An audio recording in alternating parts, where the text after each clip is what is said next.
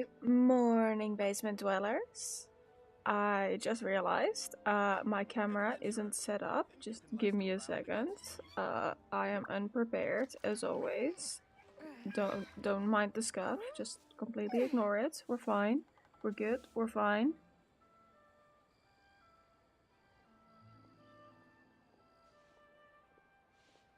Am I moving now? I am moving now. Yay. Okay. Alright, today I am playing more Genshin. And my volume is up too loud. That's fine. This is fine. This is okay. We're gonna need you to, Is this level okay? Can you hear Paimon? Paimon coming in! Paimon coming in! Is this level okay? Okay, that should be better. Alright. Yeah, I'm sorry, it's so scuff. Hey there. Good morning. Yeah, you guys did ask for a Genshin stream after Christmas, so here we are. We are currently not in Fontaine because I was doing other things, but I can go to Fontaine.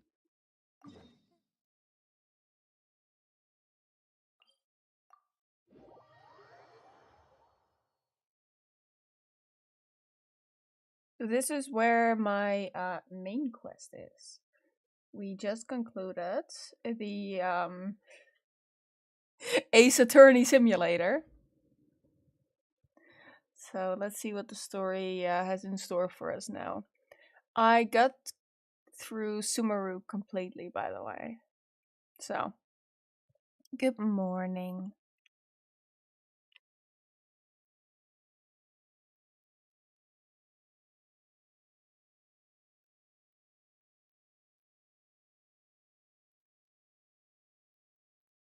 The screen might be a little bit zoomed in, but that's because I have windowed mode on, so it doesn't minimize when I alt tab.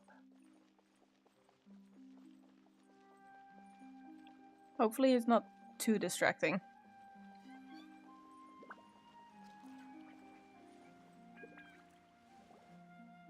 There aren't many people around anymore.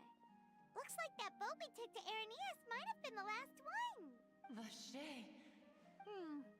Looks like we're back here again. Huh? Traveler? Are you hearing voices again? Ugh. That's kinda spooky.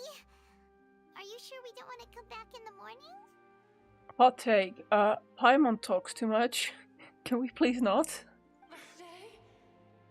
Vache. Hey, why are you still walking towards it? Huh? Hang on. Paimon can kinda hear a voice. Hey, Traveler? Stop walking! Come on, wake up! Am I just gonna take a shower in the fountain? Is that what we're gonna do? Oh, hi. Vache. Are you my dear Vache? No, wait. You seem to be someone else. Do you know Vache? Do you know where my love is? Wait. Who am I? I'm very sorry. I fear I do not know. My memories feel like they have been washed away like a flood. So many fragments dissolved amidst the tide, never to be recovered. Speaking of dissolved, there's some sus stuff going on. How much have I lost? How many things that I once held dear while on land have I since forgotten? Yes, that is what I was once. But now, I am but the consciousness of one who is lost, therefore. I do not know how I came to be like this either. I only vaguely remember being covered in light blue water, and then all grew dim. Yep, dissolved. There you go. I also remember going to many places. I loved adventure, loved exploring places of peril. No matter where I went, Vache would go with me. I knew how dearly he loved me. And I also loved him equally as much. Oh yeah, by the way, spoilers of the Fontaine story. That would have been obvious with the title, I think. Good morning. But now, we can no longer go back. The pain of such parting. I never knew how heavy it could be. You need me to find him? No. Our reunion no longer has any meaning. There is no way for us to create any new memories. That makes sense. The thought of me gives him no succor. So let it lie forgotten beneath the waters. If you meet Vache, tell him not to look for me. Tell him to move on. That is the only thing I still remember. Perhaps that is so. As I was submerged in the waters, losing consciousness, I saw Vache above the surface. His eyes were filled with such sorrow, such longing. If only I could have comforted him, told him that I did not suffer. Indeed, I had felt a great warmth. Is that what you call it? Dissolving. If anything, I consider it a form of release. That's interesting.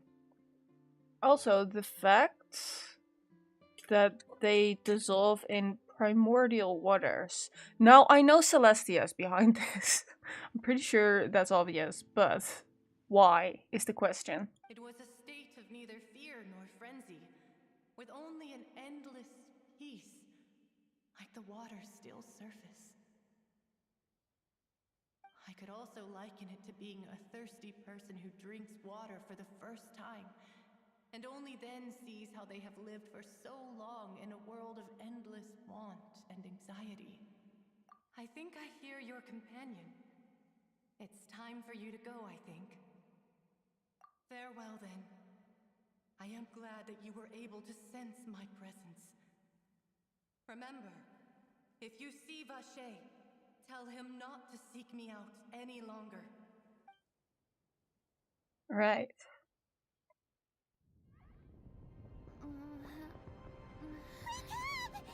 Please do not spam. Oh, what is happening? I just came back to a battlefield. What the hell?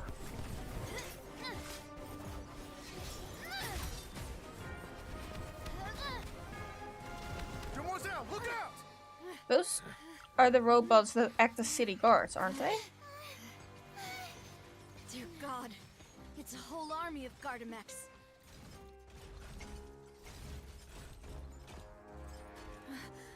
Chlorand? Wait, what?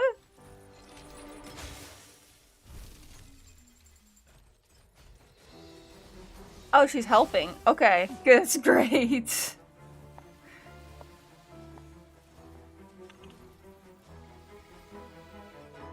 Quick, now's our chance!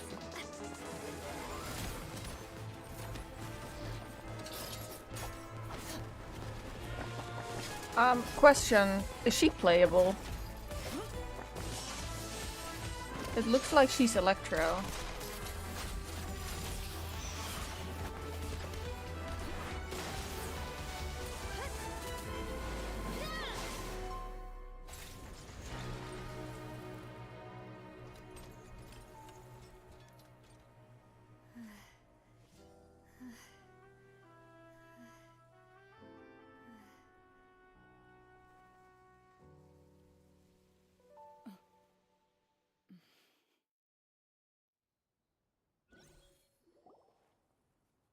I should thank you for lending us your sword there, Chlorand.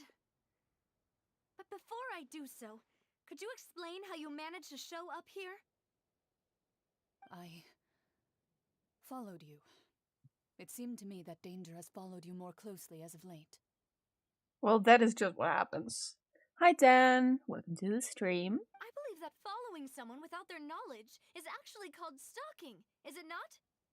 Navia, calm down. She was helping. Mr. Callus's last wish was for me to ensure your safety, and I will not betray his trust. he would do the same, were he alive today. Oh, we got some drama. Do not speak of my father! Sorry, demoiselle. I was not strong enough.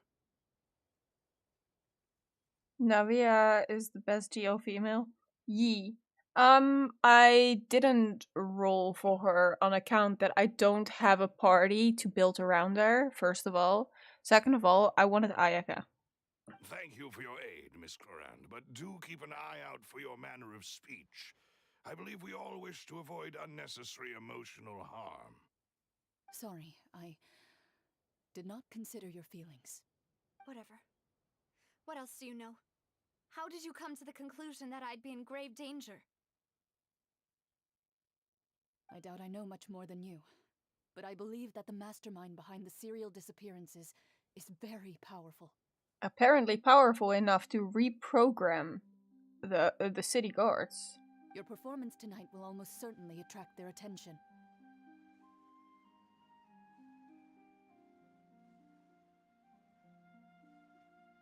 Rolled for because of the umbrella gun. Yeah, it is very, very cool. Ayaka's a good choice, especially if you have Diona. Yeah. That's why I wanted to roll for Ayaka, because I do have a party to build around her. Hi Hatsu, welcome to the stream. And also, my current main, my DPS carry, is Yoimiya. So it would be good to like balance it out with like an ice main. For a second party. To be honest, I'm shocked it's taken them this long to act against me. And what about these Gardamex? I thought only those associated with a Maison Gardiennage could control them.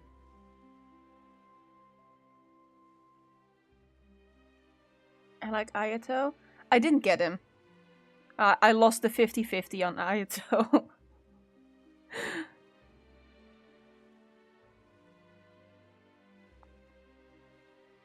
Since when do you have her? I've had her for a little while now. None of these mecha have serial numbers. I was sure to check a moment ago. They are not the ones used by the authorities to enforce the law. Ah! Okay. Okay, that makes more sense. I can only conclude that some powerful or wealthy party must have obtained them via illegal means, deploying them as a private force of sorts. What? Your point being that they're out of Spina di Rosula's league, then? Yes. Be careful, and do not act rashly. I will continue investigating no matter what. We will bring the truth to light. That's my father's true last wish. Back to the point, though. Is Clorinth playable? Regardless, thank you for your help today, Clorand. But if you get any ideas, tell me first. I don't much appreciate being followed.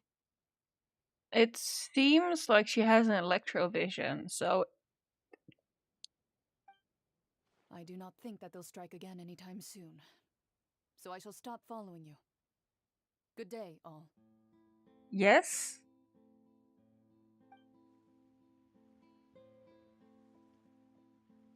Right. You play in I Europe? suppose Yep, that's I the do. best news we've gotten today. EU is the least latency for me. Demoiselle, I believe that Miss Clorand was being sincere with you. If we tried, we could attempt to thaw relations a little. I know, she's... Oh, thank goodness! I thought we were done for! Those Gardamex came out of nowhere while you were unconscious, and Nadia and her gang saved us!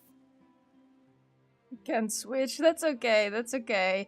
Literally, pretty much everyone I know plays on either US or Asia. Oh, and there was that champion duelist named Clorand who came out to save us too! We got lucky there.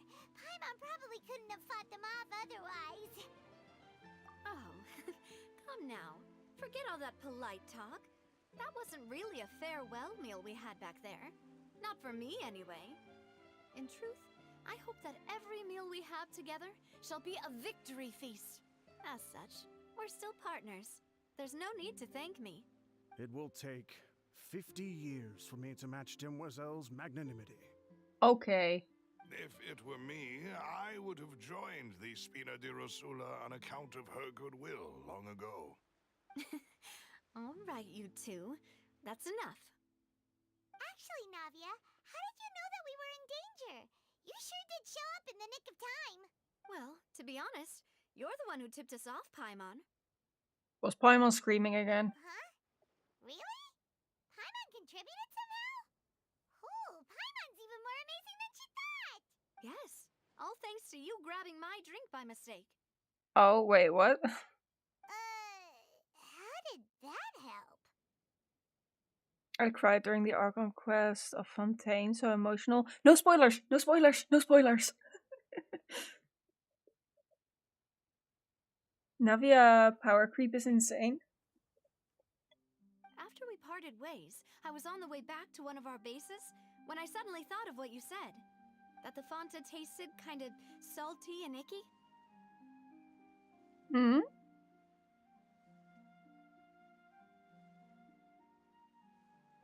Did someone put the primordial water in the drinks? Fanta only comes in sweet flavors, so how could it have tasted salty? The color of the drink, if I recall, had also been a bit off. So the Fanta had been spiked with water from the primordial sea? God damn it. Yes, so if you hadn't drunk that cup for me... Oh no. Spina di Rosula is preparing the grandest of awards for you as we speak for saving the boss. Huh. Really? I sent people to Hotel de Boer to investigate, but whoever did this left no trace at all.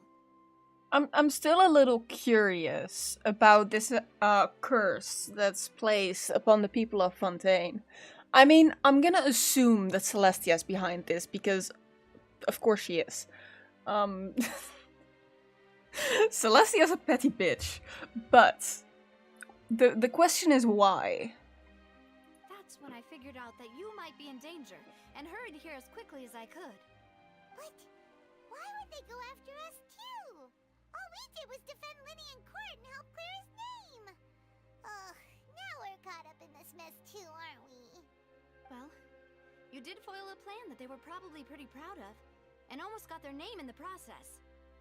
The story will tell everything. Okay, good. Speaking of which, did anything strange happen when you drank the primordial seawater?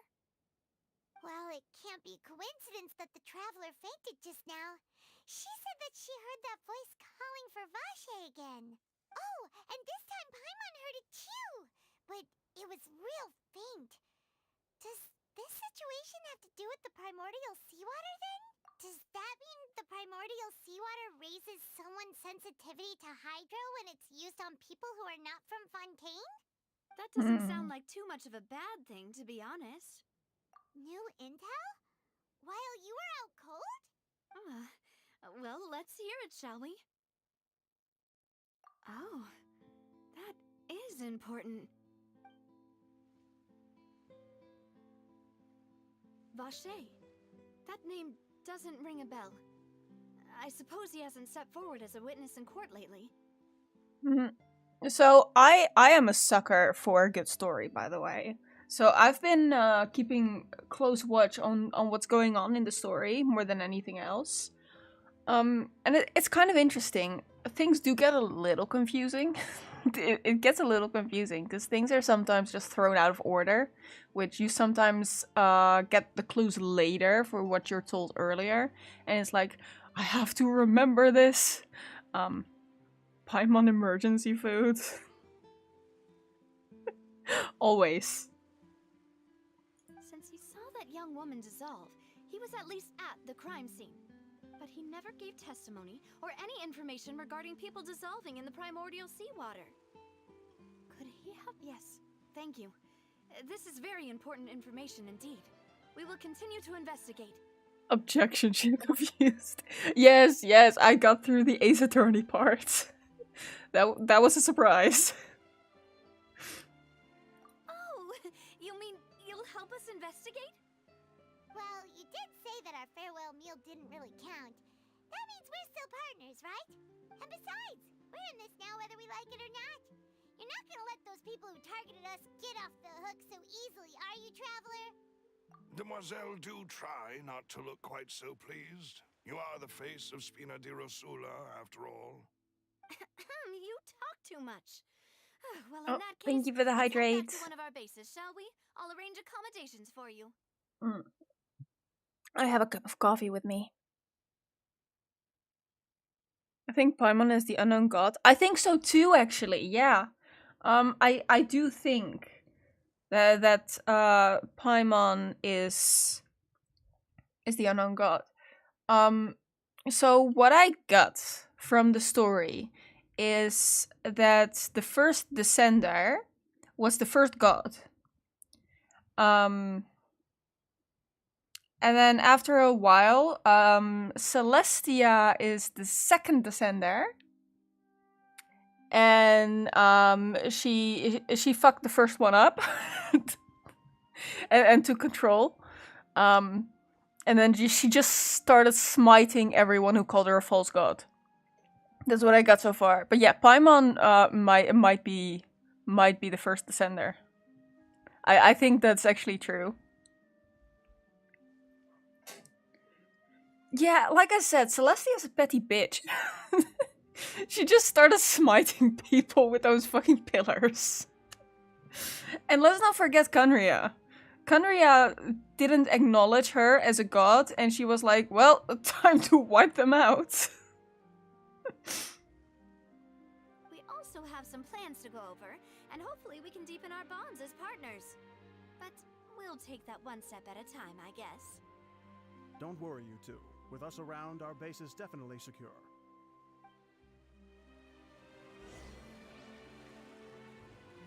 Alright. Where might this stronghold be? Over here.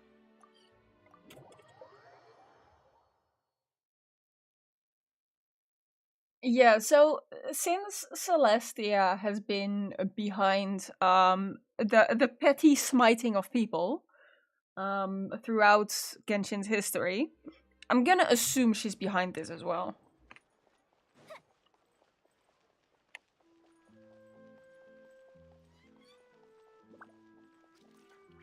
Other one? What other one? What? What other one?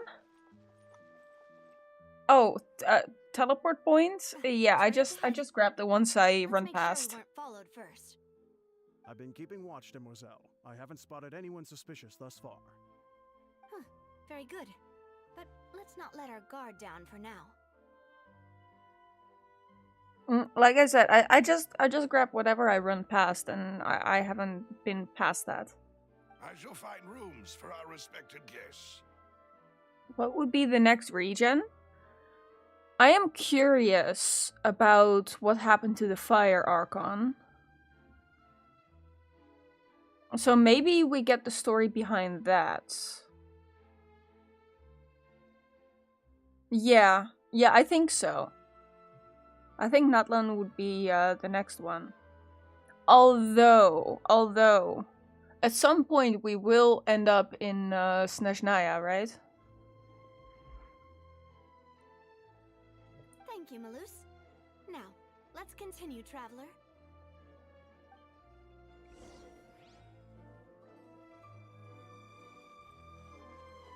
But yeah, I think I think Natlan would be the next one.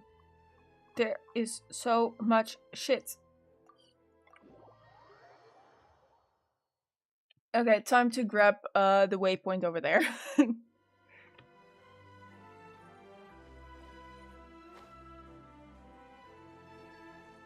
Where? I see it. I don't know where it is though. Let me get this viewpoint real quick. It says down. And I'm not entirely sure what you mean by down. So I'm gonna ignore it.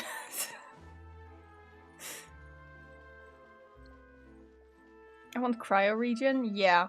Yeah, Here... Are you... Is this trail just leading me in circles? What's going on? Where are we going? Oh, okay, yeah, it's down. However I get there, I suppose. Probably not here. Game, you're not telling me anything. There's a path going down. Okay. I will follow the trail. Ah, okay. That makes sense. Oh, shiny.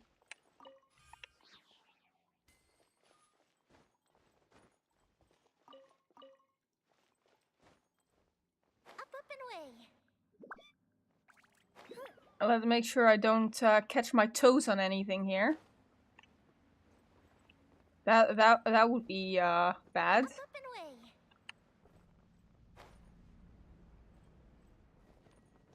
away. Okay. Oh, and this is where the waypoint is. Okay, got it.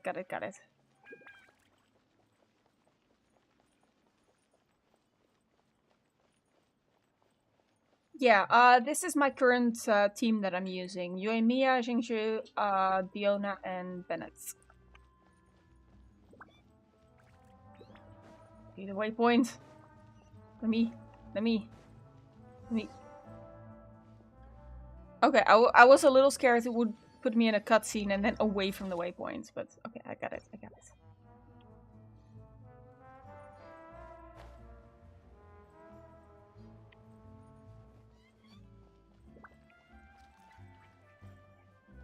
I see the shiny.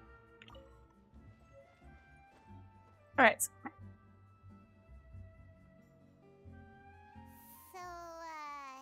this is your base? It's not quite what Paimon imagined. You're in Mia story. Sewers? Yep. We're in the sewers right now. What happened to Razor? I still have Razor. I stationed him at my house because he's adorable. But I'm not currently using him. Your accommodations have been arranged. Under the present circumstances, I can confidently say it's the best we have. Well, our funds have been a little tight lately. After all, we don't allow illegal or unethical profiteering. In fact, our funds often come from citizenry who support us. Look, Navia, I ain't judging you. If you want to live in a sewer, go for it. Seems like it's tough times for everyone.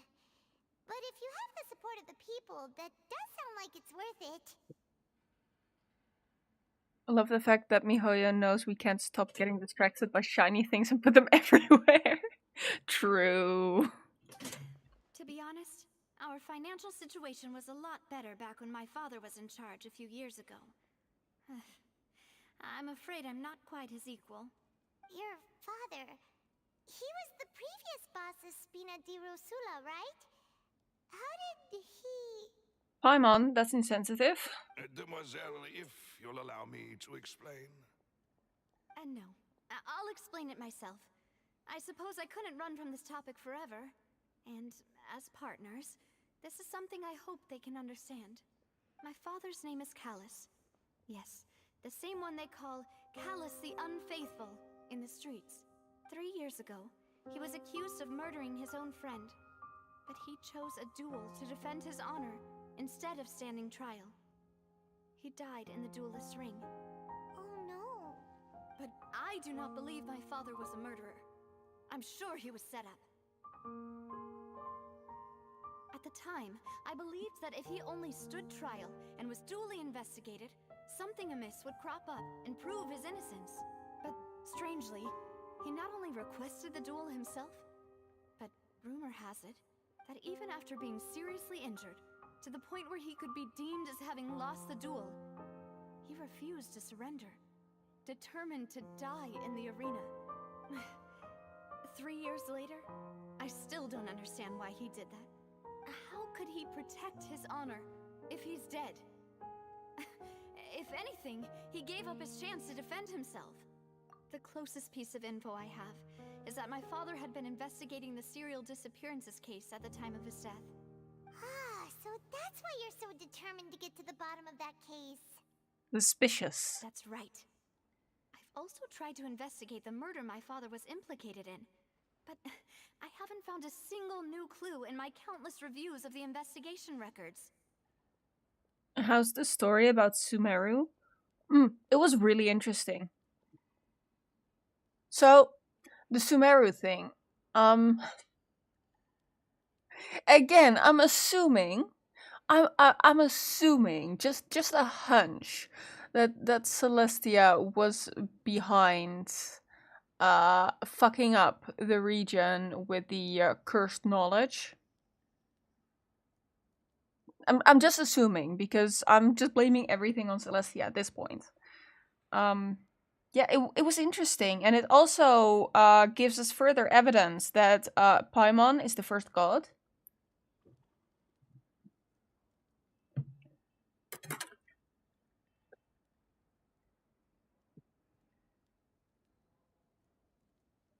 How does Navia take all of those accessories off her? Yeah, it seems like an ordeal. However, I believe that if the murder case is related to those behind the disappearances, they must know something. Don't like Sumeru because the region is so large. Yeah, the desert is unnecessarily large. I must know what really happened. Was my father coerced? Framed? Even if he really did kill his friend, I must get to the truth. If only he'd been more open with me when he was still alive. He even hid the fact that my mother died due to complications when giving birth to me.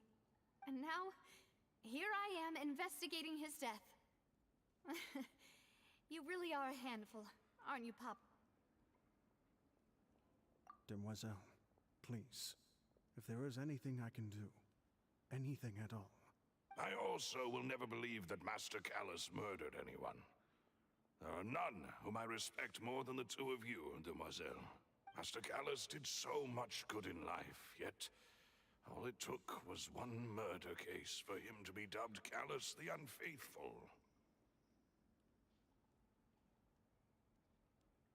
Did you know that Kokomi was actually the Hydro Archon in a previous life? I did not. That is interesting.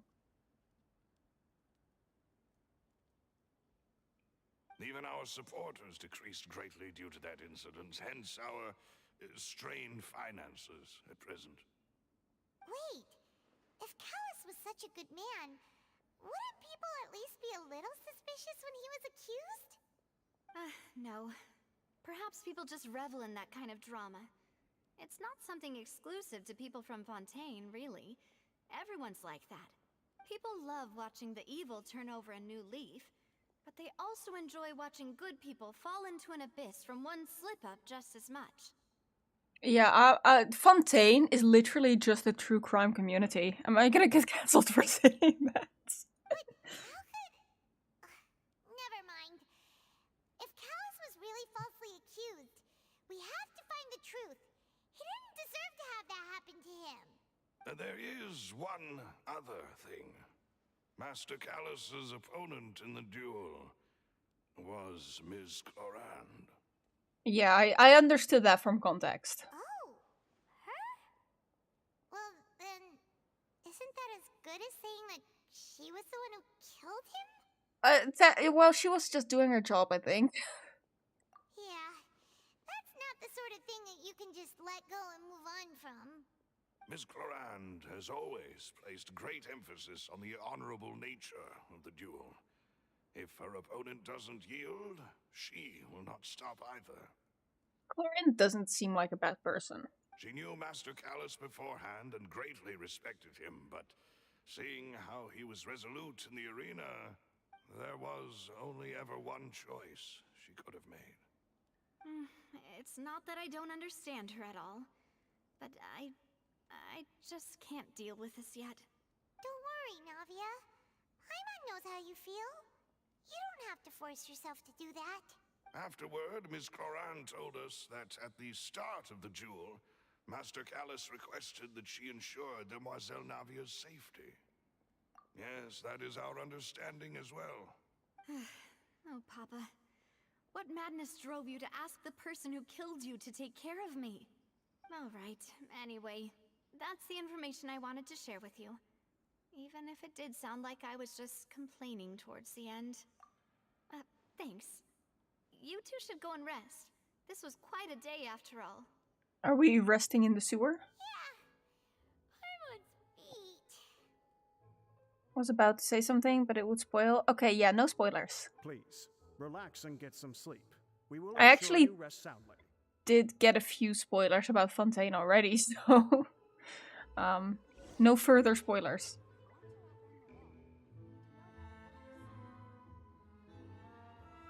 Alright.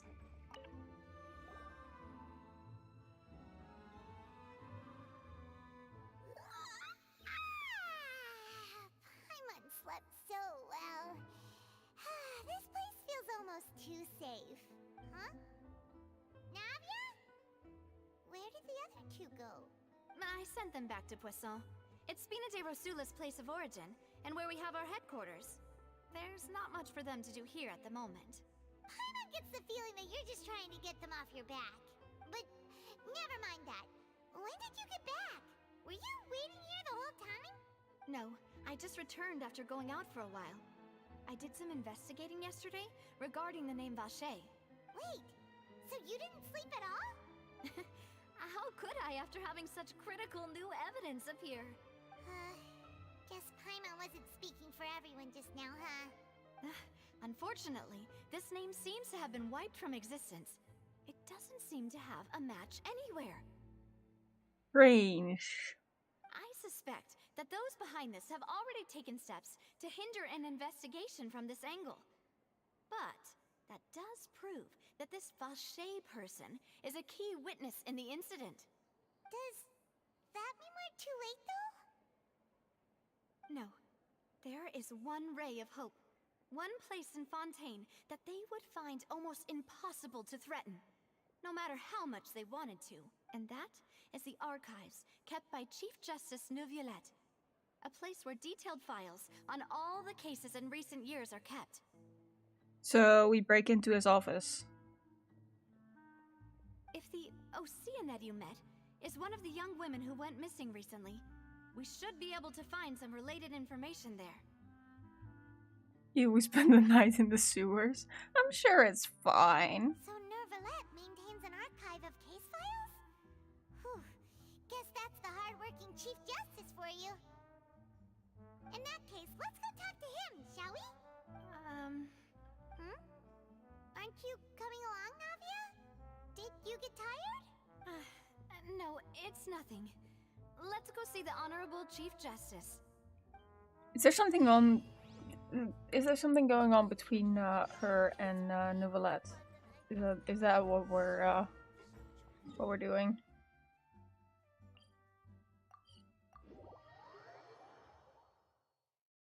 The Palais is right up ahead. Come on. Yee.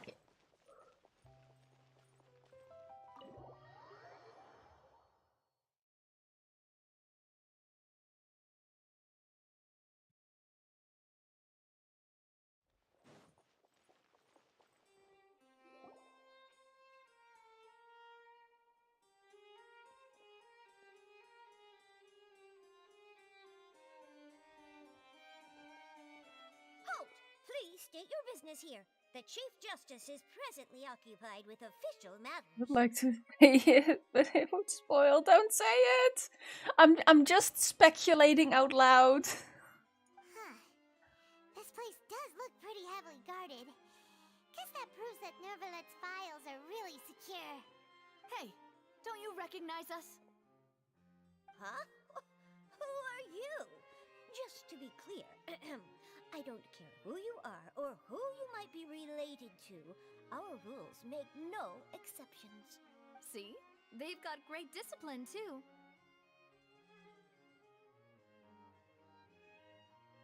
Yep. Paimon can tell. If you're here just to crack jokes, I can point you towards the exit. Unlike some, we're busy, so please leave if you don't have a reason to be here. No. What I meant to say is, shouldn't you remember us from a few days ago? We were at the trial of the great magician Linny.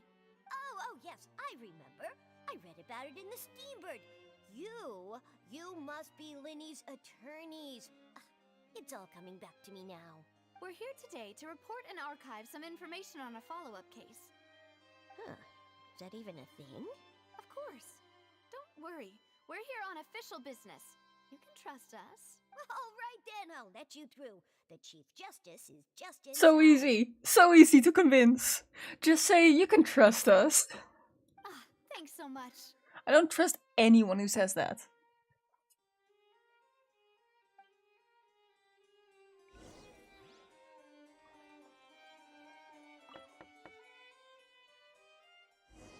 Please come in. Hi. I like his voice though. Sorry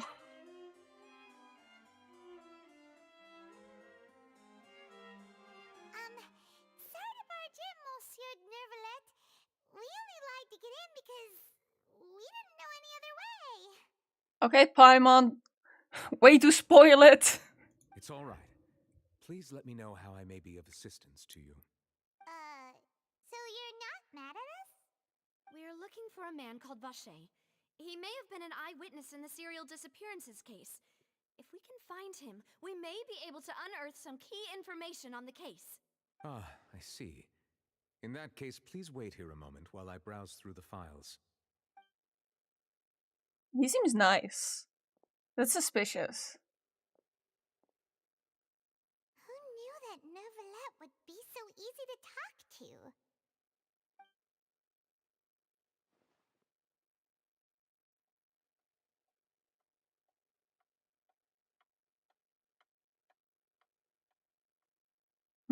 Unfortunately, I'm quite certain that no one by the name of Vache has been involved in any case, criminal or civil, in the past several years. There are no records of him either in the files or in my memory. Traveler, what if it was really just a dream? Is that so? All right then. Thank you so much, Monsieur Neuvillette. We'll take our leave now. Ahem. Sus. Miss Navia, I can understand how you feel.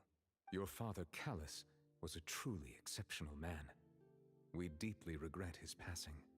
Probably not the right thing to say right now. Yeah. What are you trying to say? Yeah, Monsieur see, Neuvillette? that would just start an argument. Don't say that. Are you trying to console me? Extend your sympathy? Or just express some tendril of regret? Saw that one coming. No. You are not trying to do any of that. I can hear it in your voice. There's no emotion behind your words. You only said those things because you felt like you should. It's just like last time. After my father took his place in the duelist ring, I pushed through the guards to talk to you as a last resort. You even told me then that you thought there was something fishy with the case, yet you still allowed the duel to go ahead. In your eyes, the value of a human life is nothing compared to those cold laws you hold so dear. If you truly regret my father's death, then why didn't you call a stop to the duel? Why didn't you give me the power to stop him from throwing his life away? Why did you just let him die, despised and hated by all? Everything was hanging on a thread at that moment. Just the tiniest effort could have changed everything. There are still so many things I never got to tell him. So many questions he still owes me answers to. If you really have no heart, then just look me in the eyes. I, Navia, will show you the true meaning of regret. I'm sorry, Miss Navia. You and my father are truly alike. You keep all kinds of things in your heart and never say a word to anyone. It's not so much that you can't feel, but that you would never express anything. Oh well. In any case, everyone already knows full well the apathy of the Chief Justice. My apologies for taking my emotions out on you, Monsieur Chief Justice. Let's go, Traveler and Paimon. Saw that one coming.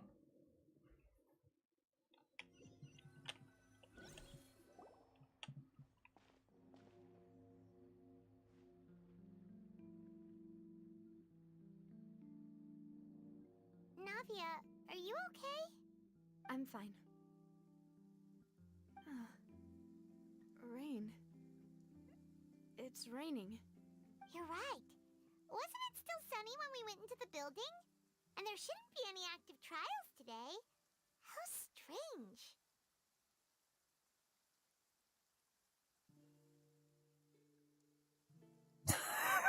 Damn. Yeah, I know about that one. Now that I think of it, on the day my father was convicted of murder, it was also raining. Okay, wait.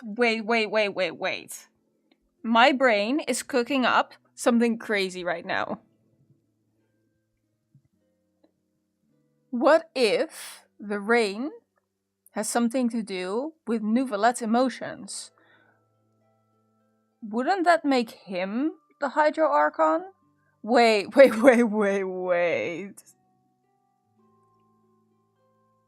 Don't tell me. Do not tell me if I'm right or wrong about this. Thank you for the hydrate. Do not tell me. But this is just a crazy theory I'm cooking up. What if Farina's not actually the Hydro Archon? What is it? Did you think of something? Yeah, he was outside. It was uncovered and the rain could fall there. Why? No spoilers! Do you think the rain could No have affected spoilers. the crime scene?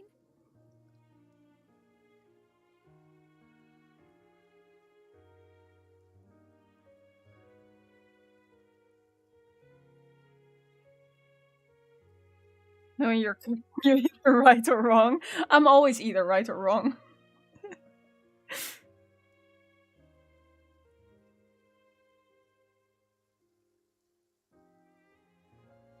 You'll find out sooner. Okay. He's the Hydro Dragon? I will be so upset if that's actually the thing, because that would have been a spoiler then. A working customer service, telling anyone I know how you feel never ends well. Yeah, you don't say that. As a woman. As a highly emotional woman. I can tell you, do not say that. That thought has occurred to us before. We've even expanded the search area to try to account for that, but didn't find anything of value. Oh? Wait. You don't mean... So you're saying that the true murderer could have been turned into water? And then got washed away with the rain? Oh? Yeah. And if that's what had happened, then no one would have believed your dad, even if he explained what he saw to the authorities. I really think I found a true genius for a partner. You're completely right. How did I not connect the dots earlier? You still get ID'd at the shop, or did they stop doing that?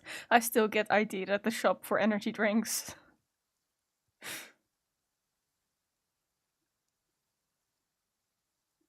Post a pic on Discord. Please tell me about it. What? Hold. Later? Okay, I'll look at it later. I won't look at it right now.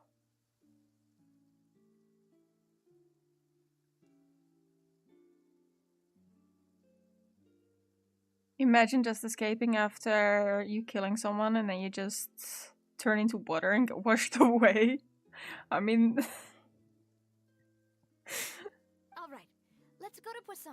With this new lead in mind, we'll get to the bottom of my father's case for sure. I don't know if that means you get away with it, because, you're very dead. Yeah, we're gonna make progress for sure this time. Do you want to go with me now? Or do you want to head over by yourself later?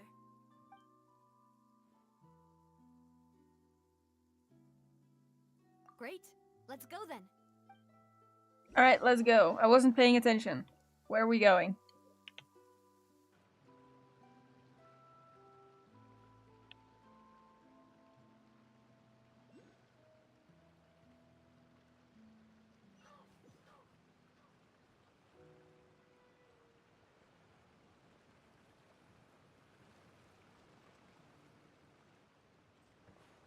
Are we just... Okay. I don't know where we are. But I guess we're somewhere. Hi. I will take this. And this. Where are we?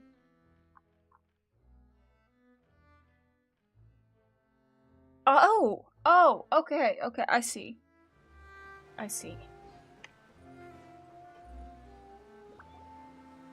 Whoa! What a huge ship! Why would a ship be anchored at a place like this? I'm not sure if you could call it anchored. It's not even in the water. There's no need to be so surprised. While it may look like a ship, it's actually Spina di Rosula's headquarters. My father was the one who asked for it to be built like this. Perhaps our taste in exterior design is the only thing we occasionally had in common. A gigantic and glamorous ship embodies discovery, opportunity, ambition, and conquest. It symbolizes Spina di Rosula's bright and limitless future. And Paimon thought you were bluffing when you said Spina di Rosula had a glorious past. At least it's not a sewer this time. Paimon was confused why a group with such a history would live in the sewers.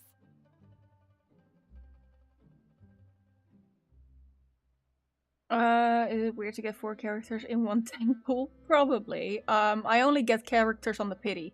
But now that Paimon has seen this ship for herself, she's been convinced.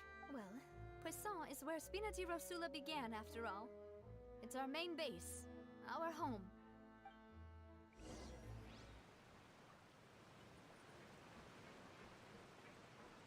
Okay, well, guess that's where we're going then.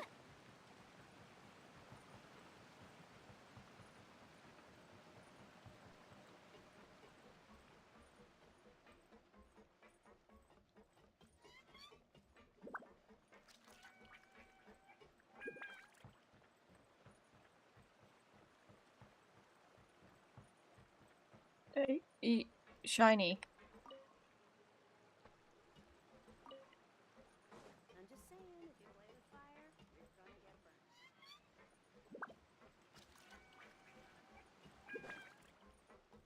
burned. Oh, let's get up here.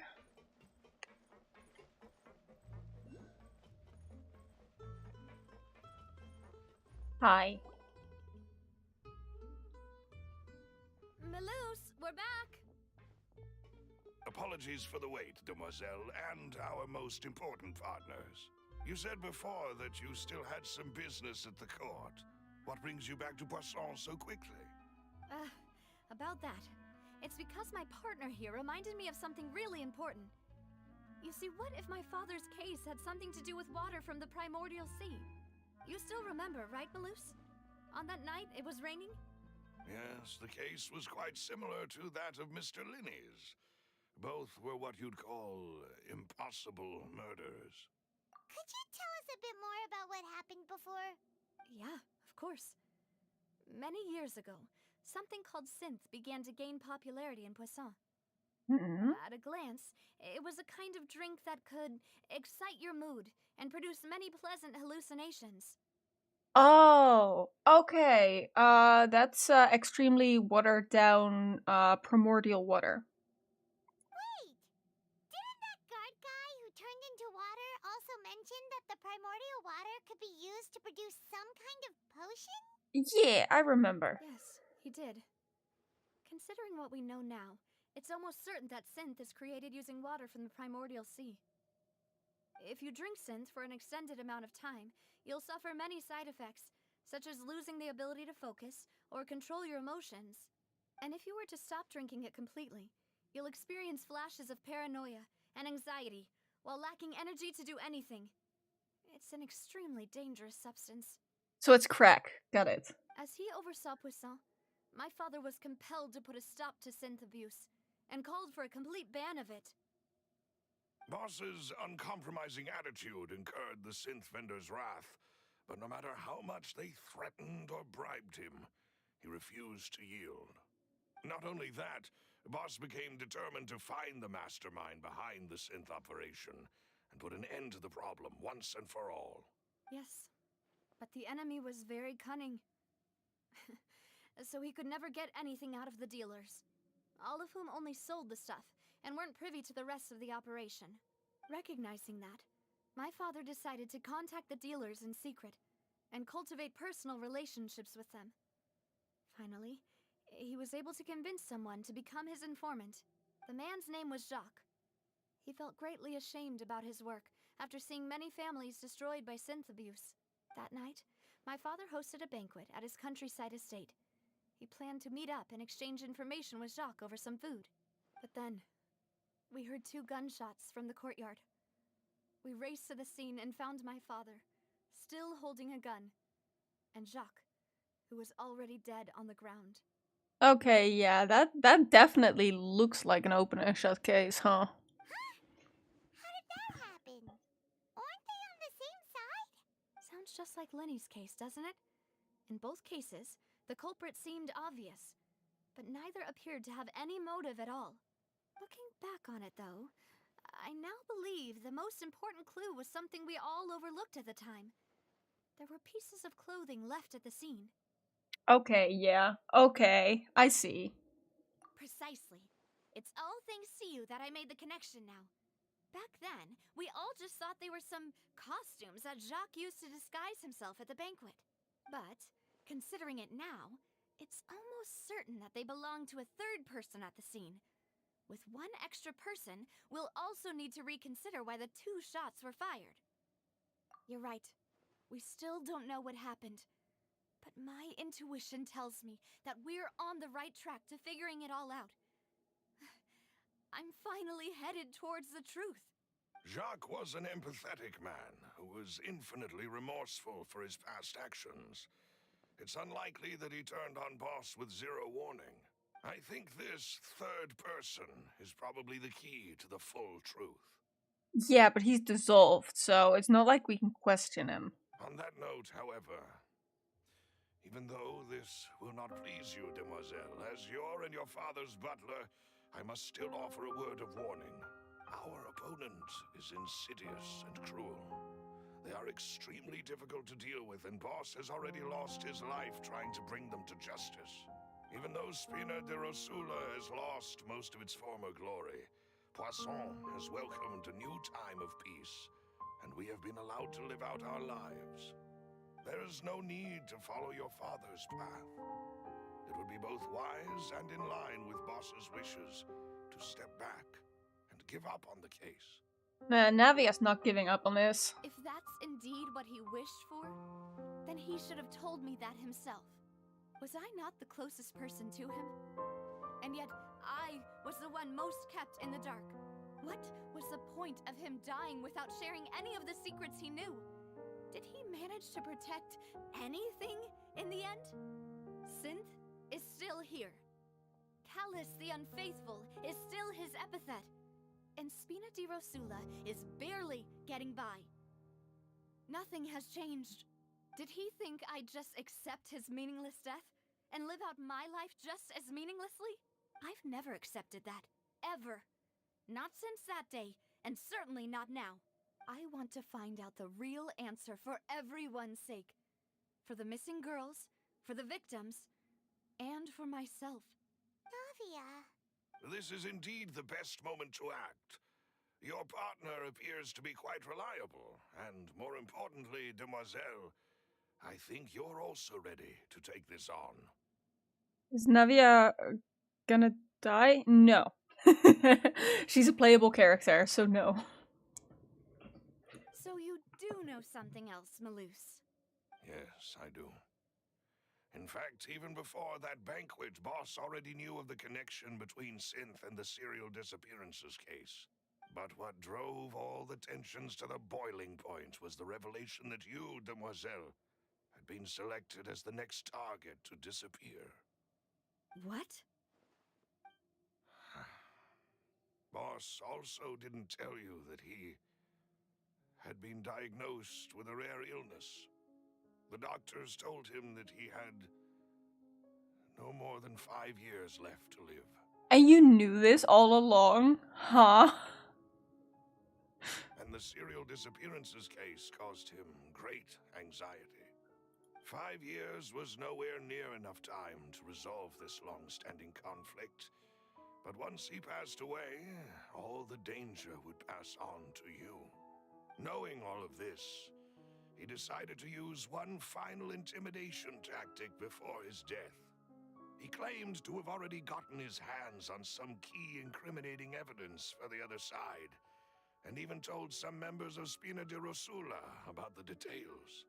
But as long as you remained safe, he would not share the evidence with the public. If something were to happen to you, then he and all those he told would immediately expose all they knew about Synth and the disappeared victims. Right, so nobody would be able to get off scot-free. As we've seen, Boss's tactic has worked. Even though Boss has been gone for a long time, the other side has not tried to take Demoiselle's life. But they did spike her drink, or at least tried, when Paimon drank it instead.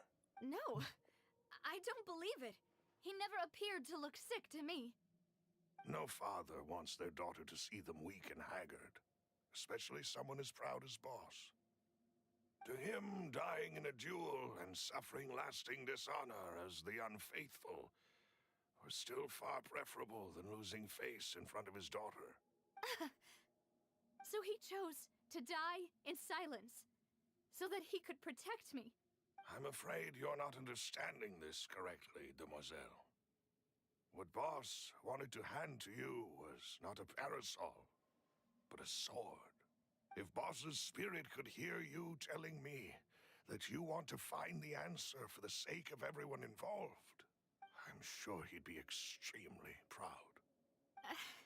That fool. Couldn't he have just given it to me straight? No. He might have set up everything precisely because he never thought I'd be able to understand him. Is that the amount of confidence he had in me? And what if I was never able to make it to where I am now? Yeah. I suppose that's true.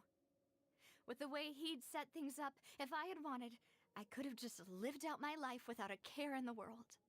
I think he's lying. It makes sense, though. But thankfully, he rarely talked to me about complex matters, and thus understood little of me as a person. In this case, he really didn't need to give me an easy way out. Malus, what was the key evidence that he shared with you? It's the location where Synth is produced. Essentially, it's the enemy's headquarters. Oh? When he was threatening the enemy, Boss didn't share the specifics of the incriminating evidence he found. Okay, so we're just gonna barge in there, huh? Oh, thank you for the hydrate. But if you want to use it against the enemy, you'll still have to take several things into consideration. Why? If we know where the place is, can't we just go storming in? Look, Paimon, I was thinking the same thing. You mustn't forget that we're fighting against a mysterious and dangerous organization that's been in operation for decades. Yeah, but also, I will level the place. There's no telling what might be lying in wait at their headquarters. We also have no idea what kind of evidence we may be able to find inside, nor what people we may be able to capture. I have fought against Archons. Please let me level this place. But a single visit to their headquarters would be tantamount to a formal declaration of war. The worst case would be that we leave empty-handed, but also open ourselves up to full retaliation. Then, in that case, why not work with the Fontaine authorities? Well, you saw one of them dissolve during Mr. Linney's case. We have no idea just how thoroughly they may have been infiltrated. Huh. That's true. Seems my father really had no choice. But things are different now. It should be a lot easier to prove the other side's guilt, now that we've connected Synth with the disappearances case. You sound like you've put a lot of thought into this, Malus. I am the butler, after all. I live but to serve the boss and Demoiselle's will. I've always been willing to take on any kind of risk for your sake. But considering my relative lack of ability, I've spent my time keeping secrets, performing basic investigations, and waiting for the right time to come. Thank you for all of that, Malus. Have you discovered anything new in the past few years? Let me think. One conclusion I came to was that the enemy must be quite familiar with Spina di Rosula, or at least have an informant planted here. When I announced orders to the organization's members on Demoiselle's behalf, I used to deliberately keep a few people in the dark and observe the reactions of the synth vendors. If the vendors didn't change their plans, then the individuals informed of our orders must be innocent. If the vendors packed up and fled, however, then someone must have given them the news. After several rounds of testing and investigative tracing, I've narrowed the suspect list down to 3 people. It could be a red herring, though. Malus could be the spy in our midst. That is true. The first is Florent, Spina di Rosula's senior advisor. Huh? Florent? Yes, surprising, isn't it?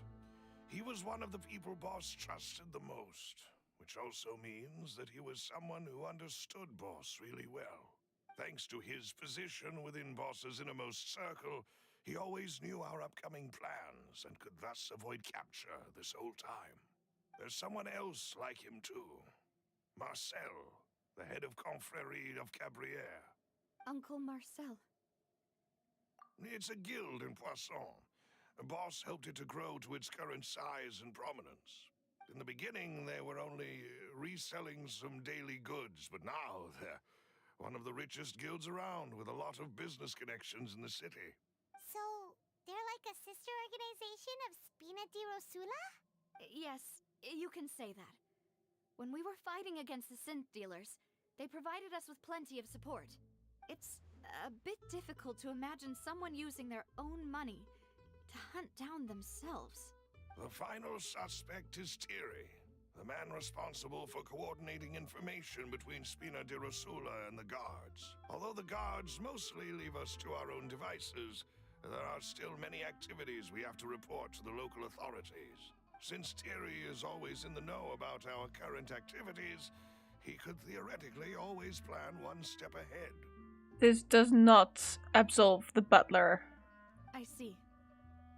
These are all people who I communicate with quite regularly.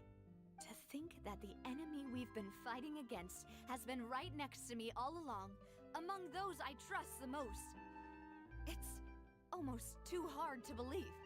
If you want to investigate them, please take every precaution to not alert the quarry.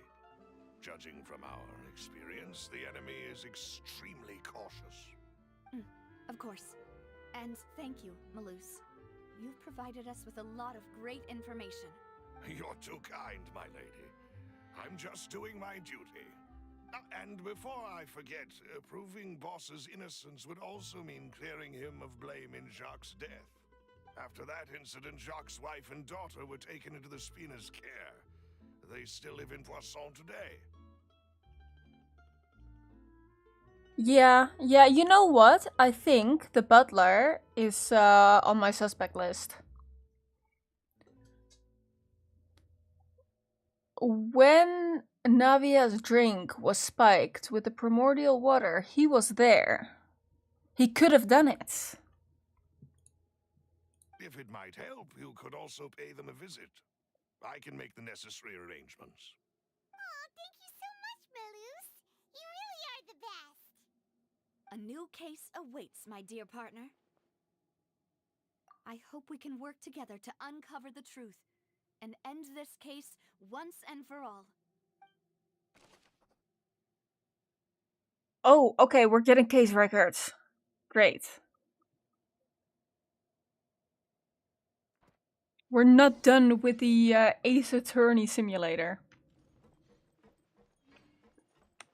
Game, where do you want me to go?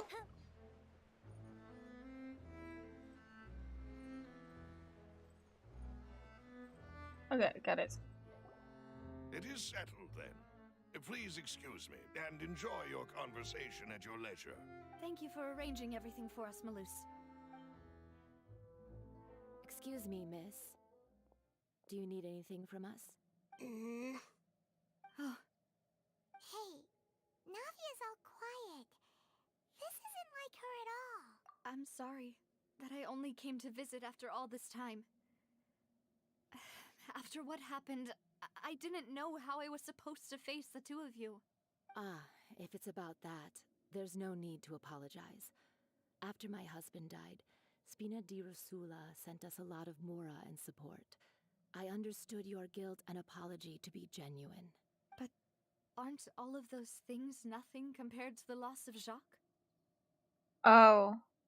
Is that Jacques' wife? Okay, I see. I can understand the kind of pain that comes with losing a father so needlessly. You don't understand at all. I didn't know how to face you, because I didn't know what I could possibly bring as a consolation gift. I know only the full truth could bring closure to you. And to all of us. I'm sorry. I appreciate the sentiment, but you don't have to carry all that guilt. On the matter regarding my husband, my daughter and I have more or less found our answer already. Would you mind sharing it with me? I really can't believe that my father could ever bring himself to shoot Jacques. I always knew that my husband's money was earned through others' suffering. He told me countless times that if he could turn back the clock, he would never go into the synth business again. He had many regrets, and felt that he took the idea of providing for his family too literally. For the longest time, he thought Mora was everything. So when Mr. Callis came to him with a proposal, he accepted it almost immediately. He tried to be as careful as he could, but even so, he was still found out by the higher-ups. They found out about his betrayal? Yeah, that makes sense. Papa didn't say that exactly, but Papa did tell me that I should never be ungrateful. Before he left that day, he told me that he had no choice. It was only later that I realized it was his final farewell to the two of us. I don't know that for sure, but you could say that's the conclusion I eventually came to. Which is why I'm the one who should feel guilty. Callis had always taken great care of us, both when he was still alive and after he passed away. Even if he fired the shot that killed my husband, it was likely in self-defense.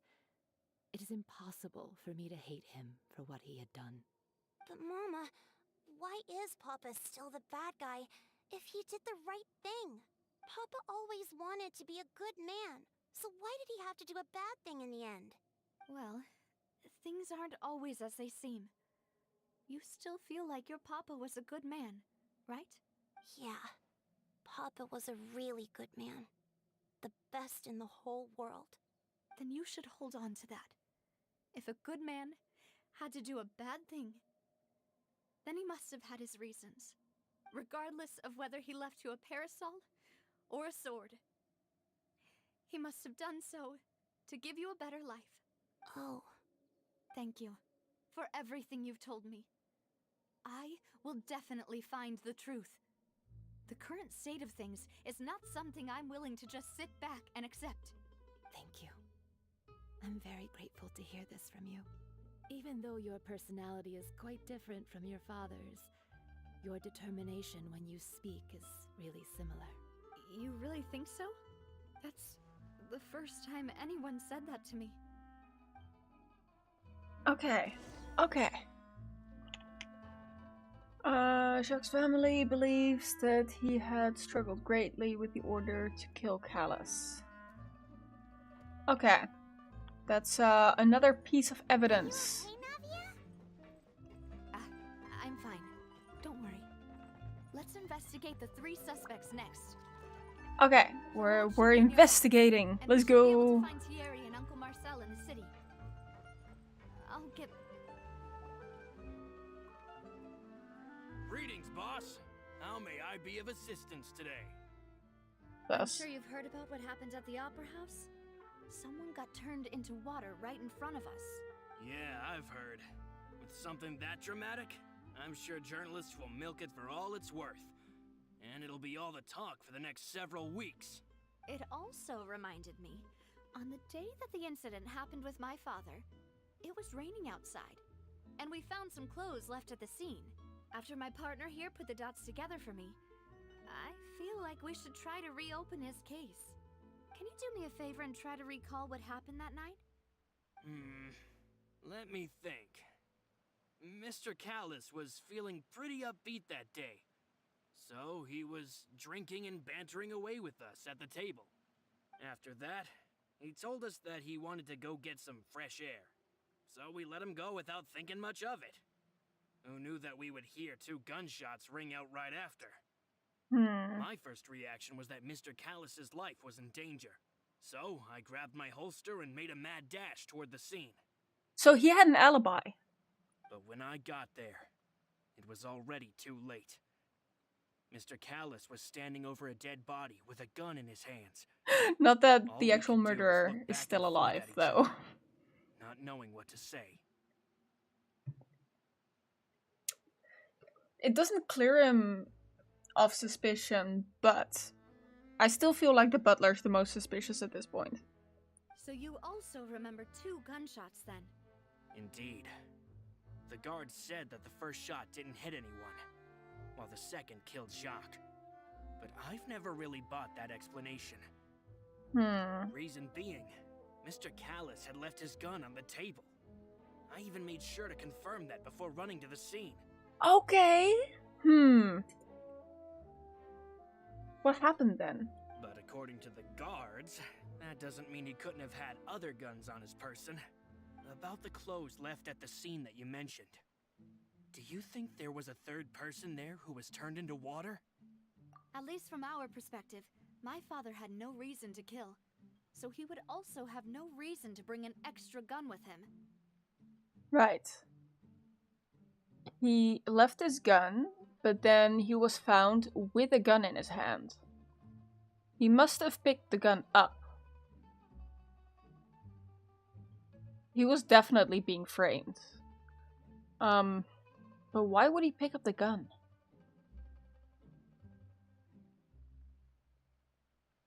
The gun he was holding probably belonged to Jacques, or a third person on the scene. Yeah, that makes a lot of sense. So you're saying Mr. Callus ended up with the gun because he seized it from one of the other guys? But hold on. If that's what had happened, then why didn't he share the truth with any of us? He didn't even want to face the Oratrice machine, and chose instead to prove his honor in a duel. Did he lose all faith in the courts after seeing someone dissolve right in front of his eyes? About that, Malus told me a thing or two. So, I think I can understand why he committed to the duel. I'll tell you everything, once the whole truth has been revealed. I understand. Then, I'll leave Mr. Callus's honor in your hands, boss. And if I may just say one more thing. The whole Callus the Unfaithful epithet has been a thorn in my side since the day it was invented. Many people have laughed at me for still calling him Mr. Callus, even after so many years have passed. Yeah, I don't think he's the spy. But it was Mr. Callus's trust that allowed me to rise through the ranks of Spina di Rosula and live the life I lead today. No matter what others might say, he'll always be the man I respect the most. And he'll always be my boss. Don't worry. I will definitely find the truth. You and all our other comrades at the Spina deserve to know the truth as well. Okay.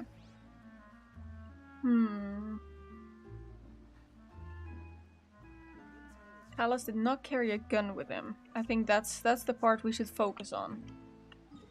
Okay, where are the other ones? Here.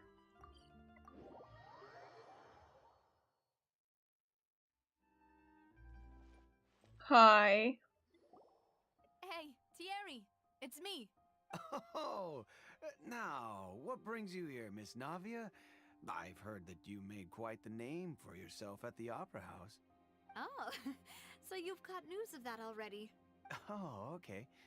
Hey, I'm also a member of the Guards, you know. The way you make it sound, people would think I was sent off to Poisson because I had done something wrong. Are you sure there isn't a little bit of truth in that? Under normal circumstances, shouldn't you have been called back to the city already?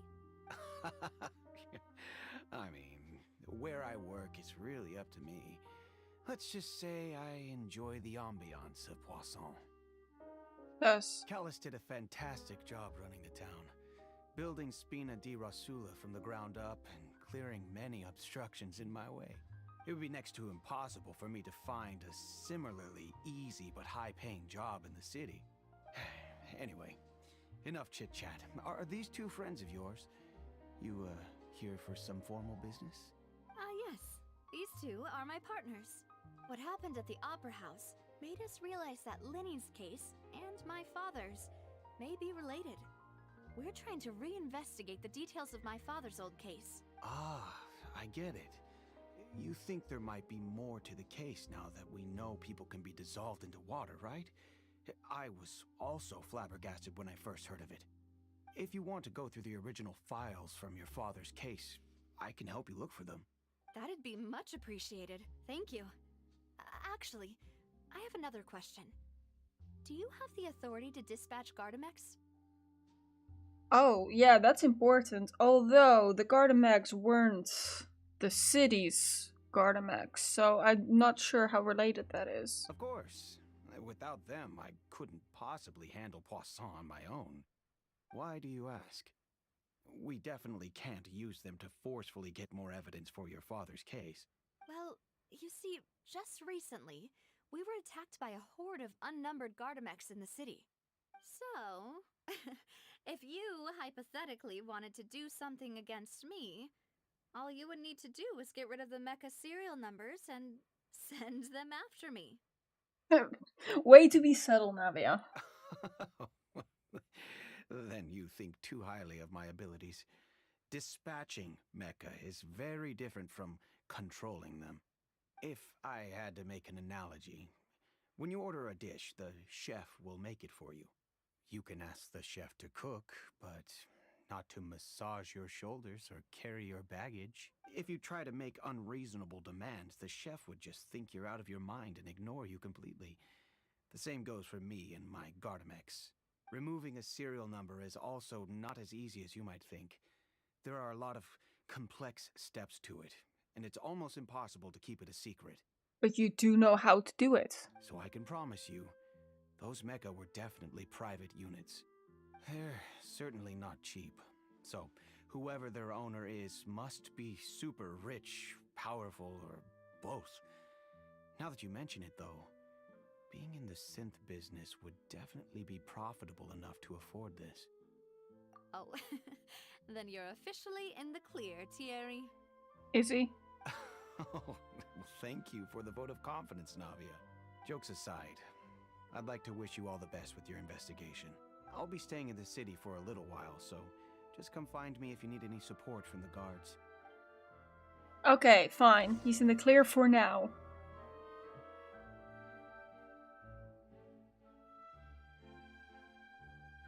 Okay, so the person we're looking for is rich. I don't think that really helps us much, but you know.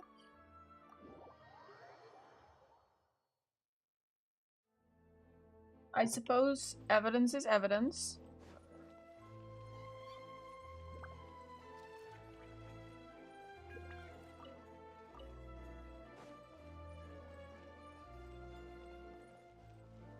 Okay, now we just need to talk to the final person that was under suspicion. And if he doesn't seem sus, then it's definitely the butler. Hello, how may I help you? I'm here to see Marcel. Could you please let him know? You can just say Navia's looking for him. Sure, I will let him know right away.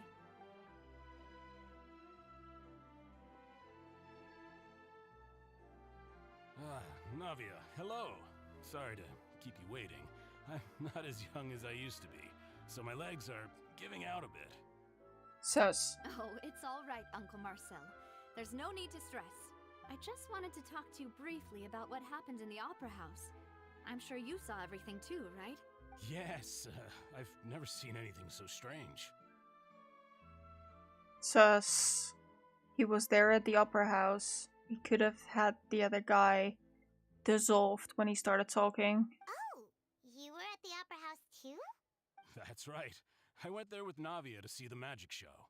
Who knew it would turn into a whole murder mystery? He's the leader of a trading company. He's rich enough to own the Gardamex. I also witnessed your marvelous sleuthing work. Quite impressive. To beat the Hydro Archon at her own game on her own turf, I can already imagine everyone in Fontaine discussing your exploits over a few glasses of wine. Oh, Paimon doesn't want to become the talk of drunkards. Apologies. It's just how Fontaine is as a nation. Everyone loves drama and theatrics. Uncle Marcel, you've also noticed that other thing, right? The fact that humans can dissolve in water? Yes, I was reminded of your father's case right away. Is that what you're investigating now? Sus. Exactly. I still don't have much solid proof, but I can sense that the other side has already begun to act. Oh, and what makes you say that? He's too interested in this. Give him false information. We were attacked on Araneus by some unnumbered Gardamex. And there was also an attempt to get me to drink water from the primordial sea. If not for the vigilance of my partner, I probably wouldn't even be here talking to you right now. Navia, you're being way too honest. Oh, you're giving us too much He's giving me sus vibes. You who protected us? Alas, it seems things are heating up again. The peace that Callus sought so dearly will soon become a thing of the past. But rest assured, Navia, Poisson will always remain a safe haven for you. If you're scared, you can always return there. If anyone dares to lay their hands on you there, the Confrérie of Cabriere will use its funds to the last Mora to bring them to justice. Thank you, Uncle Marcel. But I don't intend to go into hiding. I'm going to strike while the iron's hot. Do you have any new thoughts on my father's case? About that. Sorry, my age is catching up with me, so it'll take me a while to recall my memory. It'll take him a while to make up a story. The Confrérie was responsible for that banquet, so I was out and about the whole time making sure things were running smoothly. I didn't even have the time to drink with the guests.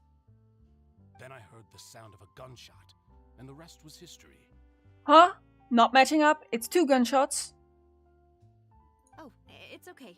No need to push yourself. We'll ask around some more.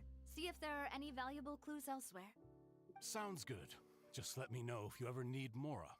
All my wealth comes from Callus's patronage and support. I'll spend however much it takes to clear his name.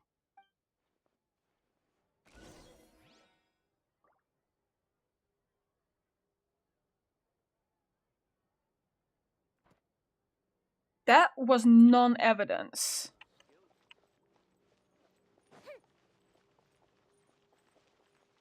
Okay. Okay. He's our prime suspect now. I have decided.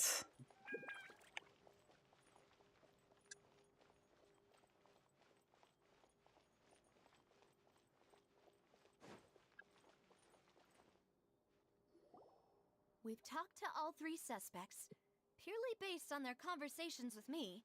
None of them sounded particularly suspicious. Yes, they did. I suppose that's to be expected, though. If a single conversation's all that's needed to find them out, then my father wouldn't have needed to investigate the case for so many years. Anyway, even though we didn't make a breakthrough, let's still compile what we were able to find. But where should we start? Ah, you're right! Flora mentioned that Callus probably only ended up with the gun because of circumstance. That makes sense. According to Jacques' family members, he already told them that he had been discovered, and that he had no choice before he left home that day. If I had to guess, he probably received an order from the synth boss to kill my father. Had he refused, he and his family's lives would have been forfeit. So, Jacques fired the first shot? But he missed. Oh? And why is that? Ooh, that's a good point. Jack probably already knew that he was just being used as a tool for murder. And once he had completed his mission, he'd be of no more use to his boss. Huh. So, what would make more sense from his perspective would be to turn his back on the Order and seek protection from my father. Makes sense. But without evidence, that's still just a theory. Besides, Jacques, the attack from the Gardamex has been bothering me quite a bit as well. It's obvious that our enemy has become more antsy after the secret of the primordial seawater was revealed. Do you think he knew, even then, that we'd follow this lead to the end? Given everything that's happened since, it's quite possible. But who among the three suspects would have the ability to control privately owned Gardamex? The rich guy. Marcel. Uncle Marcel? My father did really trust him. And they worked together on a large number of projects. Maybe that's how he got to know Jacques. And with funds from the Confrérie, he could also afford a large number of Gardamex. Yep.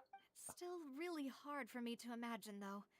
After all, Uncle Marcel has been around since I was just a child. Also, wouldn't this mean he has been spending a whole lot of mora and energy to fight his own synth business? Wait, I was wrong? Why? Theory? Thierry, you say? Huh. It is possible that he's figured out a way to convert the Gardamex for personal use. But I didn't feel like he was lying when he was talking to us about the mecha. I also don't think he'd be able to keep that kind of tampering under wraps. Yeah, I didn't think it was him. With the mecha, we'd be able to prove it with a simple check of the guard's inventory. If the mecha were taken from the guards, it should be pretty easy to find out when and how the... There's no way it's Florent. Florent? It is true that he was closest to my father, and thus had the best chance of learning about his dealings with Jacques. But as Spina di Rosula's advisor, his work mostly deals with personnel and security, so he shouldn't have much means when it comes to finances. So you're saying he's too broke to afford a mecha army? Exactly. Yes. He can't. And even if he could, I don't think he would be able to dispatch a whole group so quickly. Who could it be?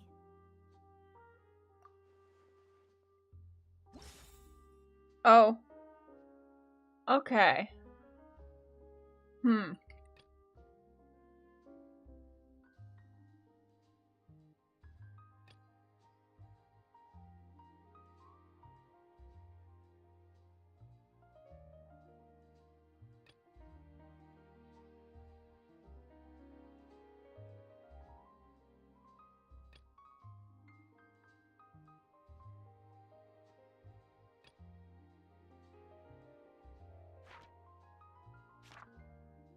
I still think it's Marcel. Hiya, welcome to the stream. I'm sorry, he's too suspicious. You know, if you think everything through, Uncle Marcel is indeed the most suspicious of them all. Could we be missing other suspects? Malus didn't know about the people turning into water thing when he narrowed it down to these three, did he? Malus has always been very reliable, and his judgment of others' trustworthiness has been fair and well considered. When he laid out his case for the three, the rationale he gave me made a lot of sense as well. The suspect is knowledgeable about the Spina's internal affairs, has the means to dispatch Mecha to assassinate us, and possesses significant intellect and foresight. Even if I don't want to believe it, I'm starting to see how things could all tie back to Uncle Marcel. But what if Marcel's the red herring? Well, we still have another trump card on top. And it is actually the butler! Yes, Malus did say that charging straight in there would be extremely risky. But we don't have any other options right now. We need far more solid proof before we can hope to go charging in on our enemy. Navia, here you are. Oh, I've been looking for you. Huh? Aren't you the guy from the guards? Did something happen? Yeah. News came from Irenaeus just after you left. We've got another trial on our hands. Oh, what happened? Wasn't that place built specifically for holding trials? What's so newsworthy about this one? I know. But they said the person they're putting on trial is a Fatui harbinger called Tartaglia. What did he do? What? Is that someone you know? Yeah, we know him. Maybe even a little too well. Well, he's been accused of being the true culprit behind the serial disappearances case.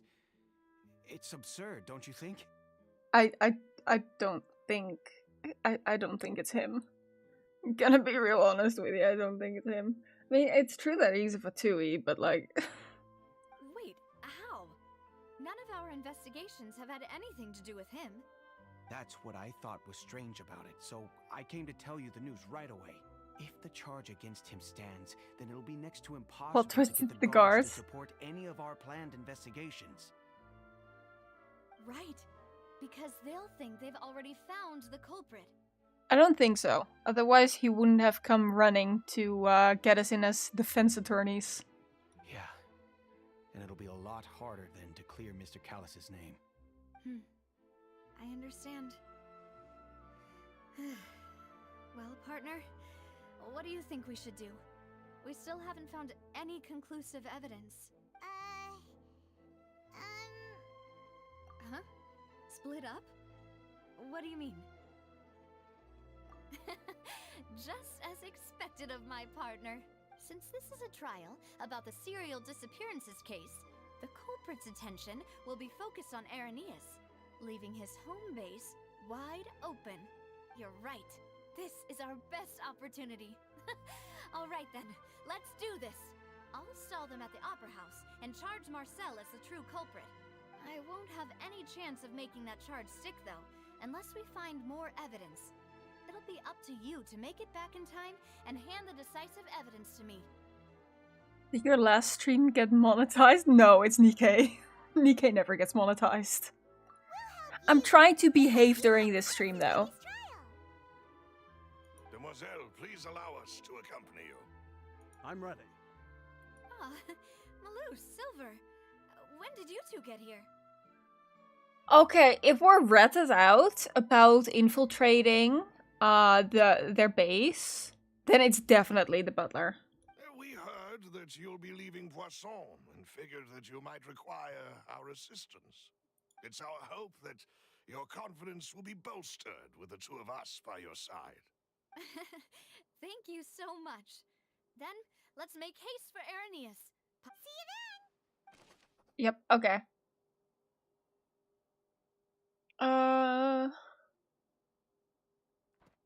Okay.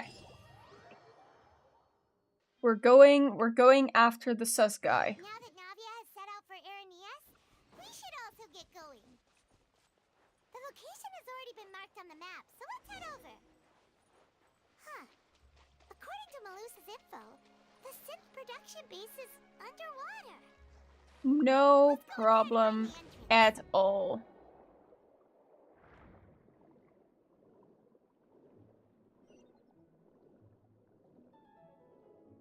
Oh, let's get the waypoint. Can I attack underwater? I can. Okay. Yes, we can swim, but only in this area.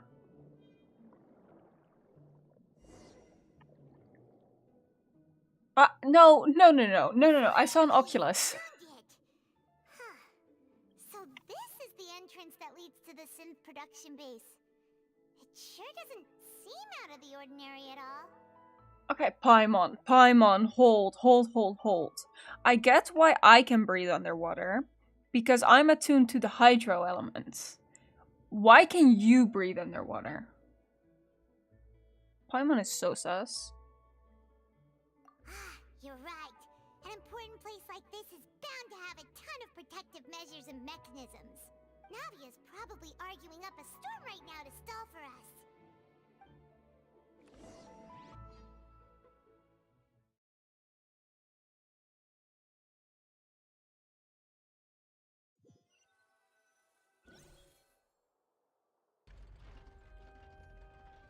It would appear that I must repeat my question again, Mr. Tartaglia. Do you accept the charge that you are the true culprit behind the serial disappearances case? They really don't give suspects any time to prepare defense, do they? To be perfectly honest, I don't understand your country's complicated court system, or the reason why I'm being charged with something I've never even heard of. However, I did hear that people who have been charged can choose to participate in a duel to clear their name. Don't do it. Right? Don't you do it. In which case, as long as I accept the charge, I can have an all-out fight with that champion duelist. I remember. Right? I remember that's what he was after. I've got to admit, that's one of the most enticing offers I've ever received. Okay, I have to be right back, guys. Just a second.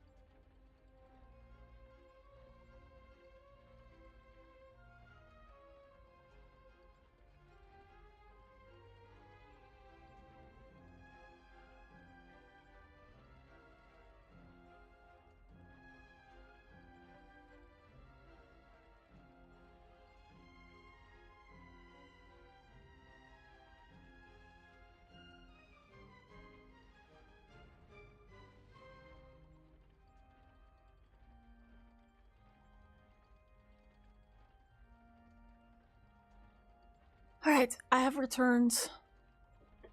When I privately sparred with her last time, she was obviously holding back. Real disappointing. Hey! Don't you understand? You're currently the prime suspect for a major case. This isn't the place for you to be looking for fights. Oh? Sounds like the Hydro Archon wants to lecture me on the ways of the Opera House.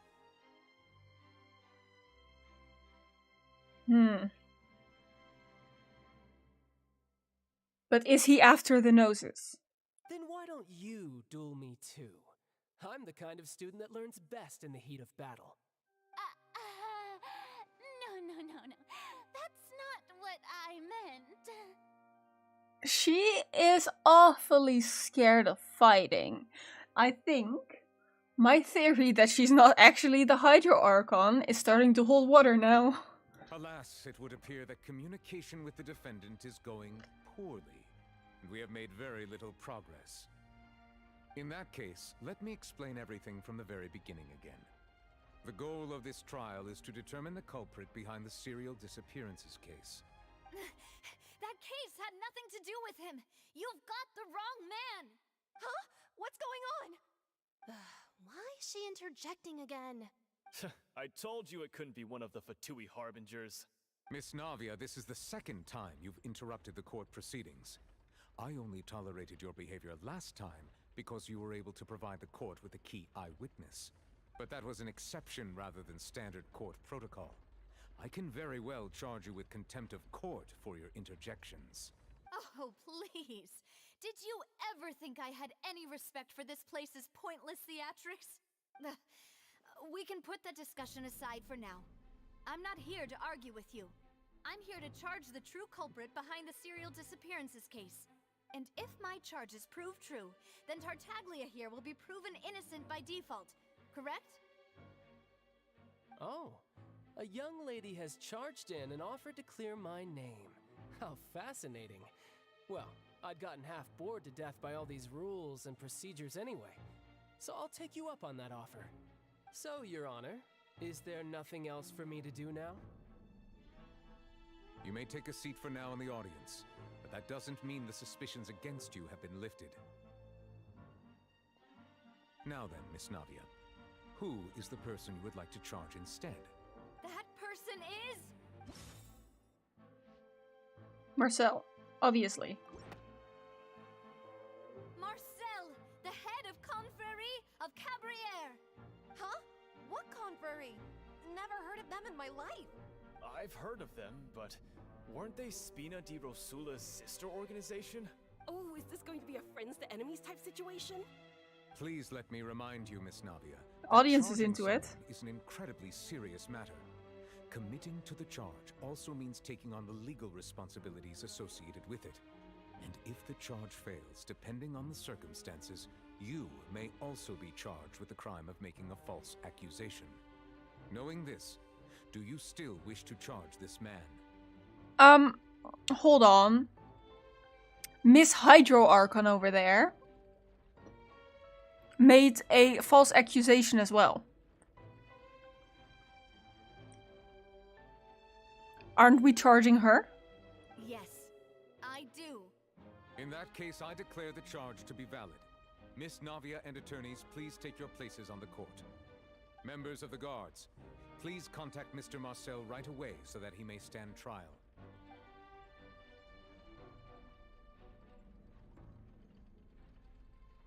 Mr. Marcel, you will not require an attorney. Is that correct? Apologies. It all just happened so quickly. I still haven't figured out what's going on. I think an attorney won't be necessary. This is probably just a misunderstanding between me and Navia. Very well. In that case, since both sides have now arrived, Miss Navia, please present your charges. I would like to take everyone back to 3 years ago, to the case of Callus the Unfaithful. Only through elucidating what really happened in that case can we connect all the dots for the serial disappearances case. Navia, do you really think that I was the one who killed your father? Come on, why would I do that? Callus was my benefactor, and remember both you and I only ran to the scene when we heard the sound of a gun. If that's enough to make me a suspect, wouldn't that make everyone at that banquet a suspect as well? I think there's no point in getting into the specifics right now. The audience doesn't even have the big picture yet.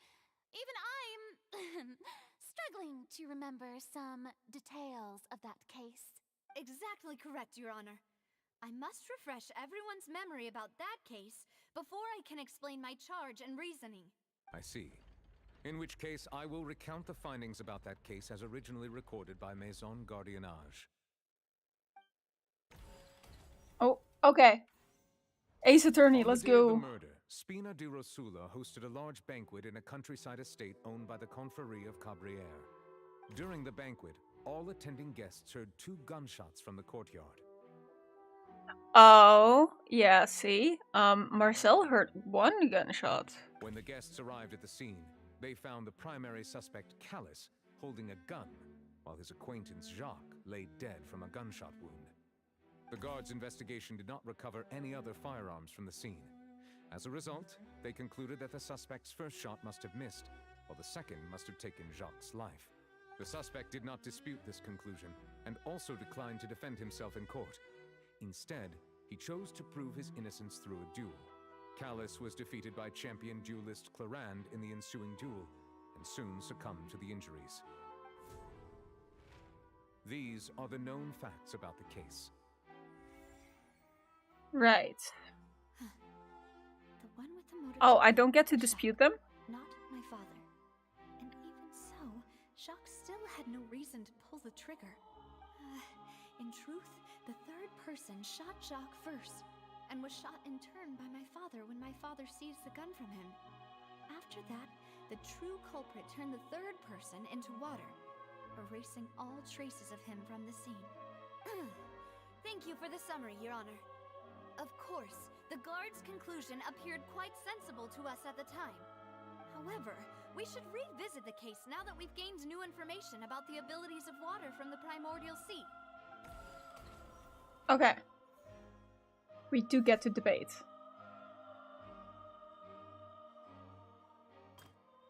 Okay, 2 gunshots.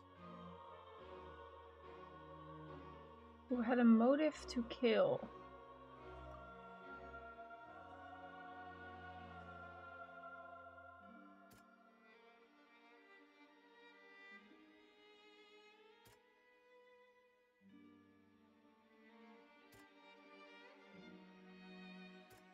Is it this one? It is this one. The victim's family confirms that Jacques had thoughts of assassinating Callus when he set out for the banquet. However, in the end, he reconsidered, and instead shared everything with Callus, hoping to seek the latter's protection. Okay, got it.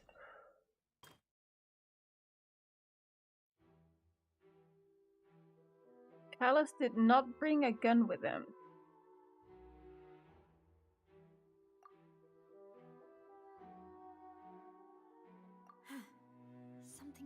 I thought that would have been the one.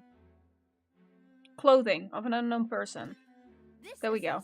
First shot Jacques, then turned to shoot Callus, only for Callus to wrestle the gun from him and kill him instead.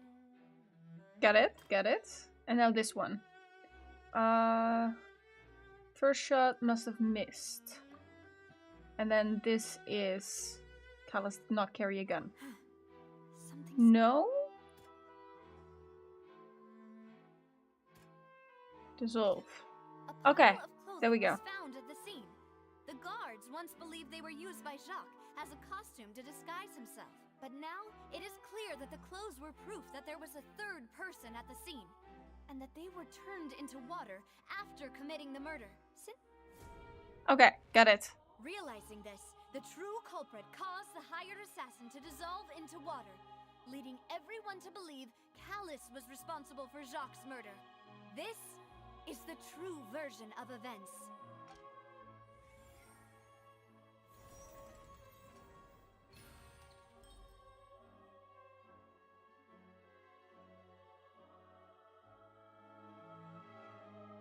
But do I get to go into the underwater base? Wait, you're telling me something as dangerous as water from the primordial sea has been used for all these years? What a great theory. It also explains Callus's and Jacques' respective motives. I guess they didn't shoot each other after all. Mr. Marcel, you are the one being charged with the crime.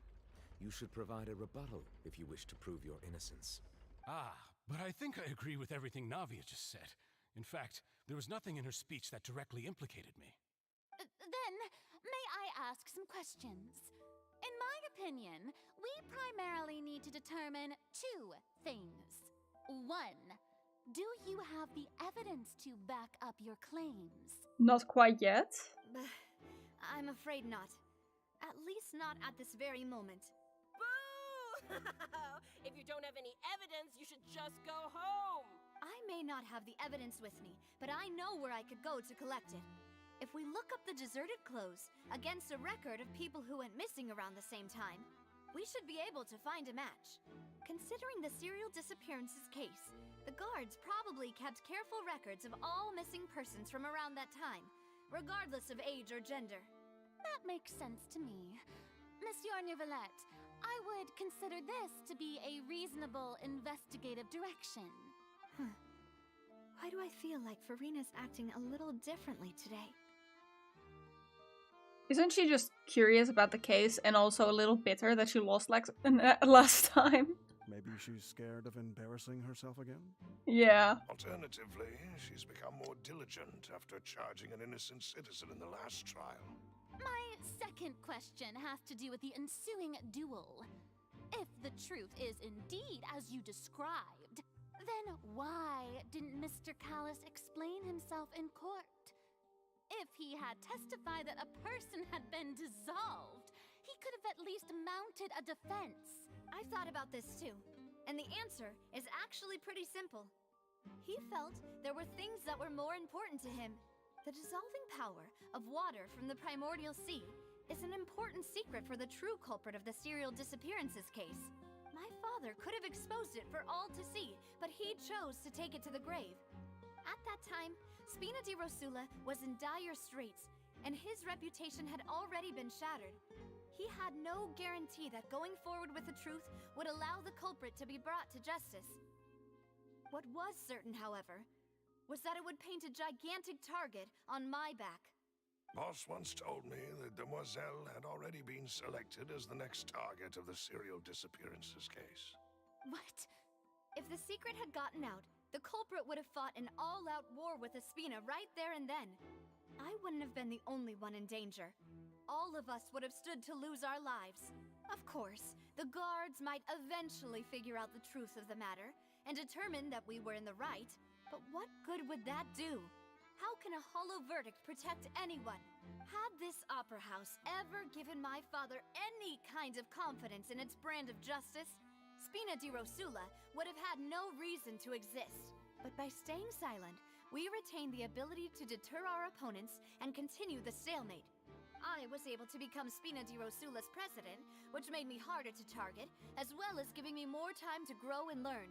And once I have figured out the truth and stepped up to the challenge, I will do what this opera house cannot, and restore my father's truth and honor back to him. Makes sense to me. So, you mean to say, your father intended to die in the duelist's ring? That's right. Do you have any proof? Of course. All you need is to ask his opponent, Clarand. I don't need your apology, your guilt, or your support to do anything for my sake. But since he entrusted his will to you, Clarand, you should tell us the truth about his sacrifice. So, during the duel, did you believe that Callus was intending to die? Yes, I did. As a champion duelist, I've fought many battles and taken a countless number of dishonored lives in my line of work. I've seen all kinds of people give their all for the faintest hope to continue living. Some were determined, others passionate, and some even manic and twisted. Just one look and I can tell if a duelist is hoping to live or if they're looking to die. I hereby swear on my name and honor as a champion duelist that Mr. Callus never intended to leave the ring alive. Since that's your testimony, I have no more questions. It appears there really are good grounds to reopen this case. I concur. However, Miss Navia, you still have not explained the link between your father's case and the serial disappearances case. Right? What she said was fascinating, but kind of beside the point. Wait, weren't they just talking about the serial disappearances case? Of course, Your Honor. The two cases are connected via a matter of timing. In my father's case, the culprit intended to kill both Jacques and Callus. As a result, they planned to act after hearing 2 gunshots. And, at the end of Linny's trial, the culprit also only dissolved the victim in front of everyone because they realized they were at risk of being identified. The culprit could only time their actions so precisely if they were already at the scene. See? I knew it! I said it! Coincidentally, Marcel attended both the banquet and the trial. So that's why you suspected me. Even after hearing your reasoning, I still can't help but find it a little preposterous. I'm used to it, though. You've always been an impulsive and sentimental child, Navia. It's one of your most endearing traits. No need to appeal to pathos. I won't try to refute your points one by one, but even if everything you just said was true, can you prove that I was the only person present at both events? On top of that, does a person have to be physically present to control the timing? Can't someone remotely monitor the place? Don't know what you can say to that. I know that even with that, you might still think you can reduce the list of suspects with some further investigations, until I'm the only one left on the list.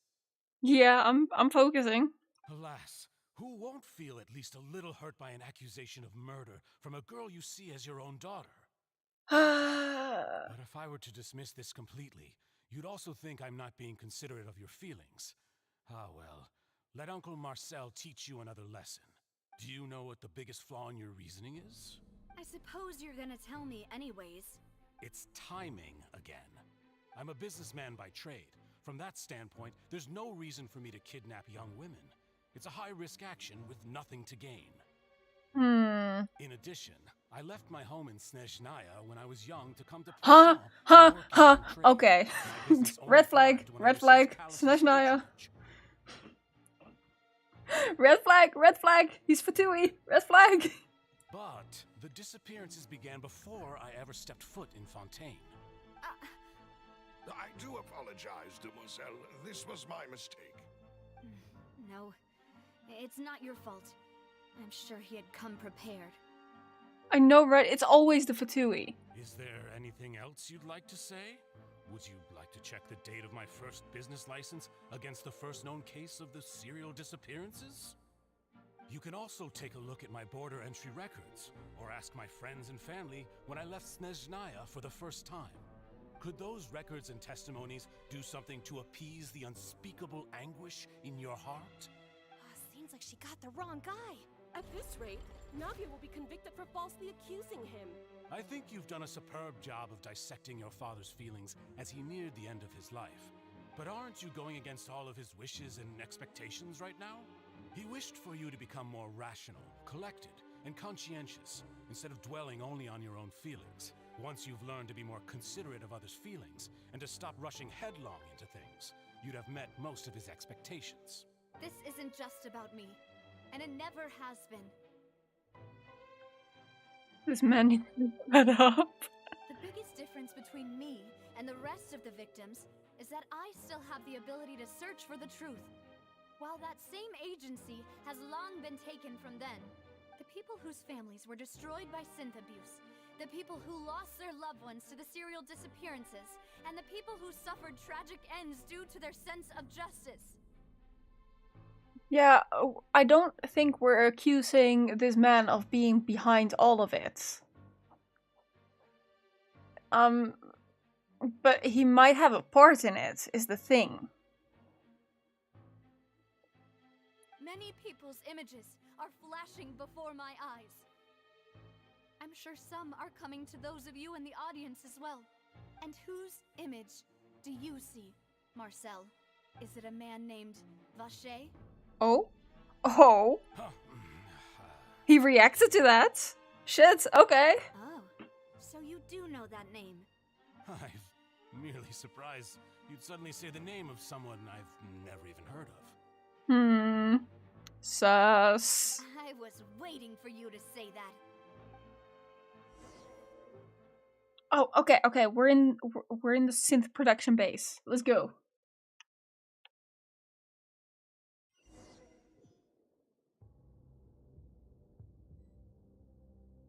It really won't let me get the Oculus, huh? Okay, it's time for me to fight. Party setup? Nah, my party setup's good. I'm good. I'm good.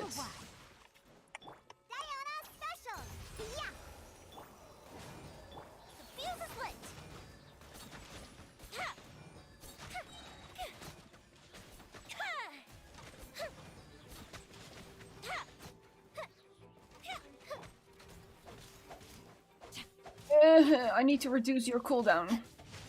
Body and let's go. I'm going in. Awfully fire hazard. Okay. Whoa! The floor is going up! It's called an elevator, Paimon. Is it because of this mechanism in the middle?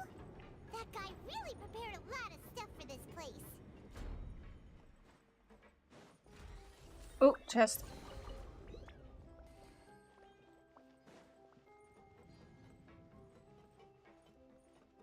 The resurrection, that means there's another fight coming up. Paimon doesn't see a way. Let's take a look around.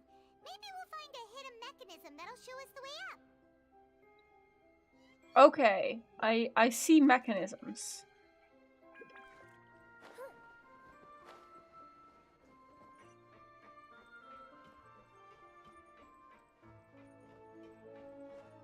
You want me to dive? Oh, I see.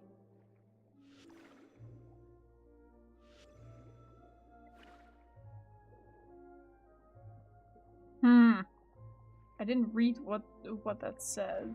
That's absorb the abilities.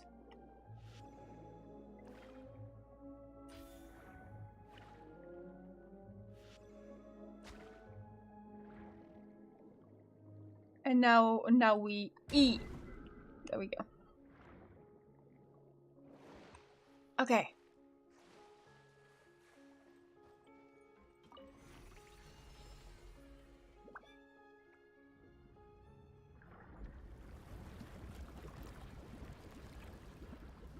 oh. Water level's rising. That's good for us. Oh, we still can't reach it, huh? The water level is rising. Now we can swim to the top. Are you sure? This is still a ways away from where we need to go. Yeah, that's what I thought.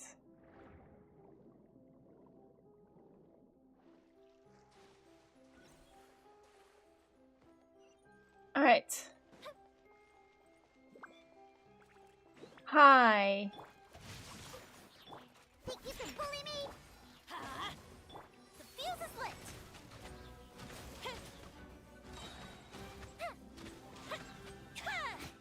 Okay, that's one of you. Ring cutter. Your cooldown is so goddamn long. Look at you, Fontaine. Everybody stand back.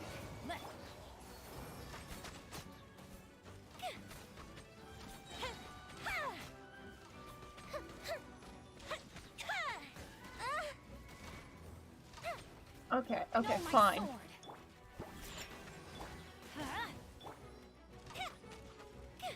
Time for a light show.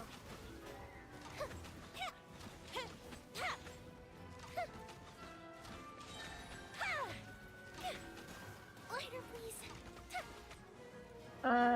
Ouch. Oop. Get away from me. Think you can bully me? Diana special. I'm going in. Fire hazard. Chest. Gimme.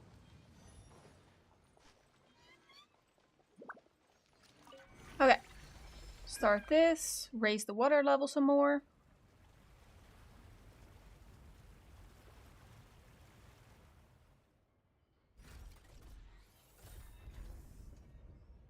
There we go. Uh-oh. And we are underwater now. Yep, I'm going.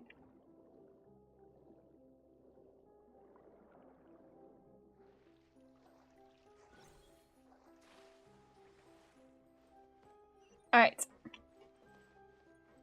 Then we go down? Up and away. Apparently. Chest.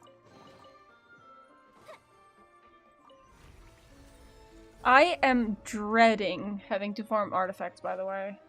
I know I should, but like, I don't want to.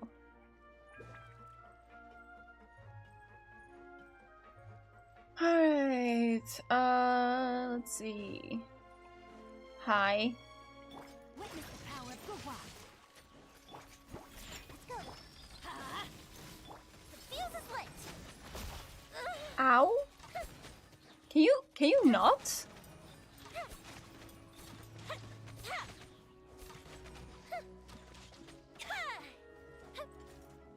I think Jingshu still has a cooldown right now.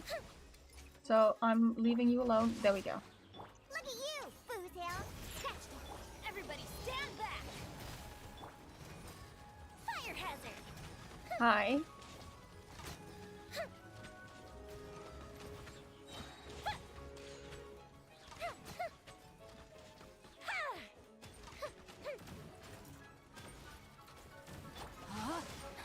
Ring cutter.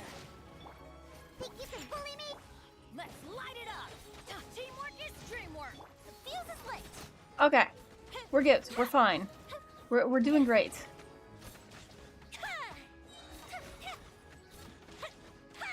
Jingshu's health is a bit low, but I think we're fine.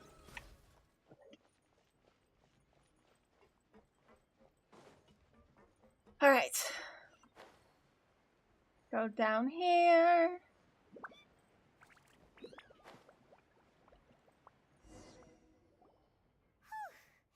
After all that, we finally made it to the innermost sanctum. Yee, I love you, Emiya. Though, as expected, the mastermind isn't here. That's right. Then let's hurry up and find some evidence so we can get back to the opera house and help Navia. Searching for evidence. Let's go. I have my search for evidence button. What's all this? Aw, it's a bunch of really cute things.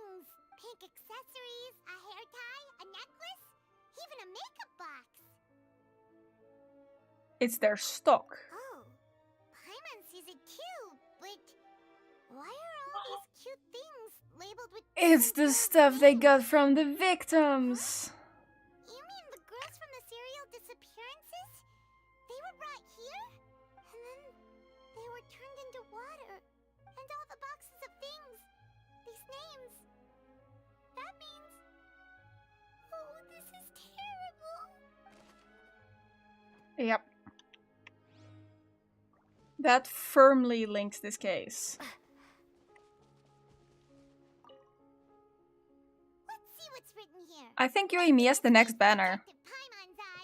If you want to save up and roll for her.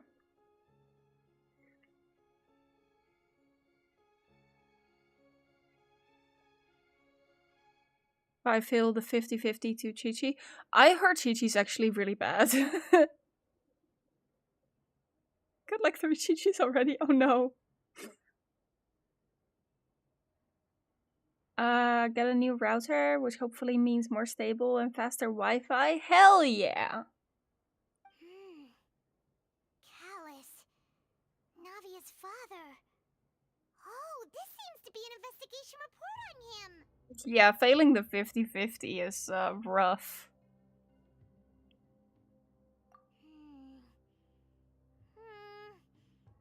Yep, it's about finding someone to assassinate Jacques and Callus because of a lack of confidence that Jacques himself would go through with it. This should prove the existence of the third person, right? It does. We still have not determined the exact content of the key information Callus has passed on to certain members of his organization. The old dog's a real menace to deal with. Even if he abides by the promise he's made to us, he will still have the upper hand. He can act whenever he wants to make our lives miserable. The only option left is to remove him from the picture entirely. I concur. Let's send someone to kill him. He won't declare war as long as we don't touch Navia. Oh, seems like we've got a bunch of correspondence between the higher-ups. Right now I'm wishing for Navia, hoping Gutter, but I don't know about Pity. Probably not enough. Oof. You can check how far away you are from Pity. Pity's on 90 pulls. But usually you get soft Pity around 70. They're all just so evil.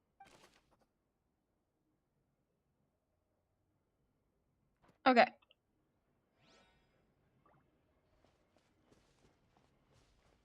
And that's clue number 2. What's this over here? Looks like some kind of place for research. Experiment number 16 aims to verify Jacob Ingold's research conclusions on the primordial sea and use his theory as a foundation to achieve a breakthrough. My Pity is like 20 plus probably. Ah, okay. The experiment was a failure. No individual managed to resurface from the water from the primordial sea. Female specimens 22, 23, and 24 were dissolved.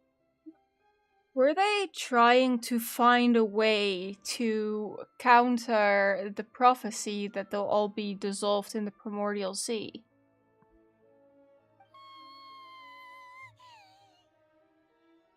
Sorry, Traveler. Paimon will try her best. It's just that Paimon's never read something so scary before. How could someone write something that terrible in such a matter-of-fact tone? You read the rest. Paimon's too scared to keep going. Sure, Paimon. So that's why he did all of these experiments. But did he really think he'd be able to find a way just by dissolving people over and over? That's just insane! Huh? Isn't that the name you heard by the fountain? Paimon thought he was an eyewitness in the serial disappearances case. He's the reason. He dissolved his own wife? You mean Vache is the one who did all of these... experiments? That's messed up. So that's it. Vache was no victim, but personally took his lover and No, that's not it either. If that's the case, why would he want people to resurface from the water? In any case, Paimon will write it all down. Okay. I mean, I guess they were thinking it was for a good cause, but it's still messed up. Whoa. There's so much synth here. And so many bottles of ingredients that probably just contain the waters of the primordial sea. Mixing in progress. Ready to drink? Stock sample? Huh. They've also got all the synth pretty clearly labeled. Whoa, there's even fruit-flavored synth? Yep, it's super obvious.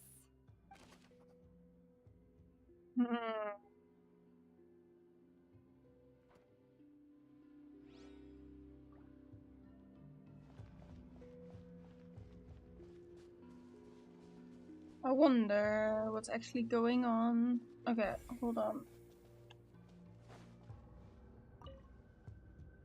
Oh, look! There's an important-looking basin over here, and it's full of water. That must be the water from the primordial sea. That means this is where they make all the synth. And that special water is the main ingredient. If you dilute it with normal water, you'll get synth. But the pure stuff can dissolve a human. But only if the humans from Fontaine. Which, again, I would assume Celestia had something to do with. Paimon will take notes on this incriminating evidence.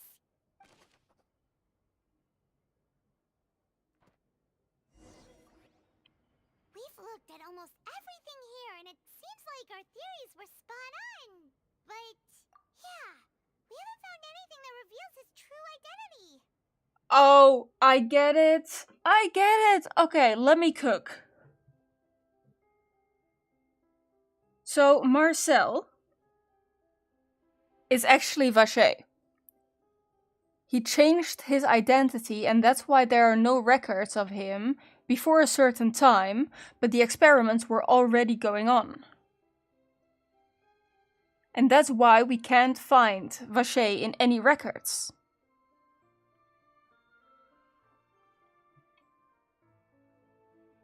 I wonder if I'm close with that. No wonder even Nervalette wasn't able to find anything. Whoever it is probably destroyed everything to do with that name a long time ago. That way, even if we bring all this back to the opera, we won't be able to identify the true culprit. Sure thing. Paimon won't admit defeat to this guy either. Okay.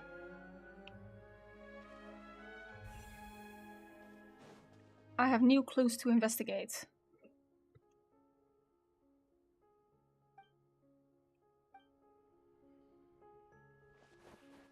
Right, no new clues.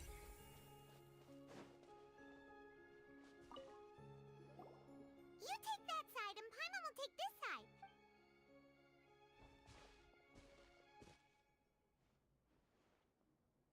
Ugh.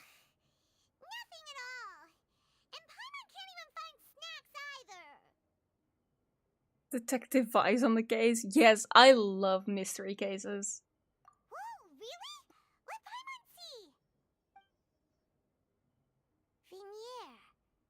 Isn't that Vacher's lover's name? Then you found her diary. Let's see. Aw. It's just a normal diary chronicling their love story. She was so sweet, too. Oh, Paimon feels even worse for her now. List of baby names? She was pregnant! That makes it worse.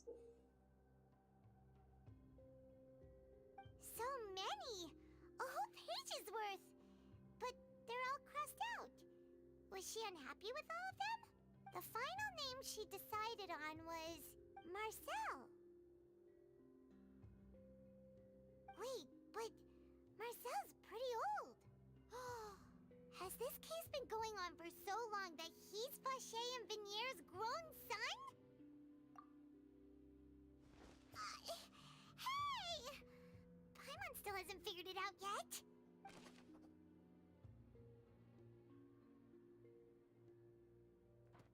Ah.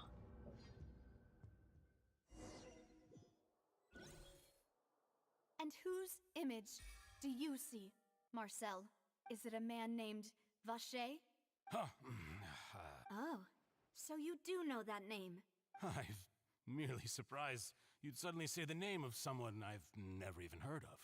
I was waiting for you to say that. Navia! We're back! As expected of my partner. I just knew you'd return in the nick of time. Just how often Convenient. do you intend to flout the rules of this court? It's all right, Monsieur Neuvillette. Given their confidence, I expect they've found the crucial evidence. We certainly have. You say you've never heard the name. But what about this notebook? But the truth of it, Marcel, is that you've always been Vache. Oh, hell yeah, I was right. I was fucking right. Let's go. Let's go. Huh? We've investigated your lair and we already know everything.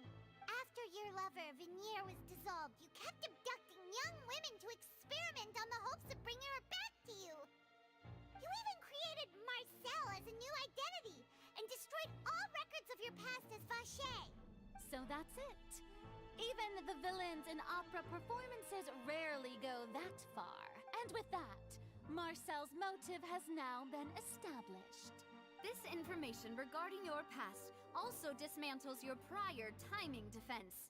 Well, Marcel, do you know where you went wrong? You fixated your gaze on the lover that passed away, instead of paying attention to the living people around you. So, you never noticed how we changed, or how we grew as individuals. You also never understood Boss's real expectations for his daughter. Or our determination to see things through. Your determination. Mr. Marcel, please speak up now if you would like to defend yourself. Otherwise, the trial will move on to the next stage.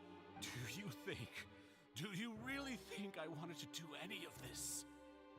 Confession! Let's go, we got him! We got him! Pay attention to you? What for? Have you ever paid attention to me? Ever empathized with my pain? Ever known how it feels to watch the love of your life dissolve right in front of your eyes? No one helped me. No one even believed me. All those decades ago, even the officers from the Maison Gardiennage were laughing at me. They said there's no way a human being can turn into water. So I must have gone mad from grief. Vignere's death was brushed away by all of you as if it didn't matter at all. Well, now you know, don't you? Ha! Well, it's too late now. All those who were dissolved are gone forever. You only have yourselves to blame. You set up this ornate opera house in pursuit of your so-called justice, your beloved drama, while turning a blind eye to the suffering of the people. Vignere is dead. We promised each other that we would always be together. Wherever she goes, I will follow. My dude, all you had to do if you wanted to follow her was dissolve yourself. But I'm not from this blasted place. Oh, fuck, okay. Oh, right, he's from Snezhnaya.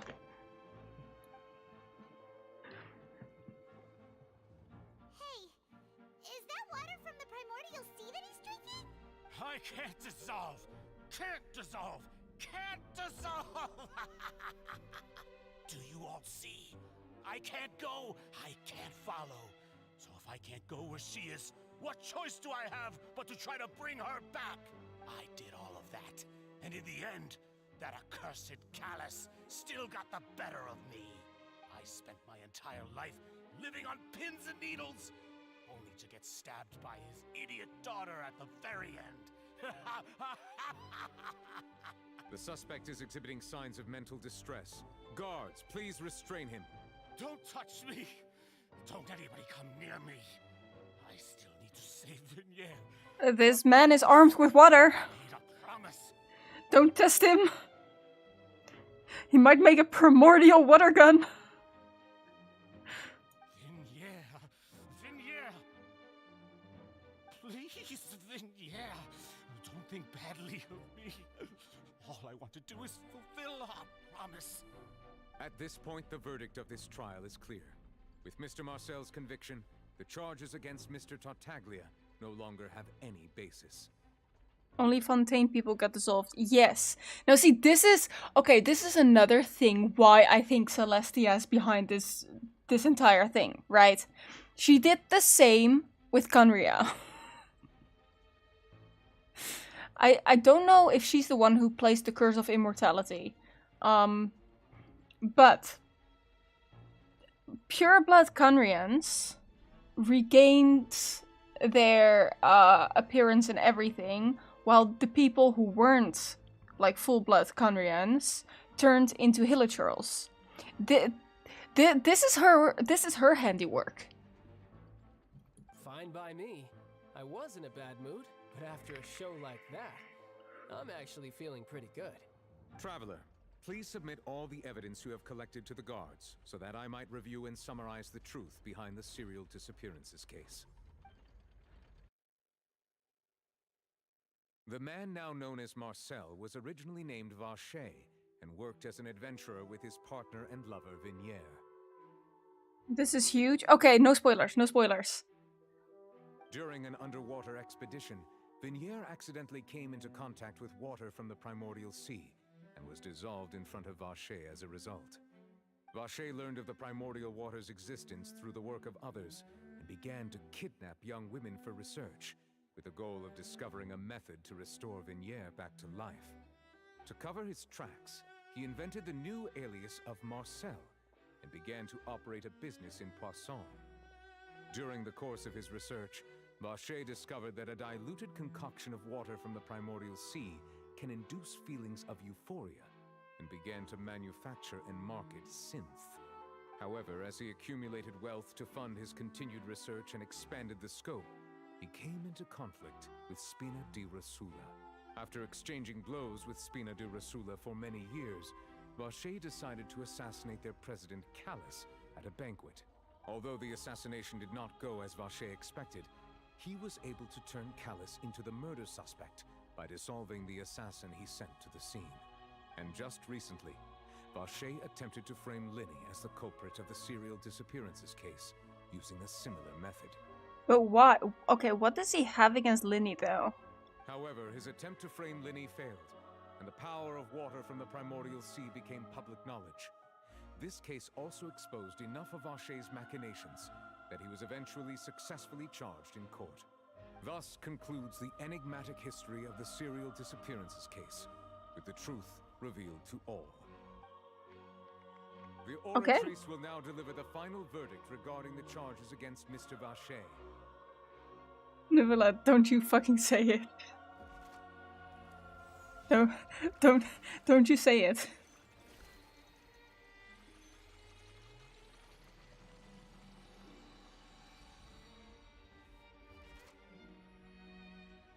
According to the judgment of the oratrice mécanique d'analyse cardinale, Mr. Vache is... YouTube Shorts ruined this for me.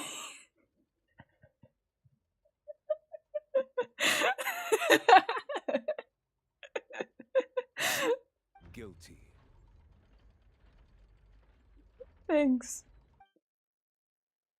Guards, take Vache away. Well, that's... Fine. Fine.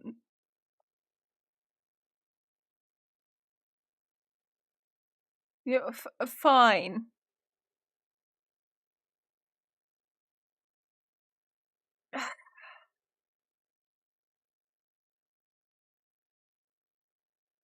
Is it this one? It is this one. Okay, great, good, got it. You guys really want this, huh? Fine. According to the judgment of the oratrice mécanique d'analyse cardinale, we now turn to the oratrice mécanique d'analyse cardinale. According to the judgment of the Oratrice Mécanique d'Analyse Cardinale, the judgment of the Oratrice Mécanique d'Analyse Cardinale. Okay, great, thanks. That was definitely worth it.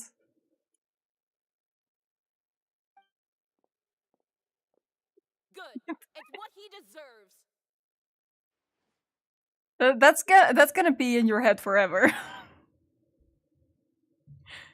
Every time Nivelette says the line, you need to watch the Nivelette dance for now. No. With that, the serial disappearances case is over now. We really just witnessed history. Who would have thought the true culprit would be such a polite and well-spoken guy? Yippee! We helped Navia bring the bad guy to justice! He's hurt so many innocent people and now he's finally getting what he deserves! Huh? Are you okay? Demoiselle, you were absolutely brilliant. The day our late boss had always hoped for has finally come. You can rest easy now, knowing justice has been served. Yeah. Yeah. It's finally over. See, Papa? Spina di Rosula's still doing well with me at the helm. Well now, hasn't this been a most delicious piece of drama? The villain has been caught, justice has been served, past wrongs have been righted, and it's a big ol' happy ending. But what is your angle here? Since it's been such a great show, I'll just let the false accusations against me slide. Either way, I've still got some business to attend to. So, if you'll excuse me... Please wait just one moment, Mr. Tartaglia. Yeah. What's your angle? What now? None of this has anything to do with me. According to court protocol, since this trial was initiated due to a charge against you, a verdict must also be made regarding the initial charge before the trial can conclude. Don't you fucking do it, Nivelette. Oh, come on. Is this really necessary? Haven't you already caught the real criminal? Isn't it time for side characters like me to exit stage left? Please respect the laws of Fontaine. This has always been the rule. All right, but this sure is a lot of hassle. All I need to do is stand over there, right? Let's just get this over with. Are you actually? Are you actually? Are you... Through evidence presented in the public trial that was just held, it has been established that Mr. Tartaglia has no direct connection to the serial disappearances case. The guilty party has been identified, and thus it is logical to suppose Mr. Tartaglia is innocent of the charges. We now turn to the Oratrice Mécanique d'Analyse Cardinale to render the final verdict on the charges. I hate you.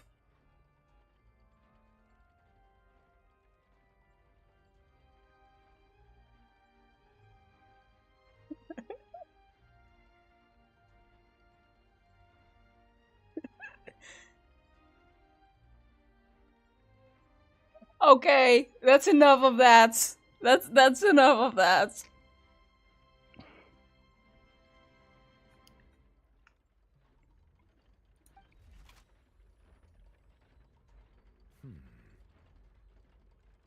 According to the judgment of the Oratrice Mécanique d'Analyse Cardinale, Mr. Tartaglia is... Are you serious right now? Are you serious right now? You...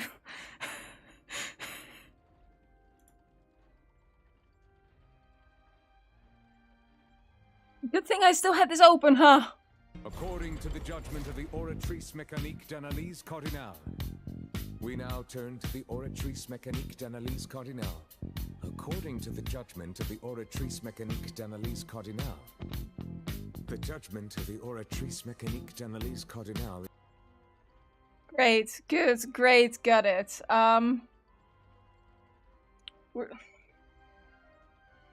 This is fine. They cannot hear us? Oh, they can't hear us. Well, they should be able to. What? There is something playing in the background now. Why do I have autoplay on? YouTube? I have autoplay off. What do you mean? Okay, anyway, back to the game. Guilty. What?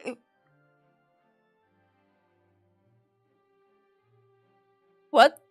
Excuse me? Hey, hey! That's not funny! Didn't you just say I'm supposed to be innocent? What's with this verdict?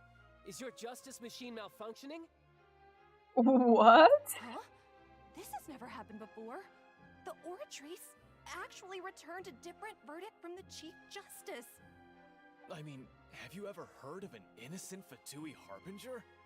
Do you think the Oratrice might have just convicted him on general principle?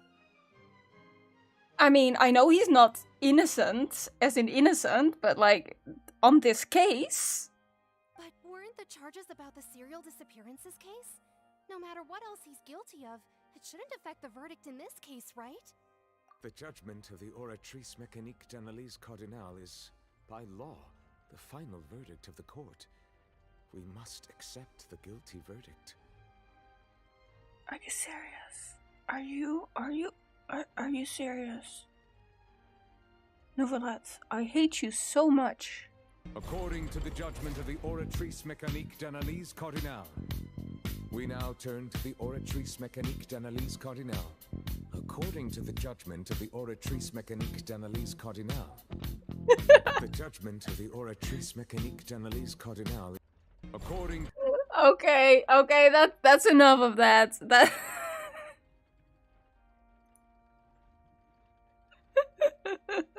Guards, please take the suspect into custody per court protocol.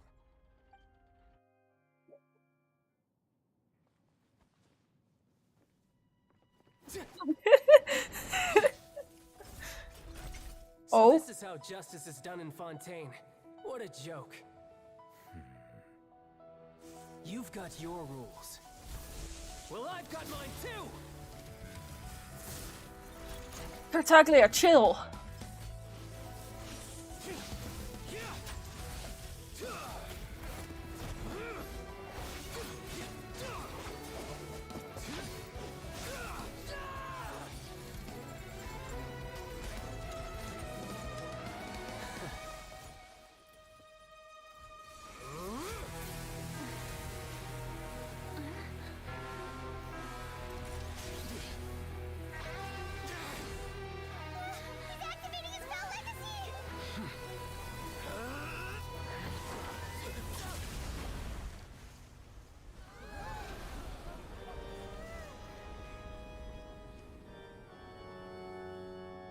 I am sorry. If you have been wronged, we will find the truth. But the rules of the court must be upheld.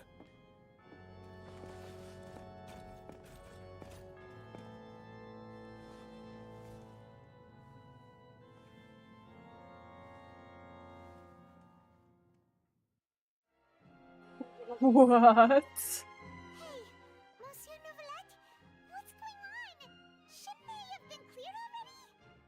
Okay, see, this is so confirming my theory that Furina is not the Hydro Archon.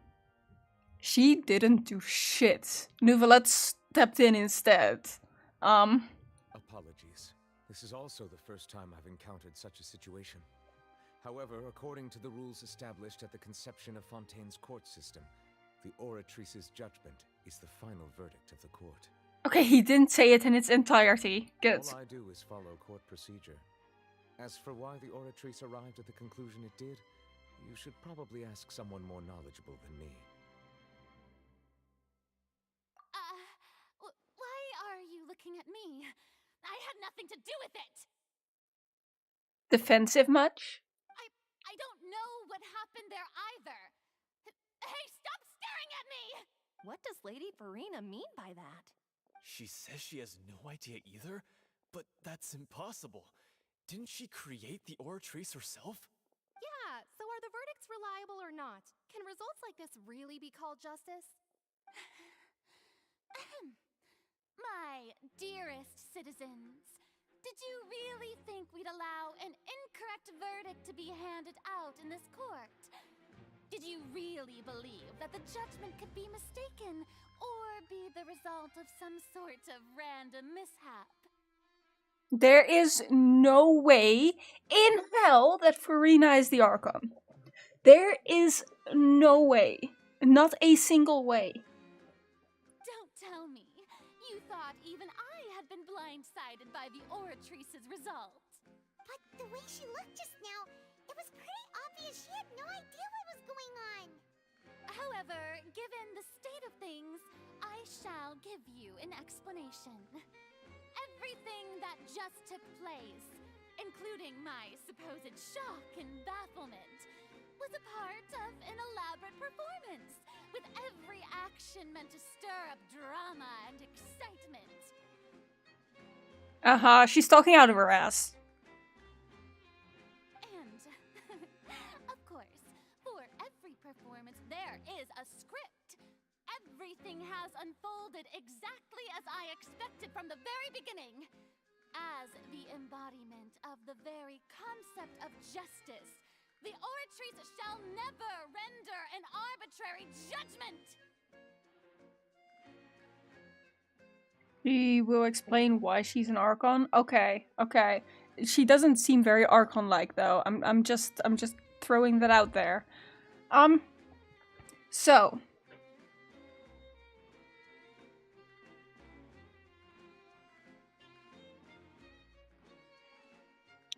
to figure out why the Oratrice handed out a guilty verdict, we must first establish how the damn thing works. The skills tip, based on the audience reactions. That's what we've seen so far, the skills tip based on the audience reactions. So there's two options here. The first one is that the Fatui had something to do with this case, and Child being a Fatui himself, he is guilty by default. The second option, however, is that the Fatui are just so hated by the people that the Oratrice responded to that.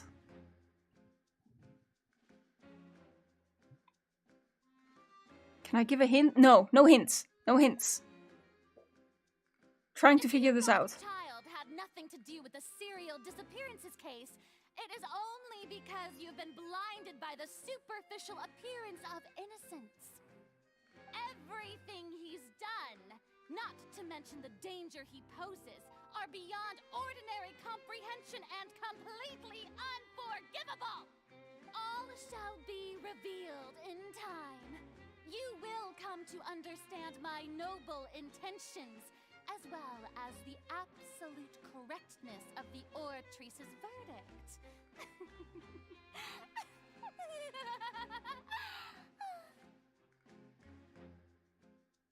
Okay, wait.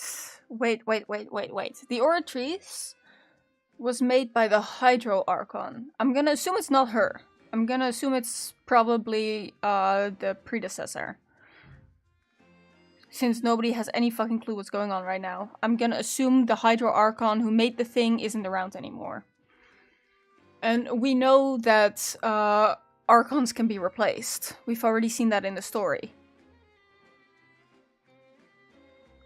And we also know that Child has a Hydro vision.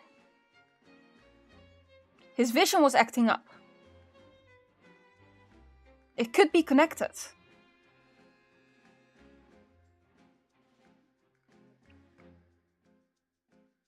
Yeah, no spoilers, but I'm thinking maybe that's connected. Now, having said that, although I hate to leave things hanging in suspense, it is now time for this performance to end. As the lead actress, I shall be the first to take my leave. Toodaloo! So she chose to make her escape after all, did she? So you're saying we shouldn't put much stock into what she just said? Novelette knows way too much. She probably just put on that performance to save face. As for the truth, it's unlikely that she actually has any idea. However, please be assured that I will continue to investigate this case in a personal capacity. Just as I promised, if the judgment has been incorrect, we will do our utmost to clear his name. Now see, my theory that Nouvelette is actually the Archon. He wasn't the one who made the Oratrice. Because he doesn't know what's going on with the thing either. Alright. Even though we feel pretty badly for him, we'll take your word for it for now. After all, he's done plenty of bad stuff. So he should have known he'd go to prison someday, right?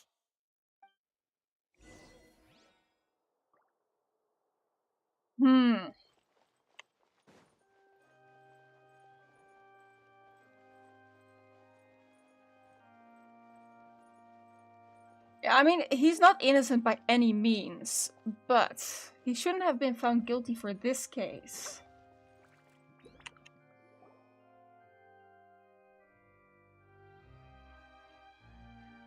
Hey, what are you doing? Quick, stop him! Traveler!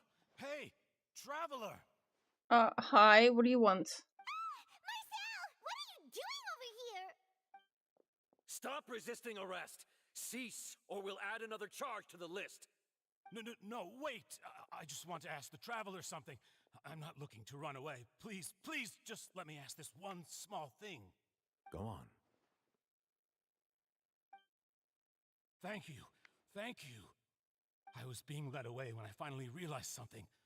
Where did you first hear the name Vache?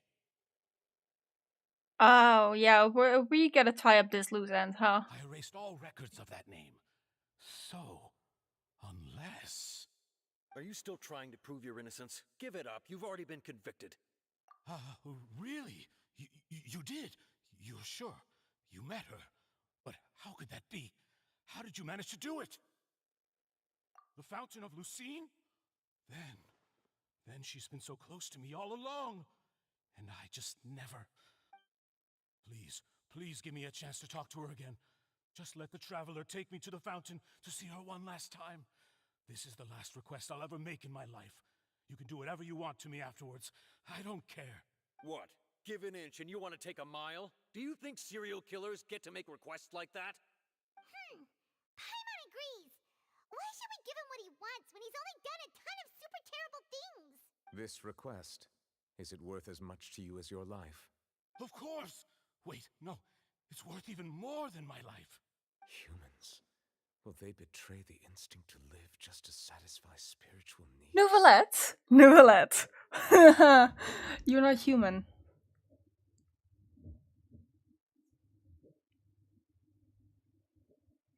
I see.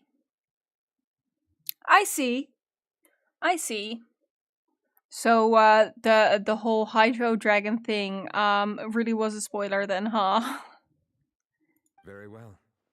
I will grant your request. Your Honor, I fear that... I will go with him. You do not need to worry about any escape. In that case, I shall leave him in your most capable hands, Chief Justice. Thank you, Your Honor.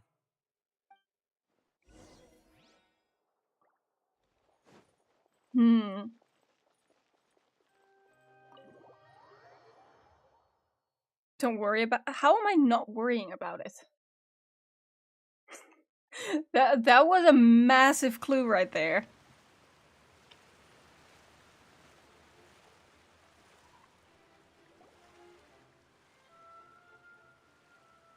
Is this the place? You said she's here, but what do I need to do to see her?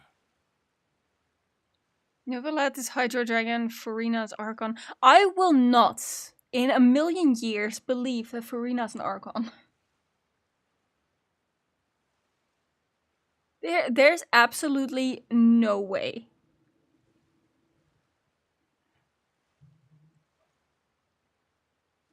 I mean, Nouvelette could still be the Archon, because gods aren't humans. Yeah, and even Paimon could hear her after drinking that thing. Didn't you just drink a lot of it Oh, in that case... Vache! Oh, he hears it. Yes, that's it! So you heard it too! Vinier, it's me! It's me, Vache! Vache? Vache! I'm here! I'm here! Where are you, Vinier? I'm coming for you. I'm finally here for you. Hey, wait! Be careful! Hey, wait! What Vinier, happened? Is that you? It's me, Vache! Vinier! Vache? Why did you come? Didn't I say? You don't need to look for me. You look a lot older than I remember. How long has it been? It's been more than 20 years. I've suffered for over 20 years since the day you left. All this time, only the thought of bringing you back has kept me alive. Nothing else mattered to me. I must be dreaming. Who would have thought I'd get the chance to tell you all of my feelings like this? Vinier, you are my everything. I really don't know how I could live without you. But Vache, if you ask me, this world would be better off without you. Ouch! Ouch! What are you saying? If not for you, I would have finished my law degree and probably become a top-tier attorney one day. If not for you, I would have continued to pursue my love of the arts, and my works would have been displayed in the Palais Mermonia itself. If not for you, I would at least have been able to take care of my mother. And she would not have grown old and died alone, with nothing but the tears on her cheeks. It's all because of your selfishness, Vache. It's all because of you. Whoa. Wait, you are not Vinier. Who are you? You're right. I am not Vinier. I am the sacrifices. Well, he does deserve it, yes. Every woman who died by your hand, as our bodies dissolved, our consciousnesses flowed back to the primordial sea. Our thoughts circulated endlessly within the primordial sea, and we were no longer individuals, but we became one, just as streams of water come together in the sea. I'm Cressy. I'm Lemony. I'm Azine. The only one I am not is Vinier. Why? But then, where is Vinier? She doesn't want to see you anymore. Every tendril of her consciousness is avoiding you. Oh my god. This is what you get for your selfishness. Your selfishness robbed us of our lives and our futures. You said time and time again that you'd do any and everything for her. But did you ever consider whether she'd want to see you do the things that you did? If she would despise you for what you became?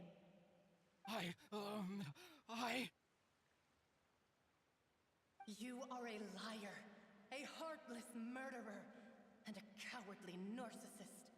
The only thing you are not is Vinier's beloved. From the moment your first victim died and her consciousness merged with Vinier's, she has had nothing but pure hatred for you. Damn.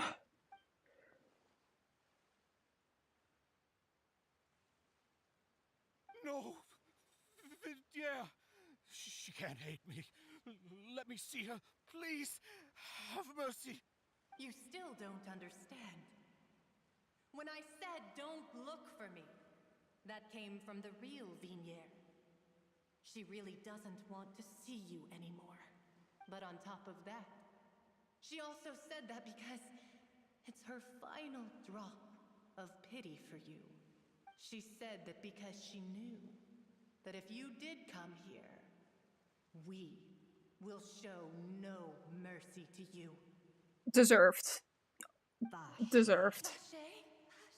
Vache. Vache. Vache. Vache. Drown. Oh.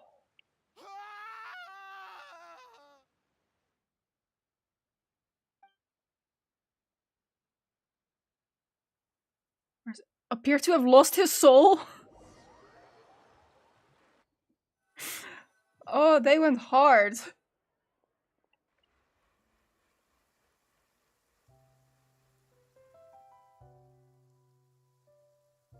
They really took his soul and tore it apart, huh? Gosh, it's really been a long time since we've been able to relax. Oh, well met, partner. I knew something great was going to happen when I woke up in such a good mood today. Even this weather can't put a damper on the demoiselle's mood. It's a pleasure to see you both again. Oh, hey, Navia! It's been a few days. Paimon's already started to miss you. Oh, now that I believe.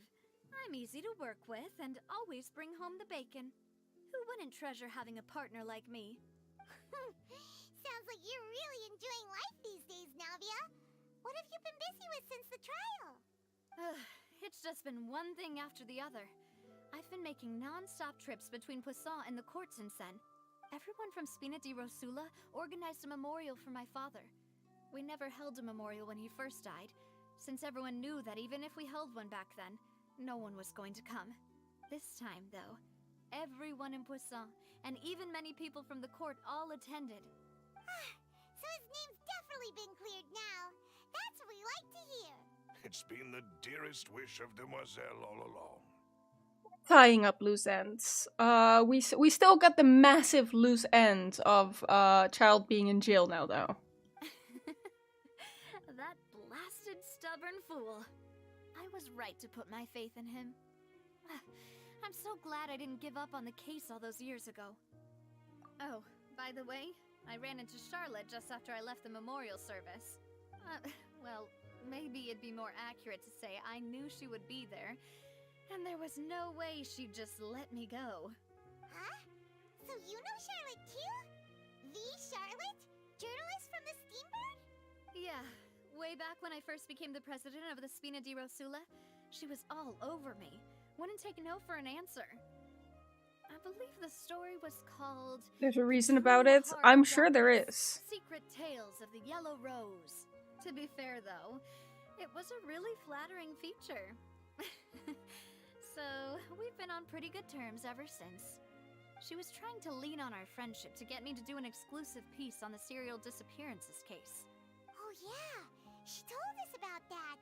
She's always been super interested in that case, so now her wish has finally come true too.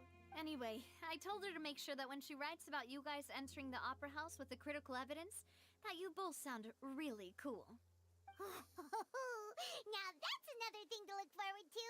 We trust Charlotte's skills with a pen for sure. Oh, and in other news, I also took Clarand out for a meal. Oh, are you two on better terms now? While you were investigating Vacher's headquarters, Clarand gave testimony on my father's behalf. It was thanks to her that we were able to turn the tide. I wanted to thank her. I mean, there's also no point in being awkward all the time, so we took the chance to reconcile with each other. Oh, that's great! Paimon also thought Clarand wasn't actually a bad person. It's always good to have more friends. Anyway, now that the case has finally been solved, perhaps it will slowly begin to fade from the public consciousness.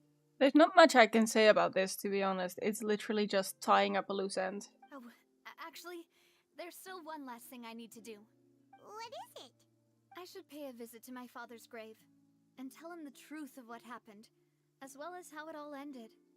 And on top of that, just how much people still look up to him to this day. That includes me, too. Miss Navia. Indeed. We want to go too! We also think Callus is a really admirable person. Sure thing. I'd like you two to share the moment with me. After all, without you, there might not have been such a positive ending. And in that case, everyone, let's be off. Considering the recent weather, we'll be lucky if we can reach Poisson before dark. Mention of the weather. It is in fact raining right now.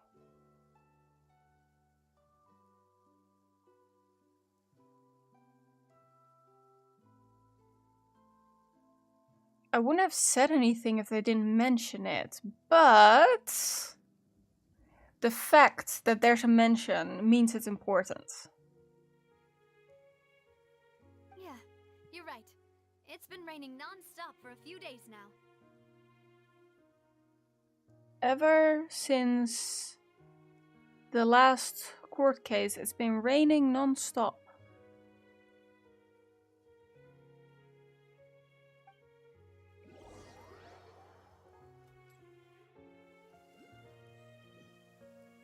That is interesting. This is where my father's grave is. To be perfectly honest, even I haven't been back here for a long time. Have you realized something?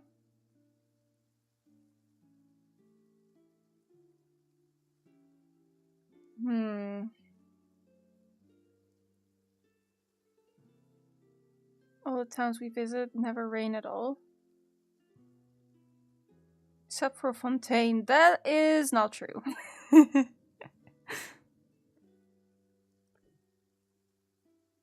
The weather shifts occasionally.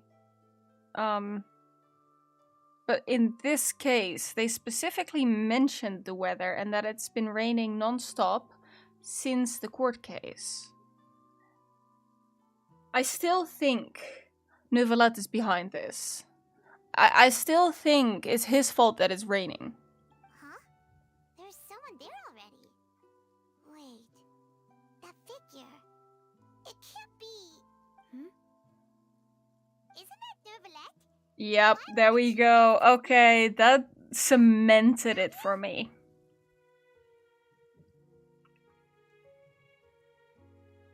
That just cemented it for me.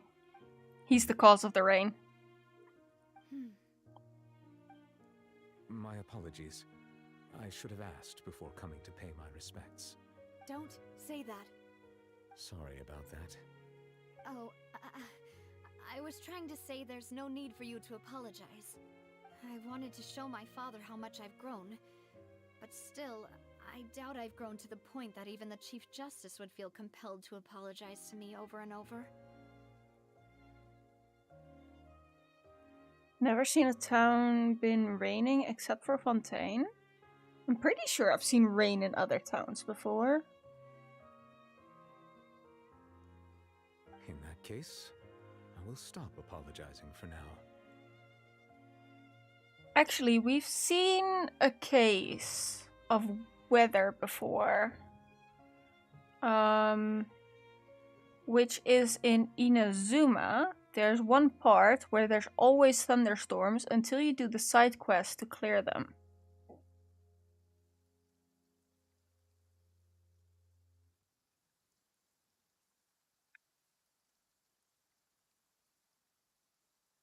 Yeah, Neuvillette is definitely controlling the rain. You really could use some pointers on understanding human emotions, Monsieur Neuvillette. In any case, why did you come to Poisson? Well, ever since that day, I've been turning a question over and over in my head. Just what is justice anyway? His doubt in the system is causing it to rain, huh? There was once a time when I didn't want to believe that there could be anything more important to humans than life itself. Oh, rather than that, it's probably more truthful to say I didn't believe humans were capable of resisting the most basic instinct of living things. That they could rebel against their own nature, or consider certain things to be more important than their own lives. Which is also why I didn't stop your father from beginning that fateful duel. I believed that a truly innocent man would never throw away his life like that. That there was nothing, should have been nothing more important than one's own continued survival.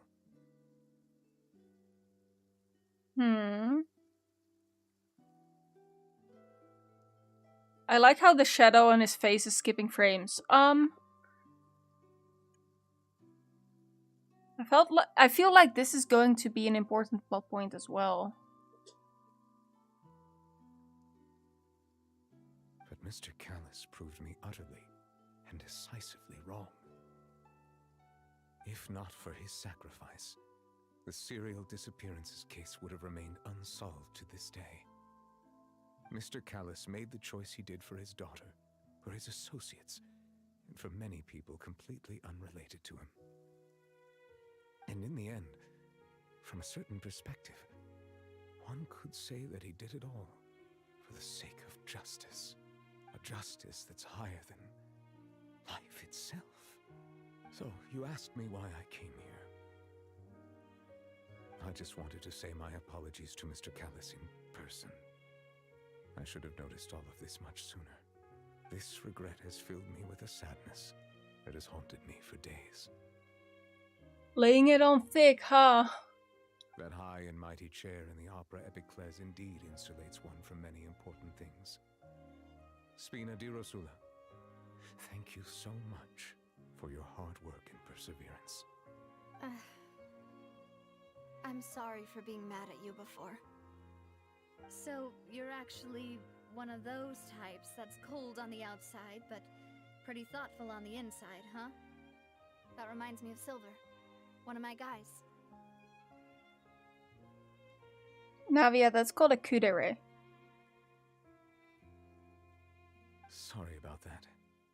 Self-expression is not one of my strong suits. Didn't I just say you don't need to apologize? Ah, so Navia and Neuvillette seem to have made their peace as well. Game audio's low. You can turn it up a little bit. Let's not disturb them for now. We can wait till after they're done.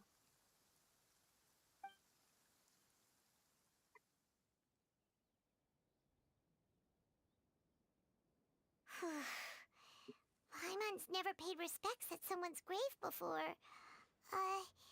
Did Paimon... Huh? Oh, Paimon didn't know that was a thing. But Paimon doesn't know what she would do if she can't fly. Oh no. Paimon hopes Miss Navia won't be too mad. Anyway, Neuvillette is still standing around there. It's not often that we can catch him alone like this, so why don't we go talk to him for a bit?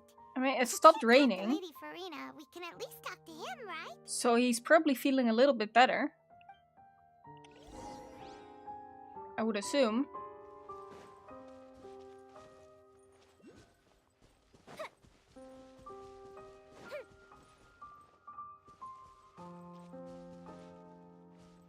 Okay, before I do that though, I see I see a teleport point.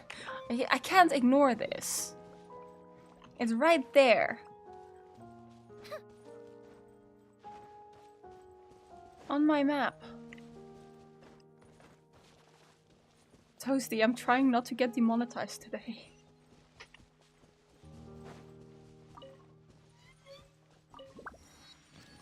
Okay.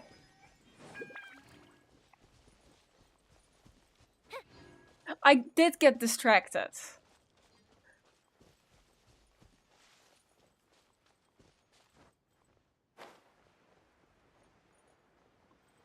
I always get demonetized on my streams for some reason. Maybe because of things I say. Oh, sometimes just because it's Did Miss Nikkei. Navia invite you to come pay your respects to her father? Mm-hmm. We ran into Navia on the streets today, so we just followed her here. I see. Then is there something that I can help you with? Well, it's pretty hard to run into you like this since you're usually super busy. So we figured we could try to ask you a few questions, if that's okay. Well, you've never been monetized either, so... Please feel free. Though outsiders, you helped us solve one of the greatest mysteries in Fontaine, and it would be my pleasure to return the favor. Okay, I can ask him about things. I wonder if this is important. Okay. So, at court, the bad guys referred to that special water as water from the primordial sea.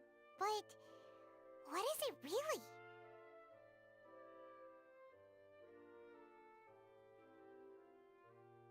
Truthfully, that name is already quite accurate. I can only surmise that Vacher and his ilk only learned of its nature and existence after extensive research. There used to be a special sea on the surface of this planet. Oh, The nature of important its seawater was backstory. rather different from that of the sea we know today. Okay. Most of Tevat's life forms were first born in that special sea. You could say it nurtured much of the life on this planet. Huh. So it really was where everything began. It makes sense to call it primordial then. But today, the primordial sea no longer exists on the planet's surface. Okay. What Vache discovered must have been some kind of special case, or a remnant from a truly ancient age. Huh. So that's how it is. Oh, you really know everything, Monsieur Neuvillette. But if that's the case, then why would people, at least people from Fontaine, dissolve in that kind of water? Indeed. Why would the primordial sea, which was known to engender and nurture life, suddenly reverse itself and devour life instead? I suspect Celestia's behind that one, but... To be frank, that also doesn't match my understanding of this world and its laws. There must still be some unknown secrets around the people of this land. Okay, so he doesn't know either. Is there anything else you'd like to ask me about? Yes, the prophecy. That the sea levels will rise and everyone will be dissolved in water, leaving Farina crying alone on her throne, but the sins of the people will be finally washed away for good. Somehow I don't think it's about Farina, but you do you. Does that appropriately summarize the version you've heard? That's right! It was Linny that told us back then. And that about covers all the main points. Yes, up to the present, I think we reached a point where we have no choice but to confront this prophecy directly. The water has been rising, but people won't be dissolved unless it's primordial water, right? Rumors have it that this prophecy is rooted in the last words the former Hydro Archon left to the world before she passed away. I knew it! I knew it! There was a former Hydro Archon. A prophecy? Of the former Hydro Archon? Wow. That makes so much sense. This is the first time that we've ever heard of it. 2 parts of the prophecy have already proven correct. The rising sea levels, and the ability of the people of Fontaine to be dissolved. We should be more vigilant, and stay on the watch for further signs. Speaking of the prophecy, Farina has also always taken it quite seriously. Indeed, she has been collecting information and intelligence from across Tevat for this purpose. If the rumors were true, then perhaps this prophecy is the conundrum left to Farina by her predecessor. But with Farina being the way she is, can we really trust her to solve it? Is there anything else you'd like to ask me about? My apologies. My investigation has still not reached its conclusion. However, I still believe the judgment of the Oratrice was not rendered arbitrarily. Because none of you know how the Oratrices work. What if I tell... No, Dan. I'll find out by myself. But you also said you thought he was innocent. For many years, I have been quite aware that the Oratrice does not simply mechanically repeat the verdict that I give on each case. As a divinely created mechanism, the people's unified faith in the concept of justice is integrated into it. Yeah, that's what I thought as well. Not only can it produce the incredible power of indemnitium, but it likely also possesses other traits, such as self-awareness. Which is all to say, I have been prepared for a situation like this for a long time.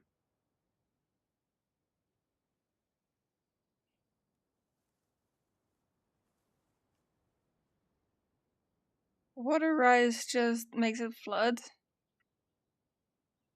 But, okay, the waters that are around Fontaine right now are not primordial waters, which means people will not dissolve in this water.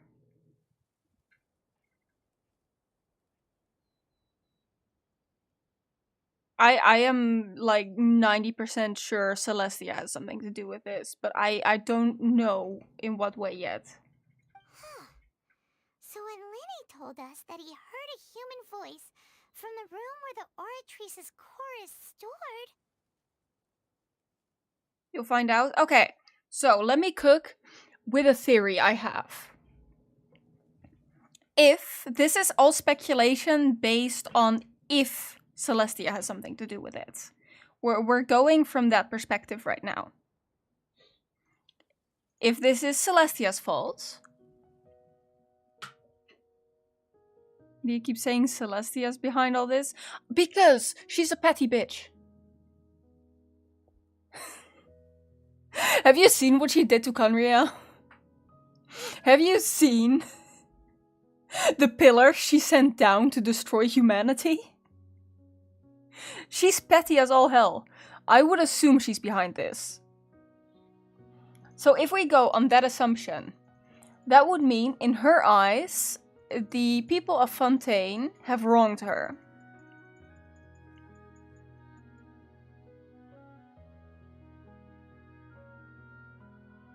Kept saying about Celestia, do you want me to call her the Sustainer instead? Because I'm pretty sure that's what the people of Conria call her.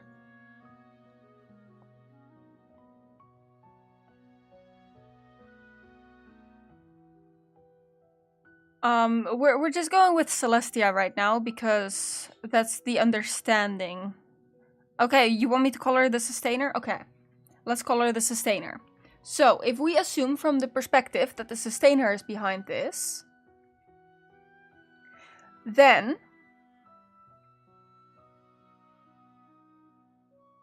she must have thought that the people of Fontaine wronged her in some way. And this is like way back.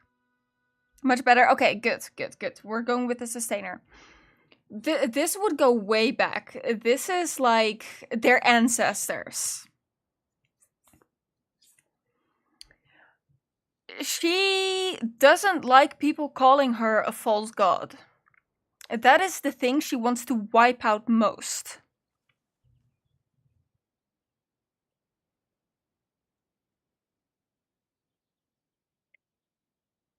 So I would assume that her wrath must have come down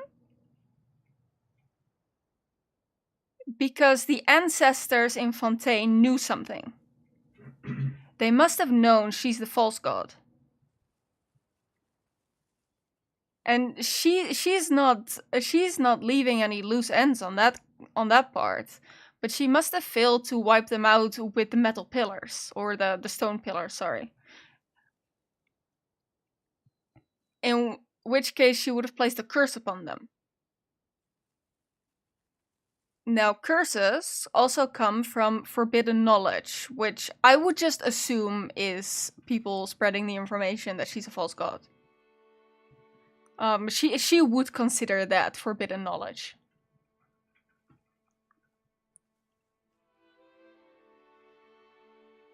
So okay, my theory as of this current moment is that the ancestors in Fontaine are from before the purge that the Sustainer did. I don't know how close I am to the truth, but that's my theory. I was not aware such a thing had occurred. Perhaps that could serve to prove my conjecture. I will add that to the list of items to investigate. In any case, I am inclined to believe that the Oratrice does have a methodology all its own. We just do not have enough information. Actually, change it back to Celestia. Based on Farina's reaction, I doubt even she had any idea what was going on. She managed to bluff her way through it, though. The time-tested twin tricks of bravado and drama. While we do intend to get to the bottom of this, for now, we regret to say that the Fatui Harbinger will just have to bide his time in the fortress of Meripede. If we did incorrectly convict him of crimes he did not commit, we will most certainly compensate him to the fullest extent allowed by the law. If you ask Paimon, the only compensation he'll want is a no-holds-barred fight with you. Is there anything else you'd like to ask me about? About my sibling. Your sibling? Another blonde-haired traveler? I'm sorry, but I've never seen anyone who matches that description. Interesting. Okay. If he ever stepped foot in Fontaine, I'm sure he followed our laws to the letter, and had no reason to appear on the stage of the opera Epicles. You know who's Elenia and Lynette, right? Yes, I know. I know they're Fatui as well. Is there anything else you'd like to ask me about? Actually, Promenade 2, yes.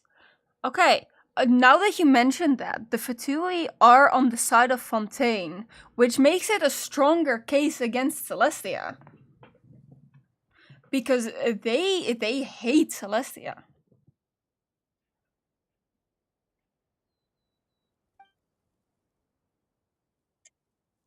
That's all my questions. Very well.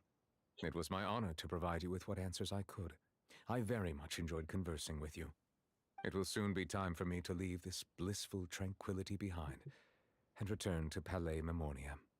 You really are super busy, Monsieur Neuvillette. Paimon thought you only came here to pay your respects today because you had the day off.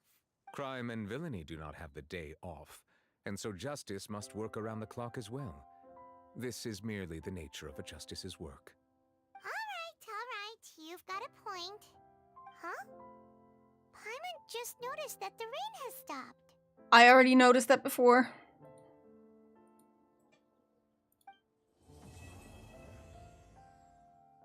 Means he's feeling a bit better.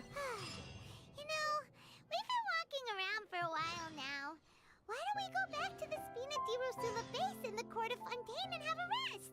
Okay, we tied up some loose ends here. Something about having a place ready for us there, didn't she? Come on, let's go! Paimon, if you would stop talking. Okay, so I think this is a good part to leave off the stream. I think we've come to a good part to leave it.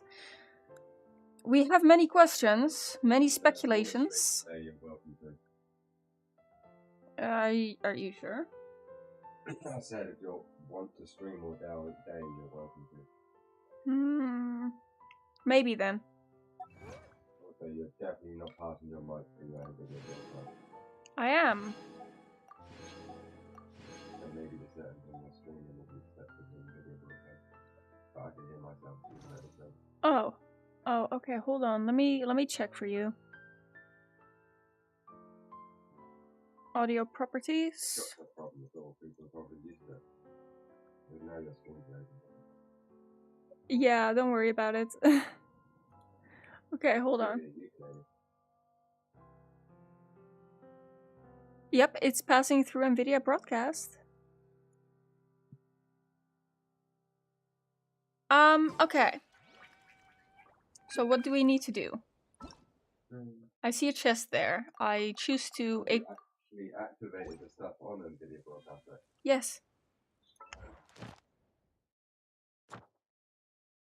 Okay, let me get my dailies. If we've got nothing else to do, why don't I tell you a story? Ever heard about Venti coming to Fontaine? I have not. That is interesting. I have not heard of that.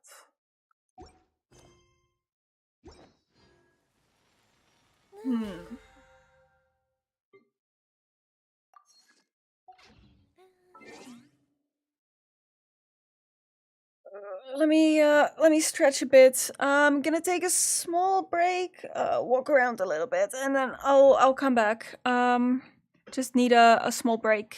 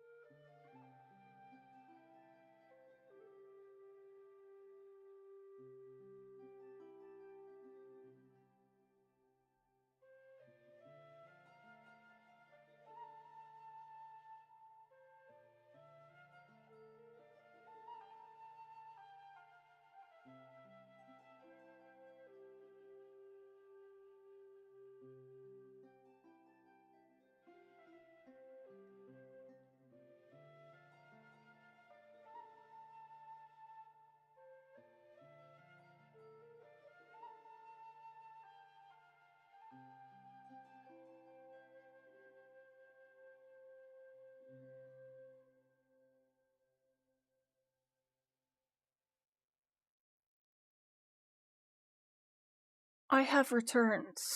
Oh, thank you for the hydrate and stretch.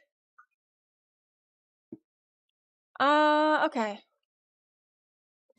So what are we doing? Return to the base. I see the chest. I'm choosing to ignore the chest. Ah. Game? Sorry, the game just disappeared for a second for me. You guys should still be able to see it. Okay, back to the sewer.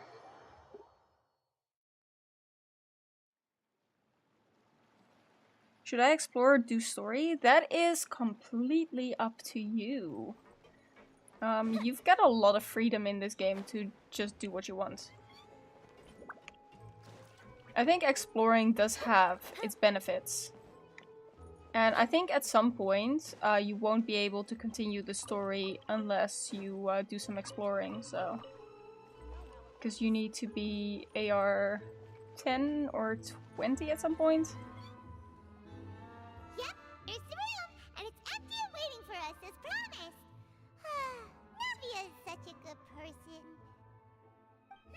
Now that the serial disappearances case has been solved, no one's going to come after us for anything. Even without Silver standing guard, we can just completely relax. Usually I explore until I see empty area, then do story. That's fair. At what point do I start getting new characters with story or exploring? Yeah, Genshin can be a little bit overwhelming. it can definitely be overwhelming. You get new characters through the story in the beginning. But you can also roll for characters.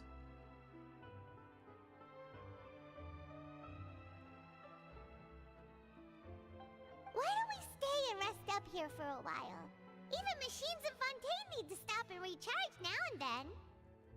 Have you heard about radish spinning? I have not. Oh, come on! This place isn't that bad. Besides, how often do we get to stay in an actual base? Oh, fine. Remember that detective story Paimon read before? Well, the author is about to release a new book, so Paimon wanted to buy it as soon as it came out and have a quiet place to read it. Yippee! Then it's agreed. Come on, let's get some sleep. We'll need to be up first thing in the morning to get in line and buy a copy. Stay in sewer. Yep, we're staying in a sewer.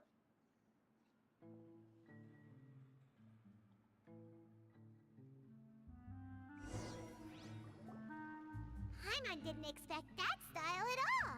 Even though it's a detective novel, it's also like a social documentary. It's actually pretty good. Oh yeah, I am notoriously bad at doing my side quests. I actually had to clear up my quest log yesterday.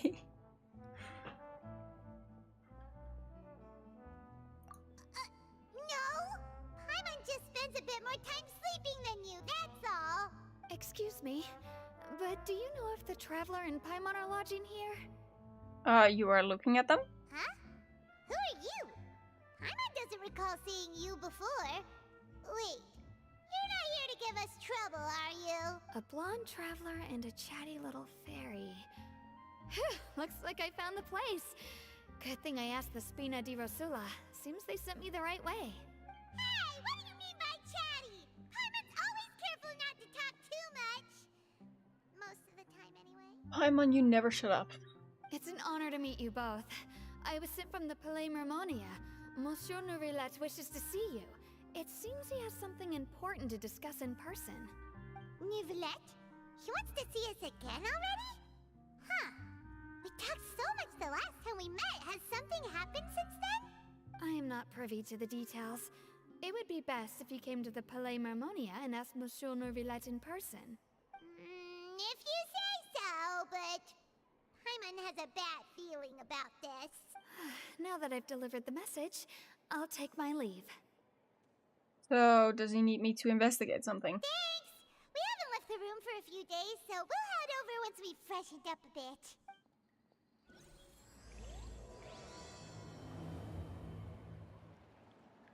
Act 3. Okay. Where are we going? Here.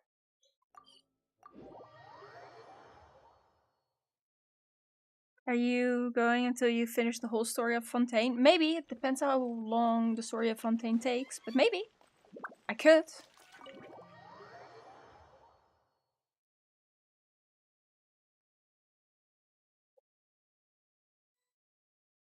I try figure out how to send friend invite to both of you. Sure. If you need my friend code, it's right here, the UID. I can send it to you if you want. Hold on, let me open Discord.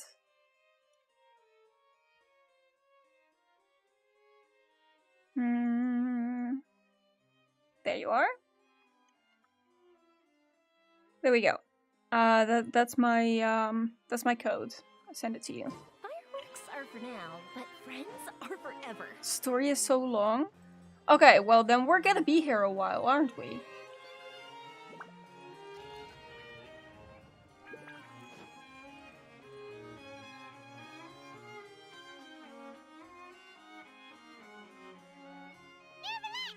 here! Did you want to see us about something? Huh? Why were you just standing there? You daydreaming or thinking something over? Yes, I did send someone to fetch you. But as for what I'd like to discuss next, well, I still have some reservations. Given that we've already made the trip here, you should just tell us.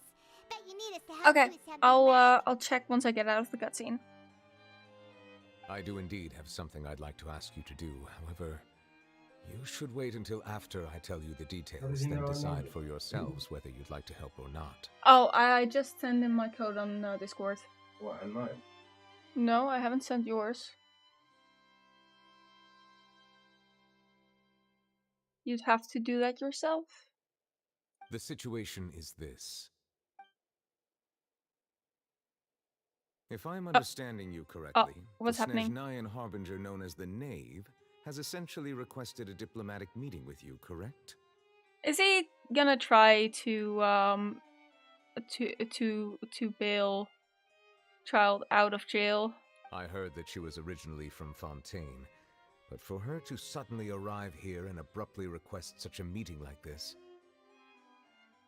Oh, she's the one who adopted Linny and Lynette, right? I sincerely advise you to refuse her invitation outright. I'm sure you're aware that her purpose is most likely related to Child's recent predicament.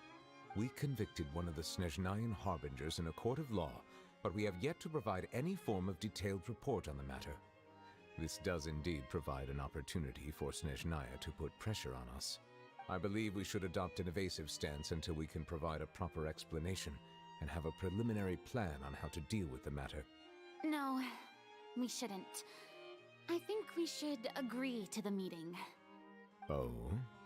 Well, you see, we are the ones that owe an explanation. If we keep putting off the meeting, it could easily result in the problem escalating, right? It's like a fight between two friends. If they don't agree to see each other and talk in person, isn't it possible that the friendship could end entirely? Though diplomatic relations between Fontaine and Snezhnaya could be considered as friendly, it is only superficially so.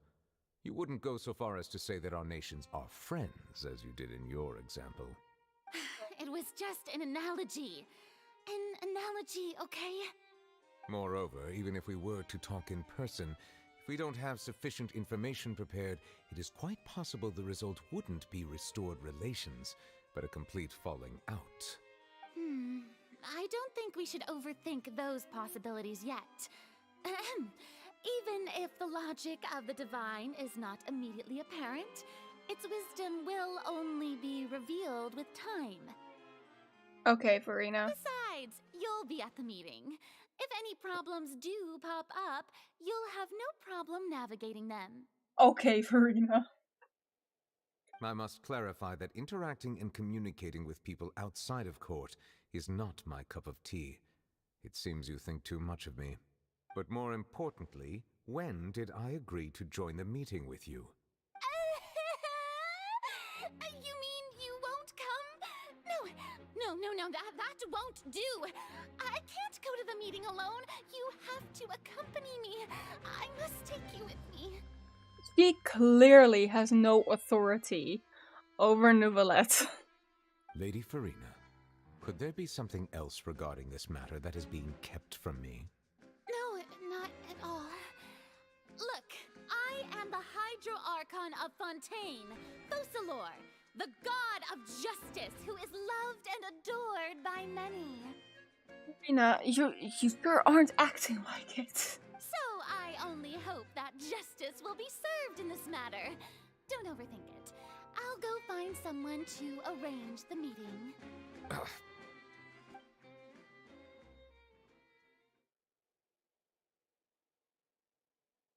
Though it could officially be considered a diplomatic conference, I prefer to see our meeting today as an ordinary tea party. I assume you see it the same way, Miss Farina? Hi.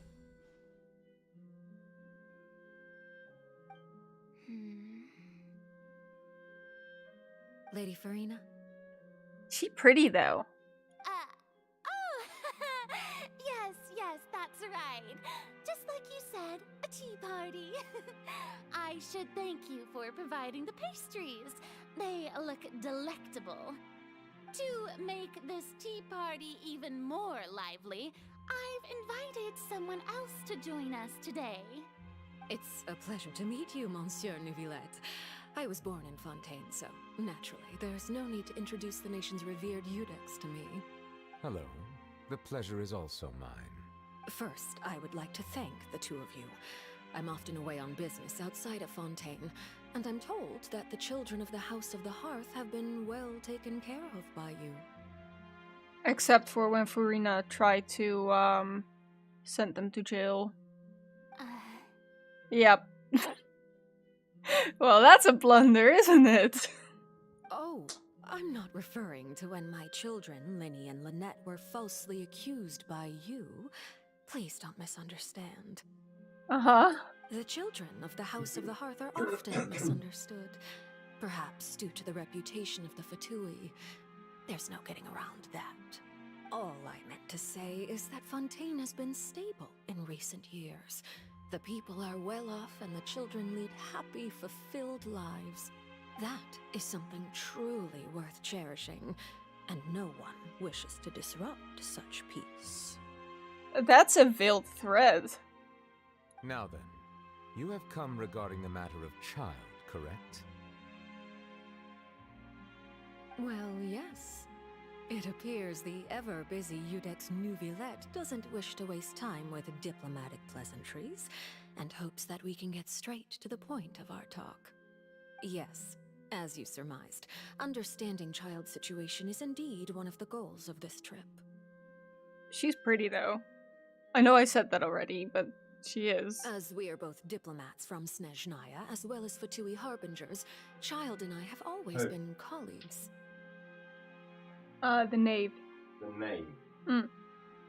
Were anything to happen in Fontaine, I don't remember her official name. To resolve the issue. Yeah. Yeah. Basically just saying we're peasants. So now, in my capacity as his attorney, I request that Child be turned over to Snezhnaya.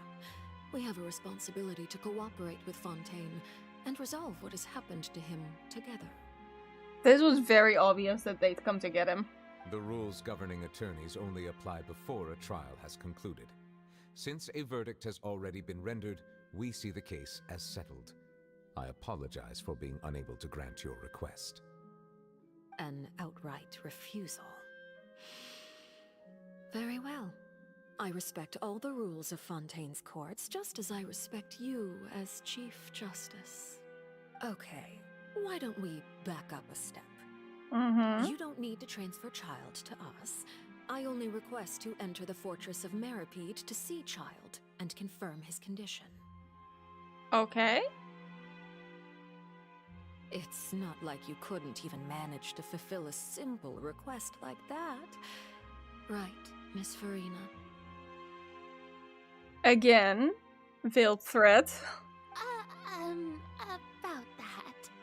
The Fortress of Meropide has always been completely autonomous. Even we have no authority to interfere there, and diplomatic issues do not suffice as an excuse.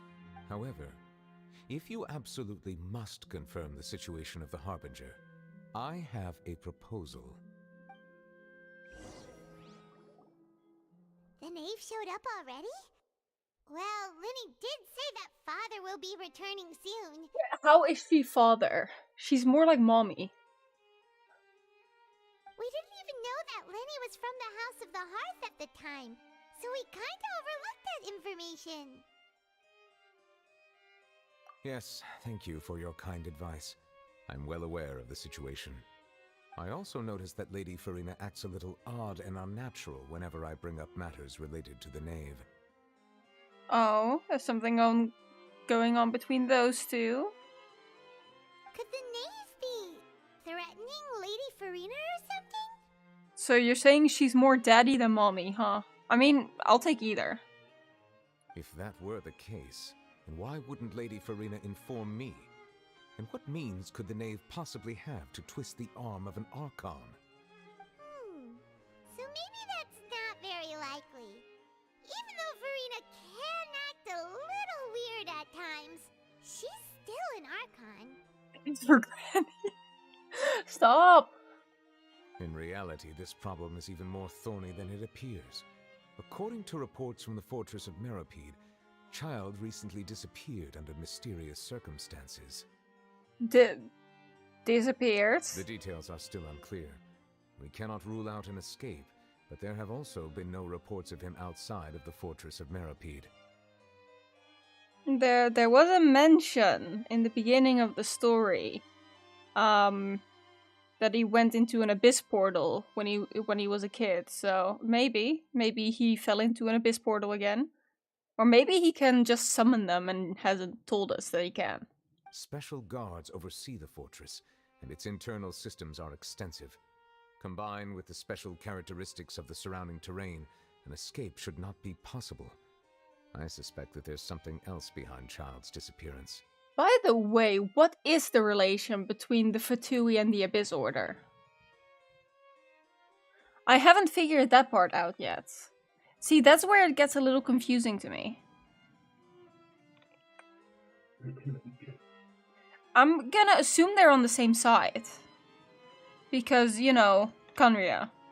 But I haven't figured out yet what their exact, you know, relation is to each other. I was only willing to share this information with you because you are friends of Child, and it is my duty to see justice done. So this is what you wanted to see us about before. Yes. I would like you to go to the Fortress of Meropide and investigate Child's disappearance. This was my proposal during our meeting with the knave. Rather than allowing her to intervene, I offered to send someone to find out about Child's situation and report back to her in detail. The knave did not seem satisfied by my proposal, but she still agreed to go along with it for the time being. Her words were, "We will talk more once we have that report." So that means we bought ourselves some time. Firstly, you're already acquainted with Child. Your eyes may discern relevant details there that others would miss.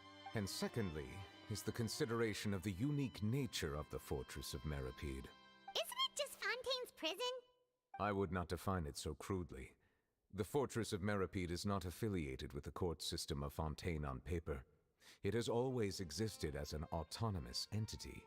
Early in Fontaine's history, criminals were punished with exile, not imprisonment. Even today, sentences against convicted criminals still include exile, just as before. The Fortress of Meropide may seem like a prison, but it should in fact be regarded as a gathering place for exiles.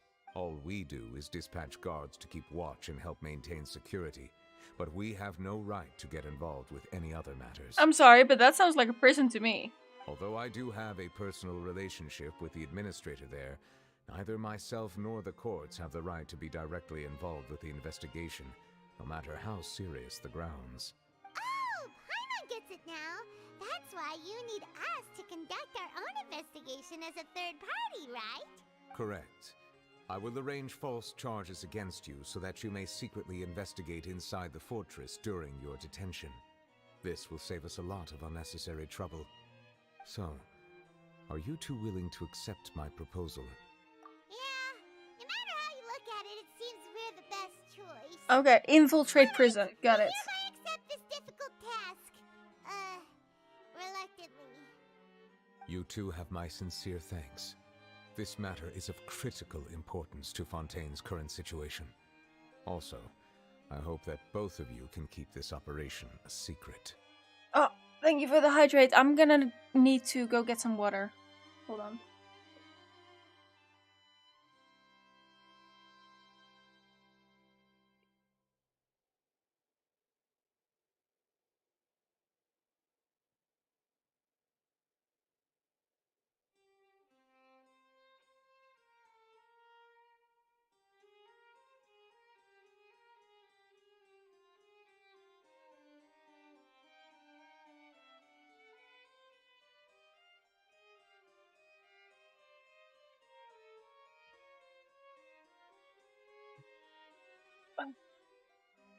It's good to get up and stretch every once in a while. We will rendezvous at the Fortress of Merope's entrance on Eraneus once you've prepared yourselves. I will arrange for someone to take you inside. Got it. Ourselves? Is there something we need to prepare? Perhaps you could enjoy a good meal and have a nice bath. I'm afraid that living conditions inside the fortress are nothing like those on the outside world. Oh, right! Even though we'll be there on trumped-up charges, we'll be in prison for real. Except I could teleport out at any given moment. On second thought, is it too late to back out? Please do not worry.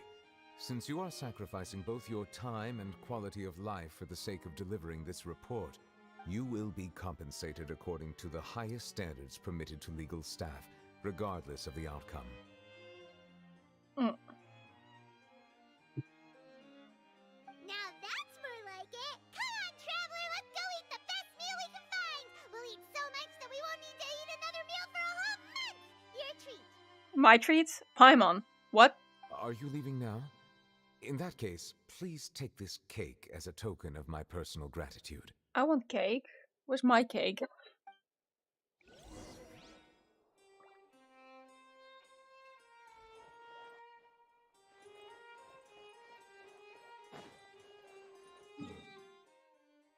Go to a cafe. I think this is the closest waypoint.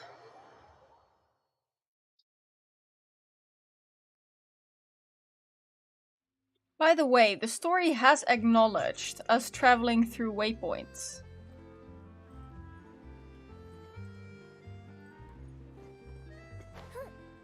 So it is canon that we can just teleport. I see shiny.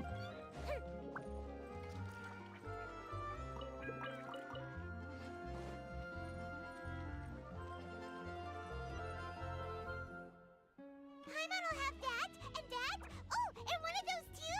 No, Fontaine, thank you. That cake was pretty good. But as soon as Paimon remembered that we were about to go to prison, Paimon's stomach suddenly became completely empty. We eat so much. Now that Paimon thinks about it, we've always been super careful ever since we arrived in Fontaine. Just to avoid breaking any strange laws here. But here we are, about to willingly send ourselves off to the Fortress of Merope. Maybe this is what they call fate. Let's just try our best to investigate everything quickly once we get there. Paimon doesn't want to stay in prison too long. Oh, what is that I hear? Is it the taste of a breaking story? No, not now. Hey! It's confidential. Hear a taste. And what are you doing here, Charlotte? Oh, don't remind me. I invited an eyewitness to a case to eat here, and I was planning to get some great material out of him. But he didn't even show up. Calm down, calm down. This is nothing new. As a journalist, you should be used to this by now. As long as you can score some juicy tidbits from the traveler, you might still be able to recover the cost of the meal. Do you know you're talking out loud? You know we can still Exactly. hear you, Charlotte. Never mind. It's nothing. I just heard you mention the Fortress of Meripede. You didn't commit a crime, did you? Please tell me all about it. I would rather not. No way! We would never! We're just going there to... Oh no, Paimon almost forgot that Neverlet told us to keep it a secret! She talks so much. She cannot keep secrets. Huh? You're being arrested for that? Oh. But now that I think about it, I suppose that's not completely unreasonable. That's pretty despicable. Almost as offensive as committing theft. You mean Paimon really did something that serious? Sorry, Paimon really messed up. Well, in that case, it's nothing particularly newsworthy after all. Oh, how disappointing. Oh, right. There's still a chance.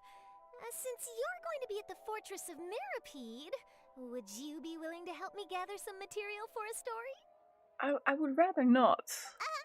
About that, Paimon doesn't think we'll have any time. Oh, it's nothing difficult. All you have to do is think of a way to get some time face-to-face with the warden of the fortress. He was awarded the honorary title of Duke in Fontaine. Sounds really cool, huh? Only those who have made significant contributions to the nation have been conferred this title. It's incredibly rare. On top of that, the Fortress of Meripede has never been under the jurisdiction of the courts. Practically nobody, including journalists like me, knows anything about the person in charge there. Oh, if I could write an exclusive article about him, I bet it would sell a boatload of papers. Did she just say mass murder is almost as bad as stealing? No, not mass murder. Spoiling the ending of a story.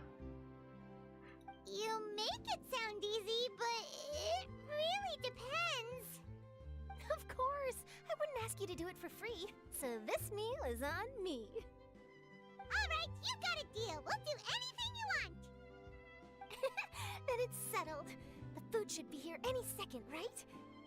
Huh? Wait, just how much did you order? Thought they were still talking about child. I mean, it's not a surprise that he's in prison. But no, that's not what he's there for.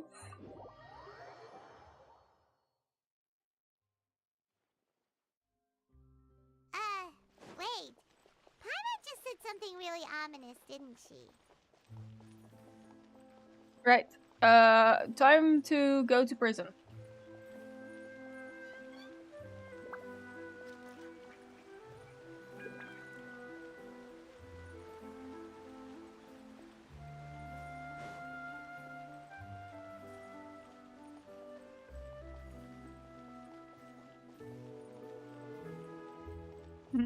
I wonder where this story's going, though.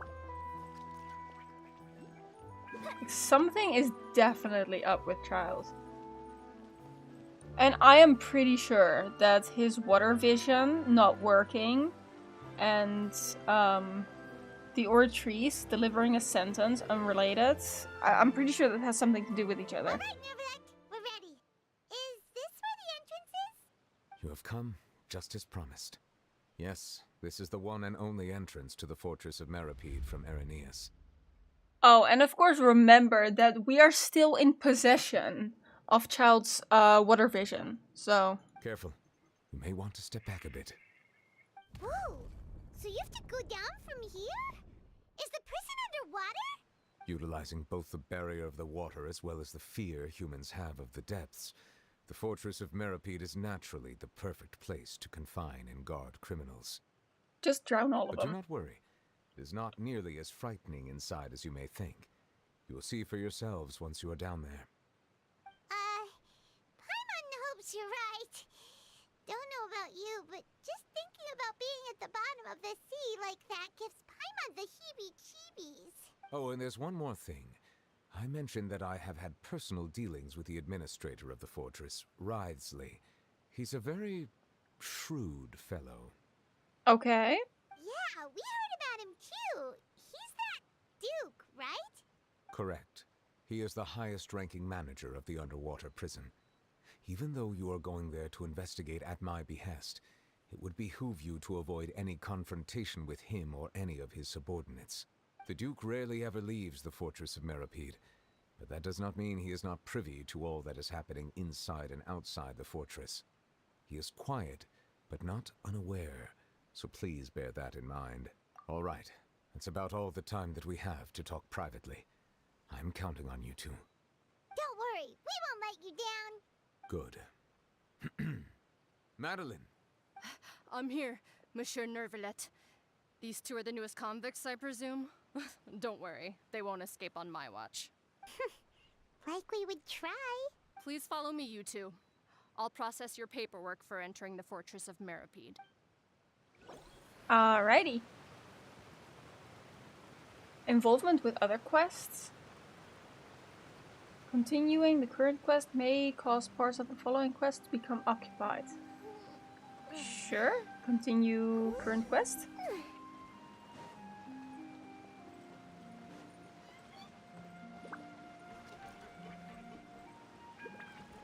Well, let's go down.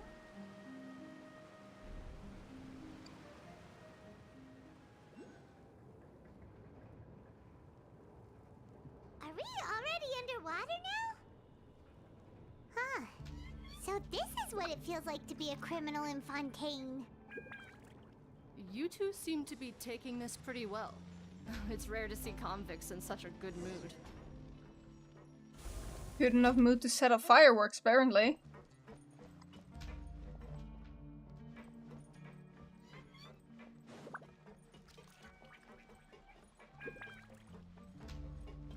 Complete the required procedures.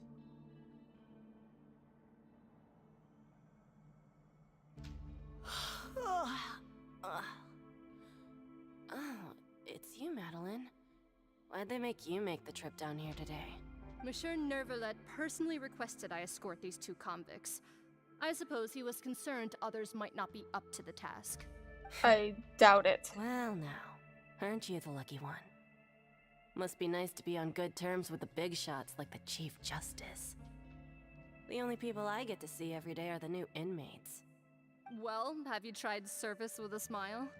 Who knows, it might help your professional reputation. Uh-huh. Okay. Okay, I see. I see.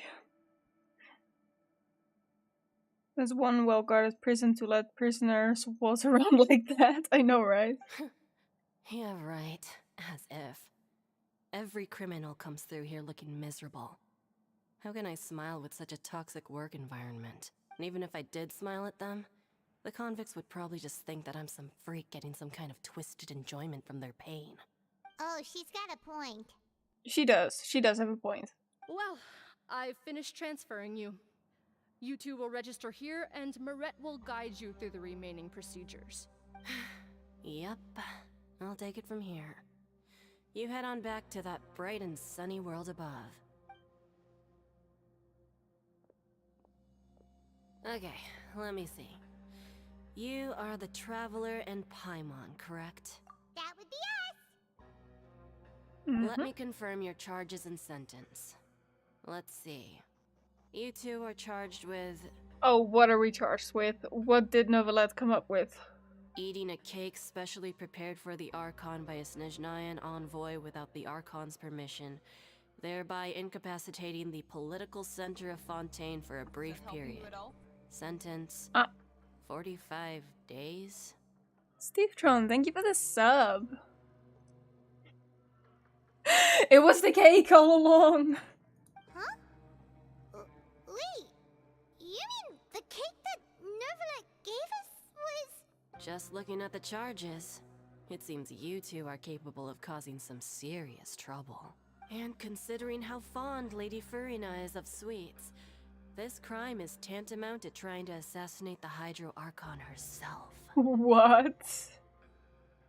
Now I've seen everything. Anyway, we still need to finish processing you before you can enter the Fortress of Meripede. Please stand in front of the board over there. I'll take your mug shots with my camera. Oh, all right. But be sure to catch Paimon's good side.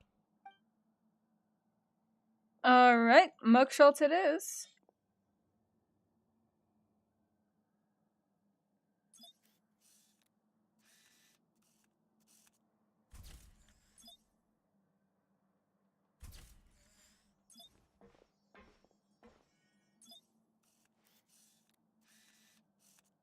I'm just casually striking a pose.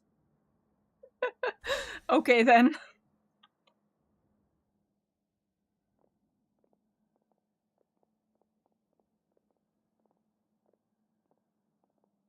And we're done.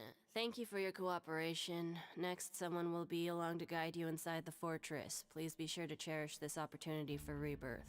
Huh? Rebirth? Isn't that a little much? We're only gonna be here for 45 days! You two are the new inmates, right? Follow me. Oh, okay. Paimon is Paimon and this is the Traveler. Everyone just sounds depressed. I mean, this is a prison, but... Save it. Not like I'll remember your names. Move it.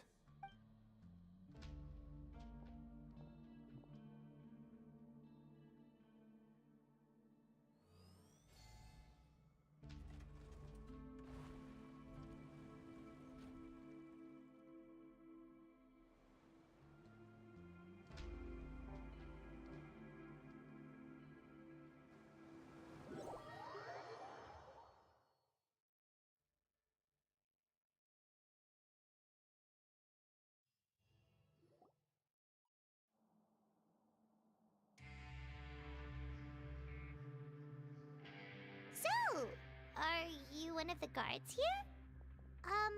Is there anything we should be careful of while we're here?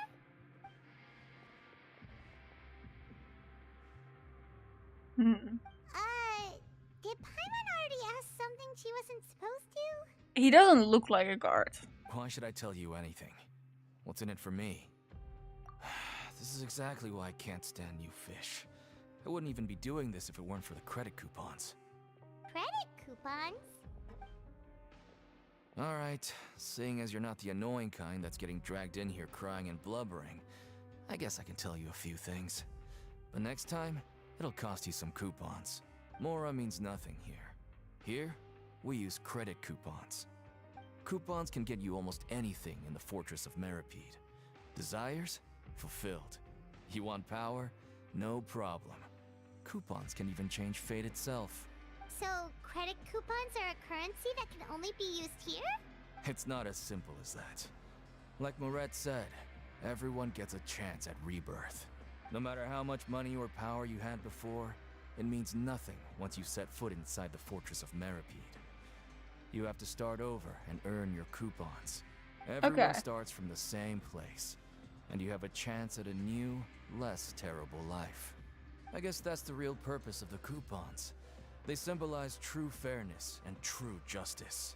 And this is also exactly why so many criminals choose not to return to the outside world, even after they've served their sentence. That's fair, I guess. Oh, so that's what the Fortress of Meripede is like. Huh. Paimon was under the impression that it'd be more like a prison. First 10 point, Gajin, nice. It certainly ain't all sunshine and roses here. She's a good support. It's also not the worst place to be. You'd better take a good look at the scenery now. It'll be the last chance you get for a while. After being away from the sunlight for so long, even the terrifying depths of the sea start to feel like home. It just stops feeling oppressive, you know? Oh, I'm actually an inmate like you two. Welcoming newcomers is a job I've picked up to earn some extra coupons.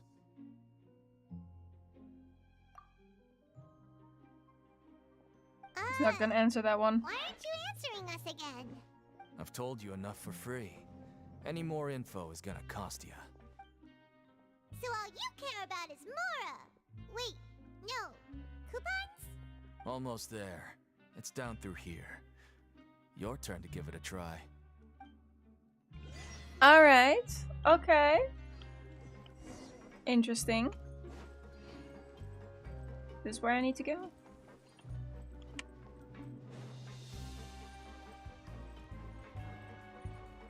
Okay, yep, this looks like an elevator.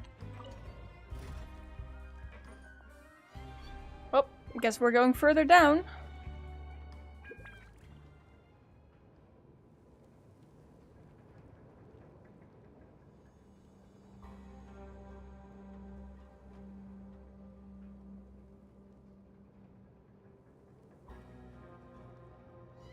Have you ever kept... So, we're going even deeper now?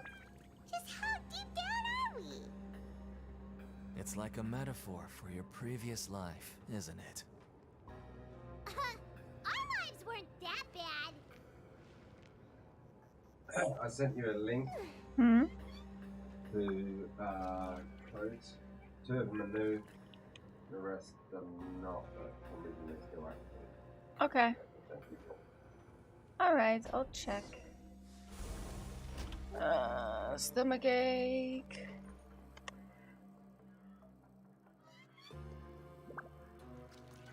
Okay. I'll redeem them probably after the stream.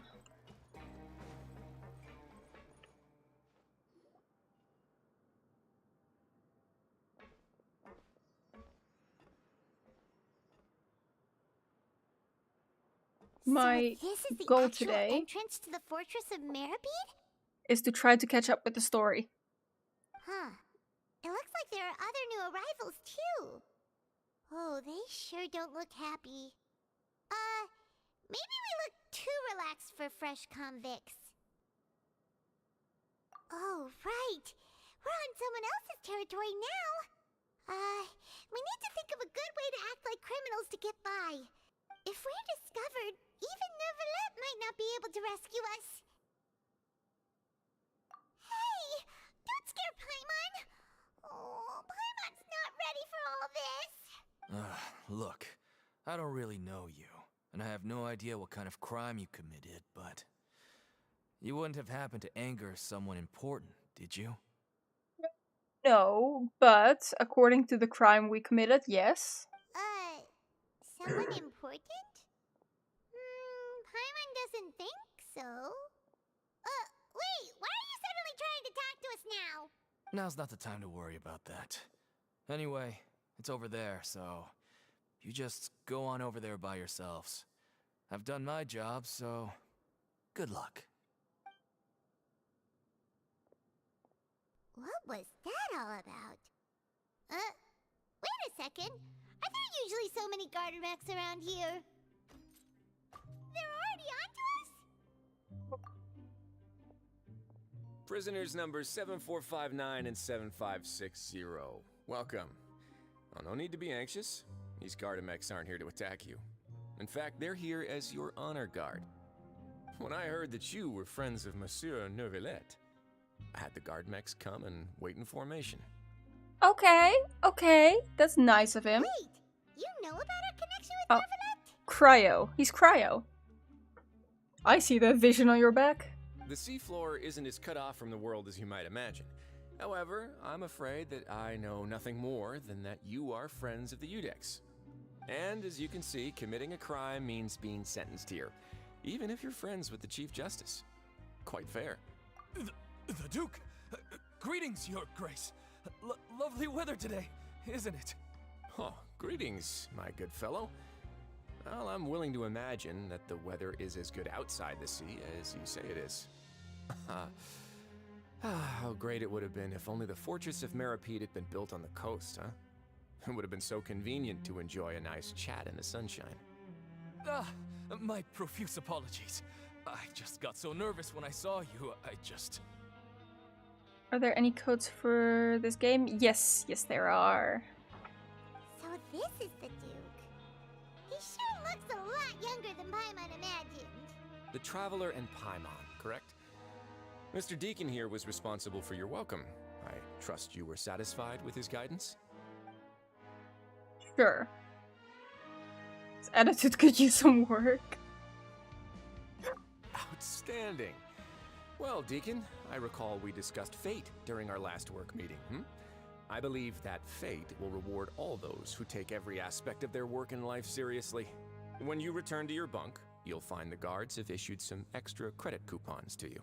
Oh, thank you. Thank you, Your Grace. Oh, and you too. I can't believe you gave me such praise. If you need anything in the future, anything. Please, come find me anytime. No credit coupons necessary. Good to build connections. Well, I believe that concludes the introductions. We've already taken enough time here. Deacon, if you would. Yes, Your Grace. I'll take my leave now. Please, follow me. To make you feel more welcome, I'll show you around the various facilities of the Fortress of Meripede. I hope it'll help you adjust to life here. He's going to personally give us a cure? Huh. Paimon can't figure out what this guy's thinking at all. No wonder Charlotte's so interested in him. He's one of those mysterious types. Alright, let's keep up with him. Right, we best be on our toes though. Oh, viewpoints.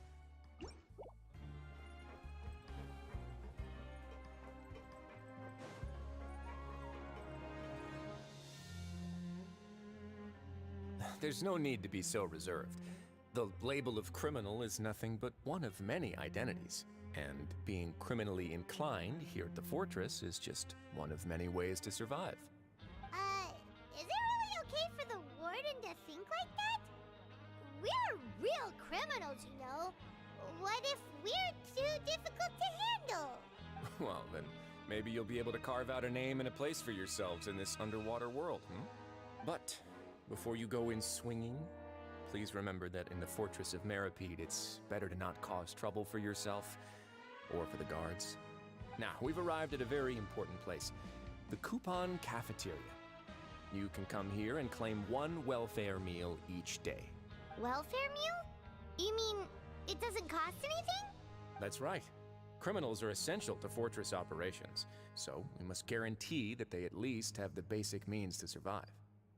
Okay, that's fair. That's not how it was. Back in the day, it cost you credit coupons just to get a cup of water here. Some sort of drug lord's fucking... please mind my monetization. I mind it, don't worry. For fish like you who just arrived with nothing, you'd have to go to work hungry until you earned enough coupons to eat. It was only after His Grace became the administrator that we got the free meal rule. Now everyone gets a square meal every day, even no-good slackers who've never picked up a wrench in their whole lives. Nobody starves to death here. In the Fortress of Meripede, credit coupons are the only currency, and everything must be purchased. In some sense, you could say using the coupons is a form of trade. But trade is always conducted by people. So if we want trade here to prosper, we need everyone to work hard and live their lives. If nobody could even afford a meal, then the whole fortress would be up in arms.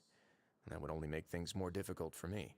Yeah, that makes sense. So, rather than saying that we're giving everyone a free meal here, you should say that everyone's hard work has improved the living conditions in the Fortress of Meripede. Your Grace's reasoning is correct, but what I said is also true. Whatever the case, hard work is rewarded here. You'd be hard-pressed to find anywhere else as fair and reasonable.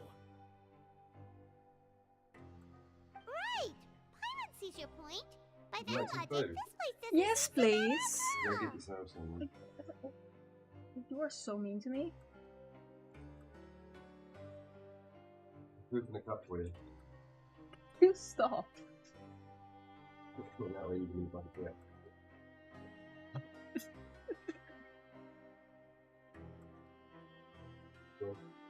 Get yourself something. Why are you being so mean to me? Thank you.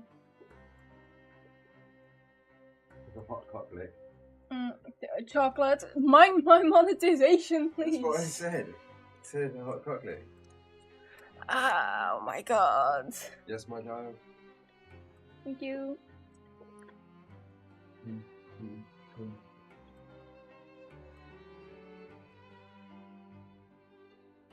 We got McDonald's, by the way. In case anyone's curious.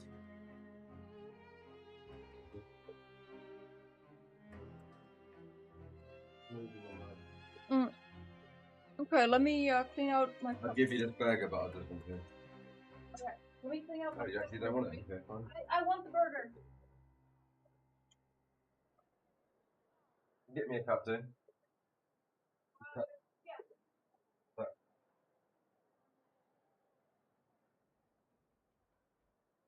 あれはまあ、死んでる。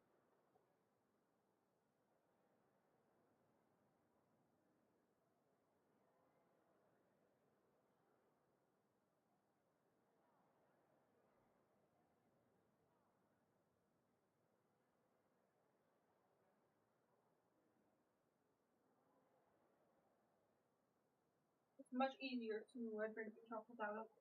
Drink my cup, mate. Has it got sugar in it? It should. Have you tested it? No, but it has every other time. No, not every other time. About 3 times in the past 20 times it's had sugar in it. It's fine.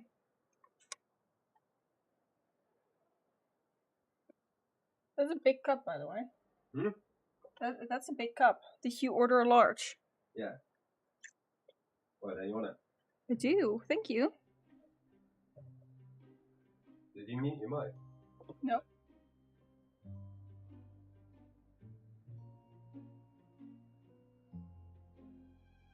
Well, it wasn't stirred, so...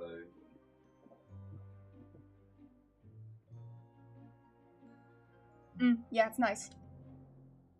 No, it's my really nice. Alright. I'll be eating as I play through this, just so you guys know. Don't eat while you stream. Oh, wait, no. We shouldn't drop our guard so quickly. But it seems the inmates really respect the Duke because of his attitude, right? We should still try to verify the truth with our own eyes. Let's continue this way.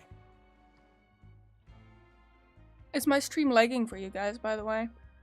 Because YouTube is saying that it's lagging.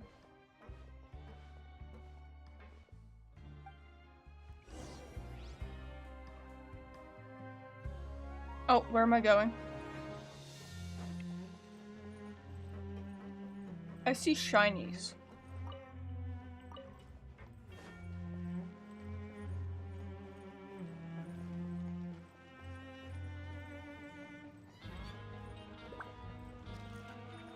No? Okay, good. This place is known as the Pancration Ring. Sometimes we have criminals who have more energy than they know what to do with. Their daily work alone isn't enough of an outlet for them. So, is that solitary confinement, or? So, instead of leaving them to their own devices, we've provided them with this dedicated venue. This way, nobody will get involved unless they want to be. Pancration matches? And you can earn extra coupons? Oh. What do you think, Traveler? Interested? It's a fighting ring. But I must warn you that your sentence will be extended if you fail to restrain yourself and end up seriously injuring or killing your opponent. So, did you set this place up too? No, actually. I just granted approval for the organizer to use this area to build the ring, and I collect a portion of the proceeds in return. Of course, the fees are also quite useful. Oh. Do you mind if we ask what they're used for? Sure. Ensuring personal safety, maintaining the arena, and resolving any conflicts that arise. Why? Are you interested in how to manage a pancration ring? Oh, no. Paimon was just wondering if that's how you paid for everyone's welfare meals. A reasonable guess. I see you have a talent for entrepreneurship. Oh, you hear that? Paimon has a talent! So we can start a business here? Well, I think you're getting ahead of yourself right now. That is something you can discuss between yourselves later. Let's move on for now.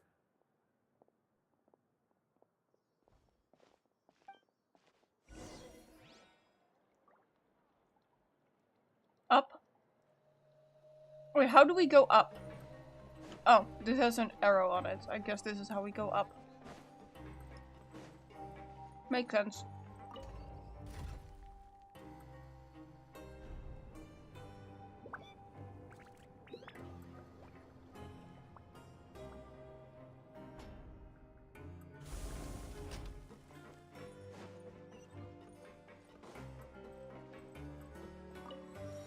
Oh, teleport waypoints. I knew it. I can just teleport out of here.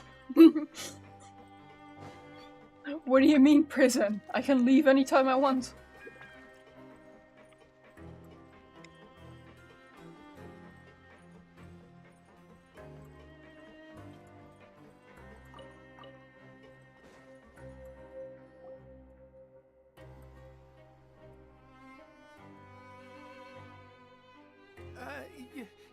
Your Grace. Good morning. I mean, good afternoon.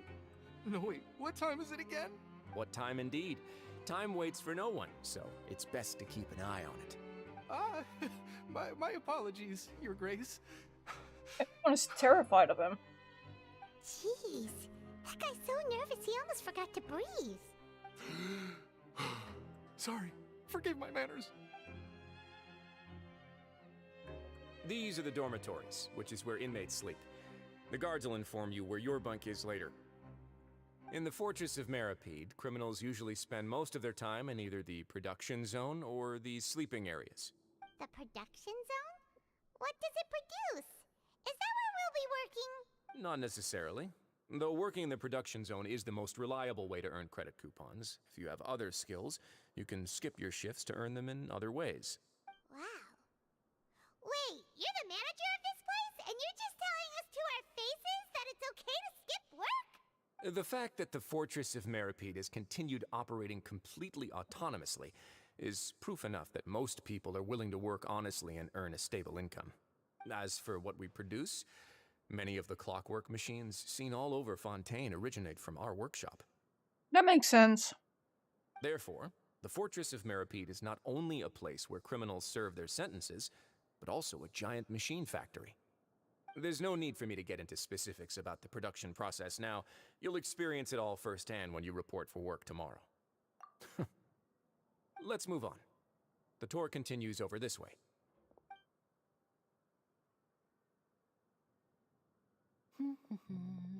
Linny, what are you doing in prison? Did you get bacon in yours? I don't know, I haven't touched the burger yet. I didn't. It means I didn't get bacon in it. I paid extra for bacon. Oh, you really scared me there. I didn't expect to see you here, Your Grace. I thought maybe I was so tired from work that I was starting to see things. The only thing you should be seeing is the work in front of you. Stay focused and keep up the pace. Oh? Is something the matter? It's nothing. Paimon's just worried about how hard we'll have to work tomorrow. Yeah, what is Linny doing here?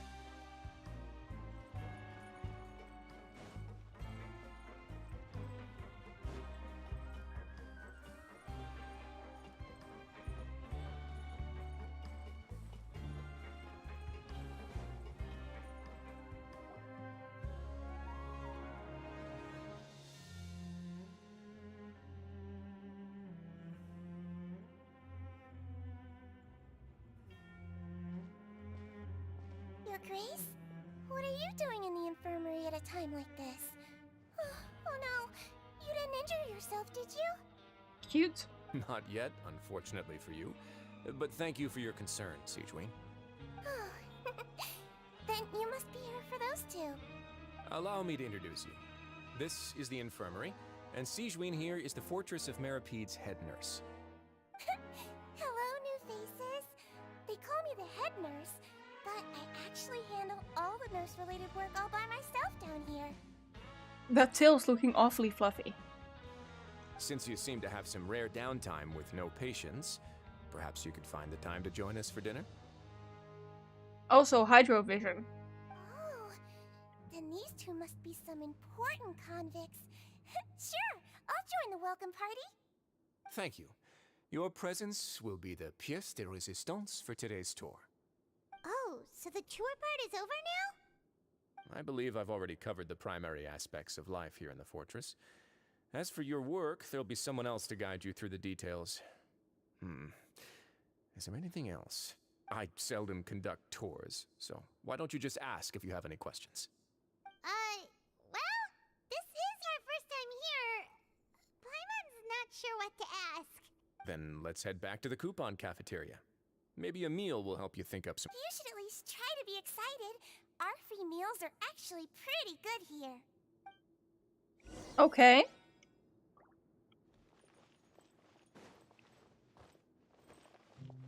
So this is the nurse's office. Got it. I see shiny.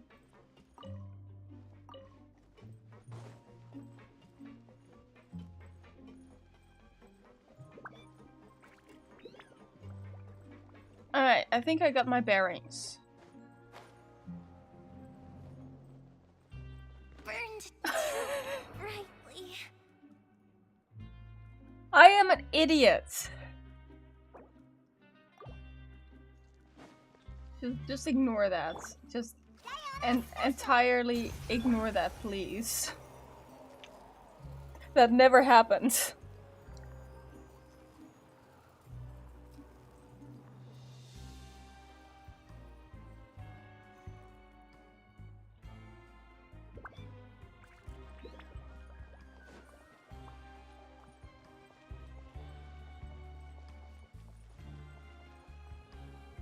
Alright. Good as new, nothing happened. What do you think of the food? Does it meet your expectations? Wow, it looks delicious! Nivelet made it sound like living conditions in the Fortress of Meripede wasn't very good. Who would have guessed that criminals get to eat tasty food like this every day? Oh, isn't that the meal box that only super lucky people manage to draw? Seems like you two are quite fortunate. The meals are gacha? It actually has nothing to do with luck in this case. I had a word with Walsey, so you didn't have to draw lots like everyone else. Oh, you mean the meals are random? Yes, what you get to eat depends completely on your luck. You could say that it's a distasteful little game that Chef Walsey likes to play here in the cafeteria. Gacha sure is distasteful. I knew it! If criminals got to eat tasty food like this every meal, the crime rate in Fontaine would skyrocket for sure! Excuse me, did I hear you mention Nervulette just now? I've been wondering how he's doing. Is he busy with work? Has he been taking care of his health? He seems healthy no matter how you look at him, but he works so hard all the time, so it must be really tiring. Sounds like he hasn't changed a bit. Looks like you can stop worrying so much, Sigewinne. Oh, that's good. But I still feel like it's been too long since I've heard any news about him. No news is good news. Maybe next time I've got something to discuss with him, I can invite you to accompany us.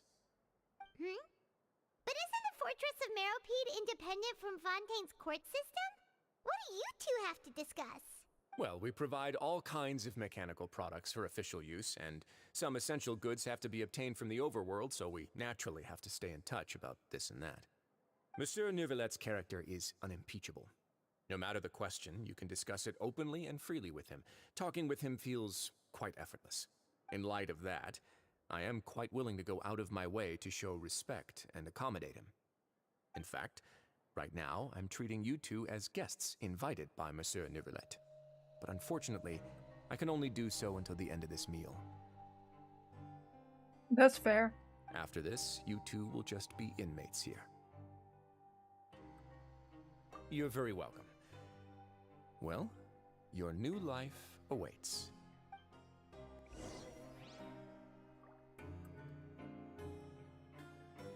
Alrighty then.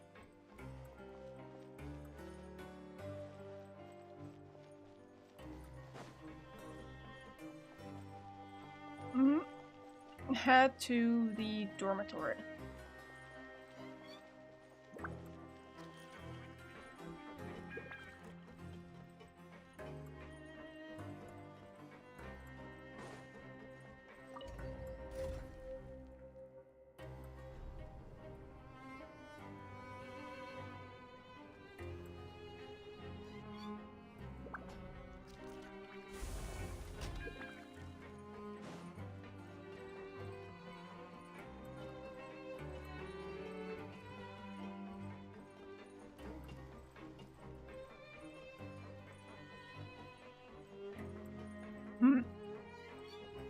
I'm still just playing this while eating, by the way. Sorry.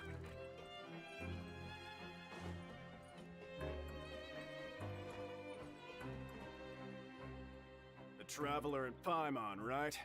Listen up. As new inmates, the only thing you need to worry about is what to do and when to do it. Don't make any extra trouble for yourself. Your bunks are right over there.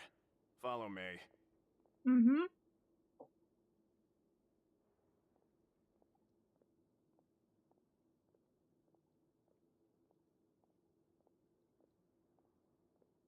So this is where we'll be sleeping from now on.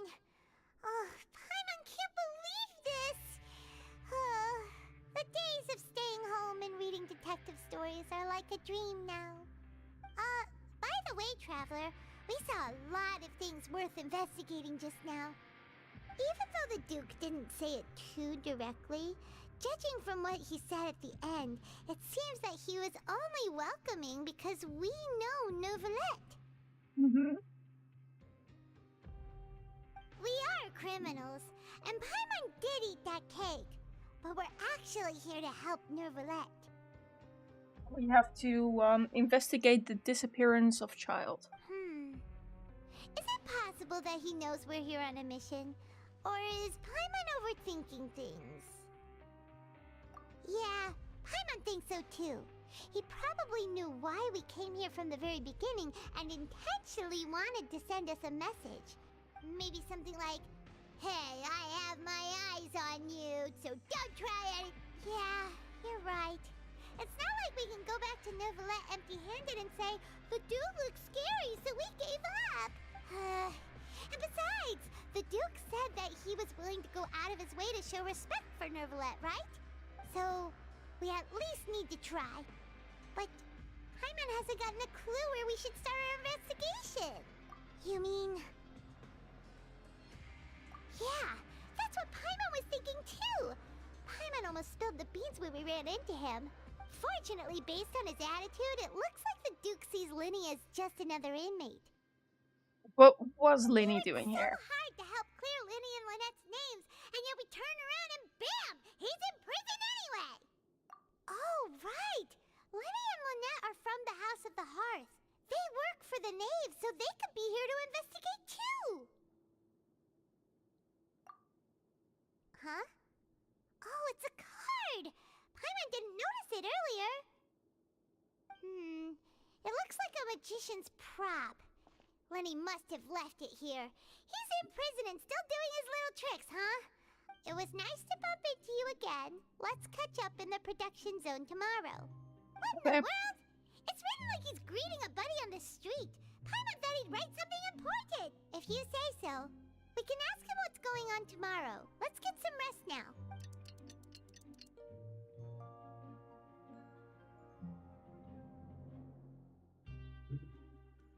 Hey, you're finally awake! Well, it's Paimon's first day as a prisoner. Last night, Paimon dreamed about getting interrogated by the guards until Paimon told them everything and then... Hey, come on! It's just a dream, okay? Paimon wouldn't really squeal. Hey, lazy He would. bones. She totally would. would. What are you still doing here? If you don't want to starve, then get yourselves over to the production zone. Sorry! We're going...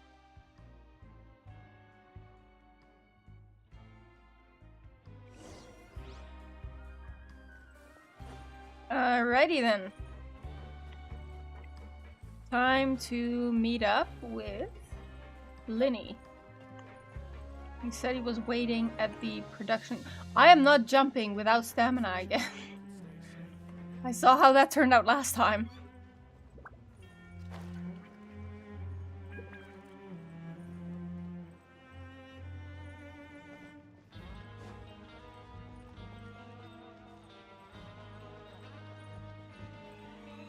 Wait, it's up? How? It says it's down.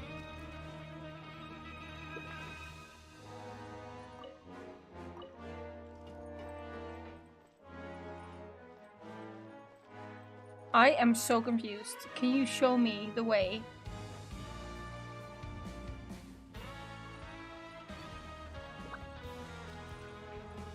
Oh, there's the elevator down. Got it.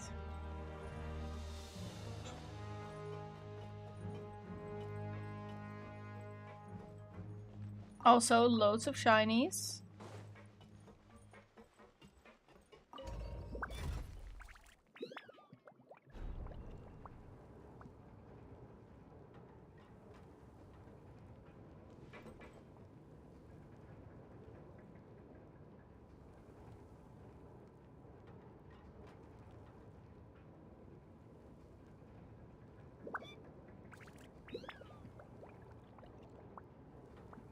This is quite a ways down.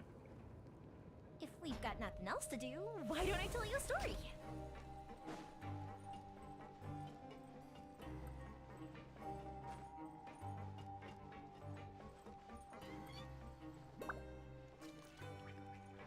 Wait, this is where the Gardamex are made? Okay.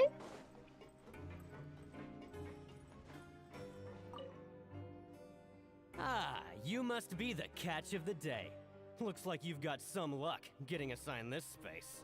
Yep, we just arrived yesterday. Don't interrupt me when I'm speaking. Sheesh. Yes, sir. Listen carefully to my instructions. I don't want any mishaps. Every machine here is worth more than the both of you. Working around these machines can be very dangerous. Do your job well, and you can eat in the cafeteria after your shift. Get sloppy, and you dine in the infirmary. Anyway, the Fortress of Meropee doesn't want to lose a single one of its machines. And it also doesn't want to waste the production potential of any inmate. You got that? Got it.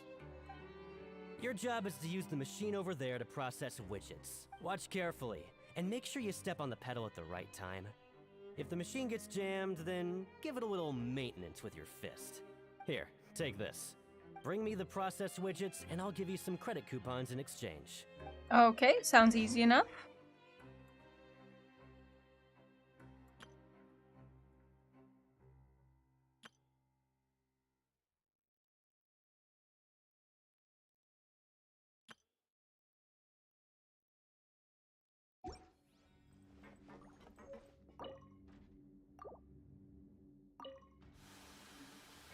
Once the widget is hot enough to glow, jump to step on the pedal and hit the widget. So if the machine gets jammed, you just need to attack it to fix the problem.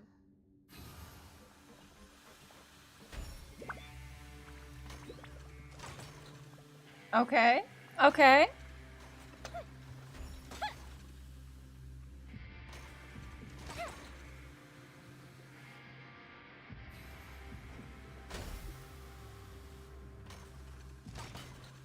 I mean, this is not very eventful, but that's okay.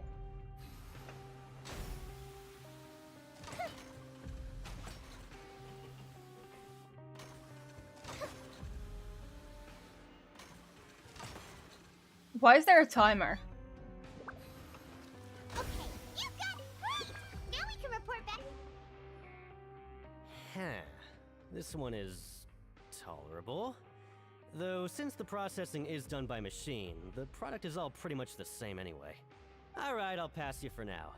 And we'll count up how many credit coupons you've earned.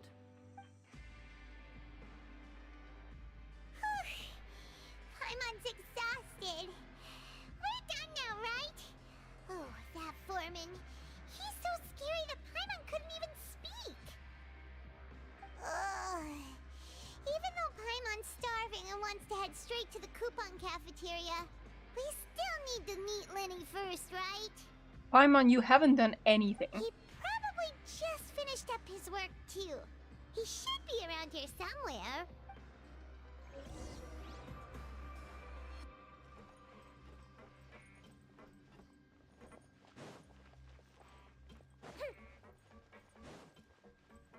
Look for Lenny in the area. Lenny? Mr. Magician? Where I see are shinies. you? Oh, this had better not be some disappearing act. Doesn't seem to be around here. Let's try looking somewhere else.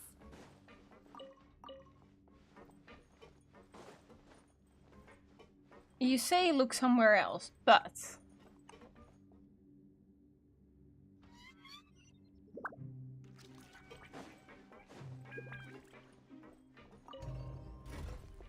Alright, we're going up.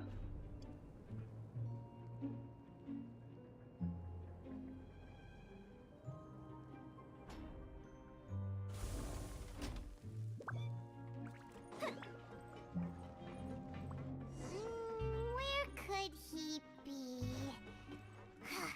Did he decide to slack off and sleep the day away?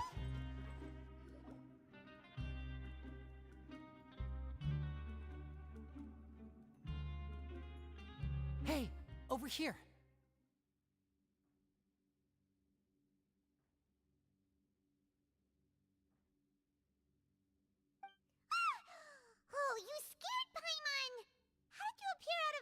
like that! Oh? You scare so easily now? Is there something worrying you these days?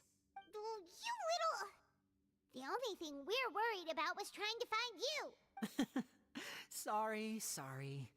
Come over here and keep it down.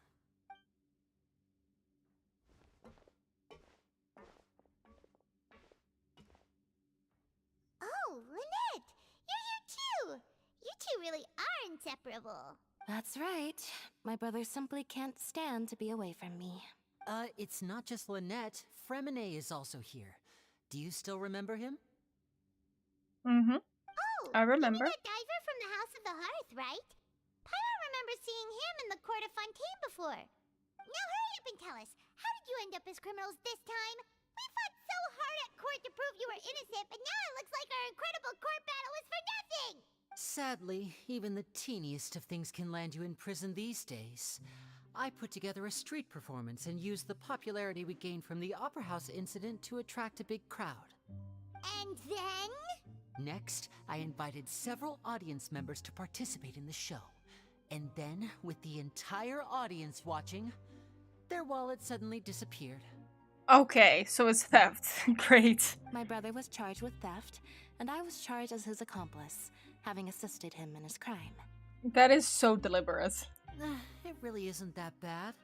The missing wallets are all in the leftmost drawer of the Maison Gardiennage's big filing cabinet. We just need to see how long it takes to discover them. Yep, we should be released then. In terms of the magic trick itself, I think the performance went perfectly. Leave it to Lenny to magic himself into prison. Indeed. Last time I hid my identity from you, I promised that I'd tell you absolutely everything if you were angry about it. No more secrets. So I don't plan on keeping anything from you this time either. At the moment, the House of the Hearth's interests don't conflict with yours at all. We were instructed by the father of our house, the Knave, to come here and conduct an investigation. Told you so! See? Paimon guessed right! As for what we're investigating, perhaps you haven't heard, but the fortress of Meropide hides a secret. Oh? Some even say that the entire fortress exists just to protect it. What is it? The House of the Hearth has been investigating this for a very long time, trying to uncover its mysteries. But recently, all of our informants, including the ones that had infiltrated the guards, suddenly vanished and have not been heard from since. We believe that this is a direct provocation, and it's the reason why we came here. Father has somehow managed to confirm that Focalors does not have Fontaine's gnosis. That makes sense. That makes so much sense. Farina does not have a gnosis. Momo fell asleep while stretching. Oh, really? Oh my god, that's so cute. How did she manage to learn information that important? Father has her ways.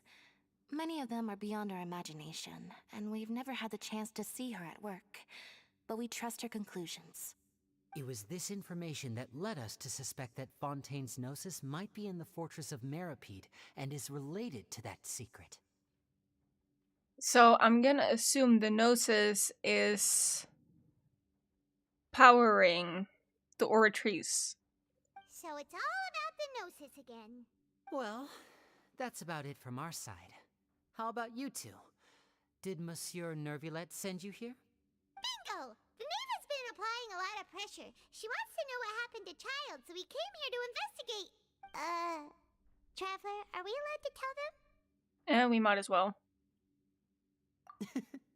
You don't need to worry too much about that. She's just asking for a report on Master Child's predicament as a means of pressuring you.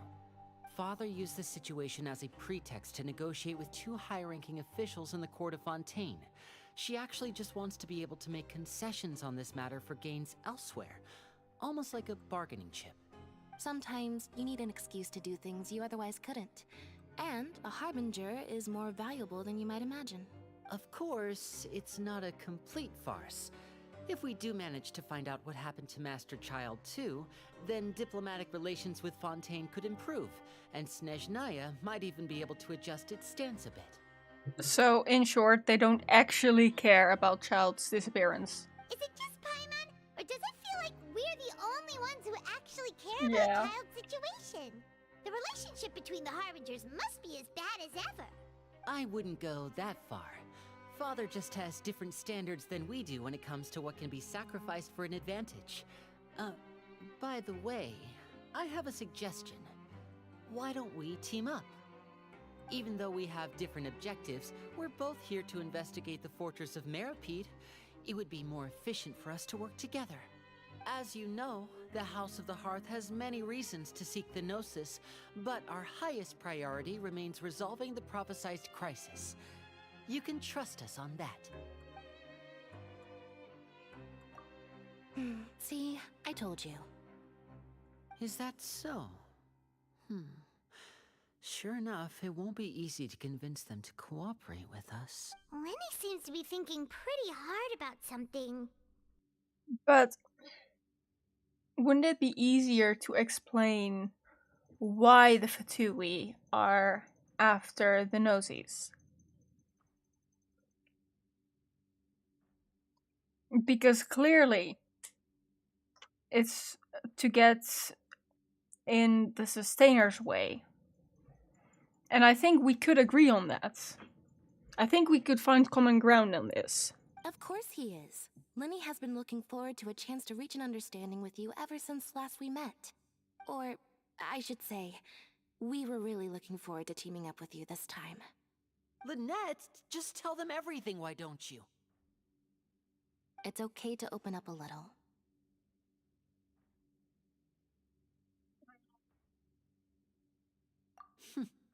Very prudent of you, and consistent with your behavior since we first met. That's reasonable enough, and I agreed to cooperate on these terms as well. I was prepared for the worst, but you were actually more agreeable than I anticipated. All right then, there's no time to lose. I have some information to share, so listen carefully. Since Lynette and I arrived here, our investigation uncovered the fact that the Fortress of Meripede has a forbidden zone. Most people just clammed up and wouldn't talk, but after asking the right questions, we were able to confirm the existence of the Forbidden Zone from the guards. Oh? You should be aware of that while you're investigating. A forbidden zone? Could that be where Child disappeared to? You're right, we'll definitely keep that in mind. Good. That's the most suspicious thing about the fortress that we know of so far. We have a few other unanswered questions, and we'll be investigating those as quickly as we can. Anyway, I hope you find our information useful at least. Oh, look at the time. You two must be hungry. You should go to the coupon cafeteria and get something to eat. I'll use my cards to get in touch with you again in the future. Sounds good. That's just what Paimon wanted to hear. Paimon's starving after all that work today. We can talk more about the investigation later. Let's go get some grub.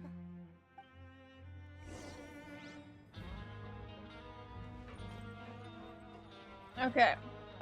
It says go up. Me who absolutely does not remember where the elevator is. Okay. Wait, that's down. We can go further down than... Okay. Oh yeah, of course we can. Dumb. Yeah, we need to go up.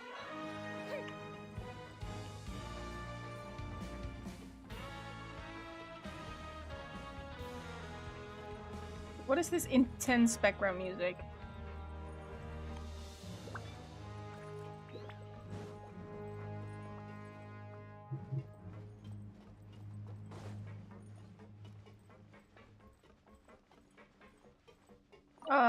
I think I might be lost. I don't remember where the elevator was to go up.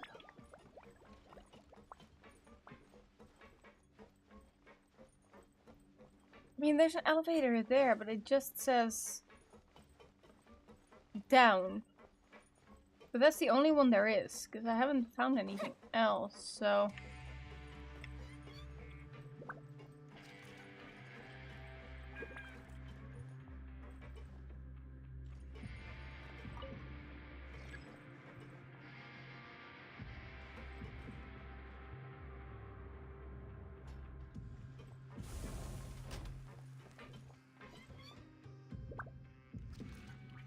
Production zone lower level, but how do I get up?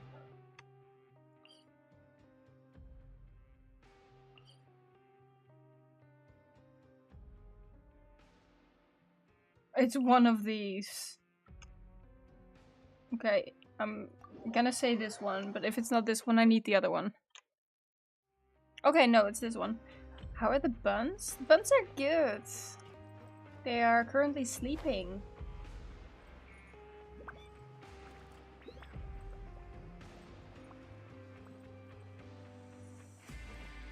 They usually sleep either in the middle of the floor or under the table. Oh, he wasn't kidding. Today's meal is nowhere near as good as last time.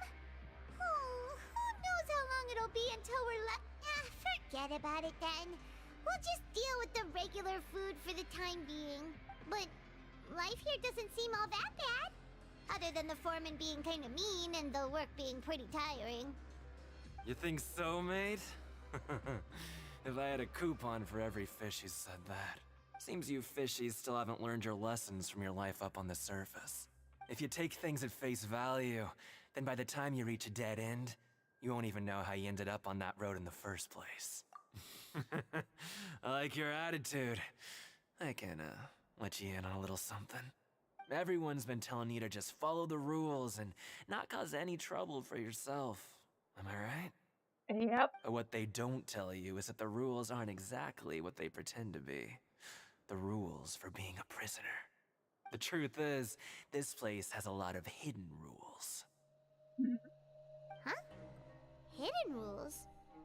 What do you mean? Not everyone knows about those rules, but whether you know them or not, once you break one, you might encounter something even worse than death.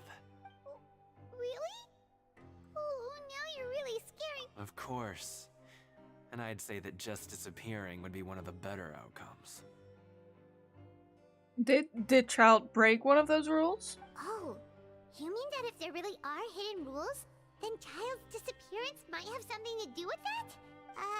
In that case, would you tell us some hidden rules? We definitely want to avoid breaking them. Come on, mate. This is valuable information. The difference between... Paimon understands, but we don't have many credit coupons yet. Yeah, I know. Not like I'm going anywhere. Just come talk to me after you've saved enough. Does that mean we have to go fight in the arena? And earn some coupons? Moreover, you're new fish. Freshly caught. And completely out of your element. What'd be the point in even telling you anything before you've gotten a handle on your new lives? I'm usually around the rag and bone shop. Just call me V-Doc. Bye-bye now. He left. Just like that. Huh. Do you think he's just trying to scare us into buying fake information from him? Yeah. It might be a good place to start in our investigation. I'm still eating, by the way. I'm sorry. Rules, huh? But, like he said, we don't have any coupons, and we're still not familiar with this place. Oh, there's nothing we can do about it now. Ah, we were so busy talking, we almost forgot to eat. Even if it's not the best, it's probably better while it's warm. Come on, dig in before it gets cold.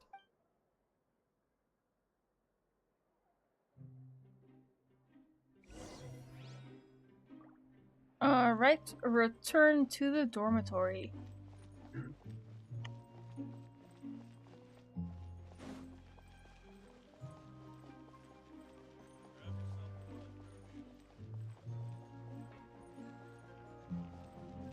Oh, shinies.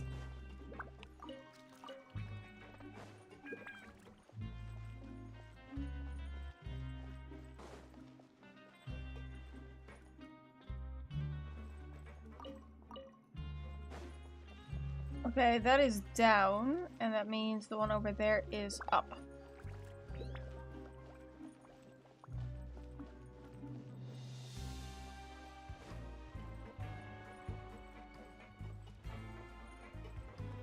Wait, did we have to go up? Or is it just over here? Because I get so confused. No, it was up. Okay. It is. It is. I've just been taking small bites out of it. Just here and there.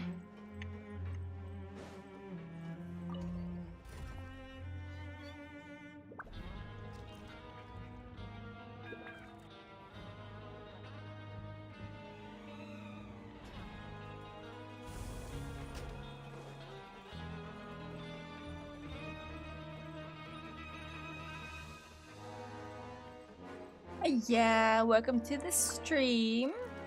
Don't mind me. I'm just going through Fontaine's story right now, and I am eating during cutscenes. It is past lunchtime.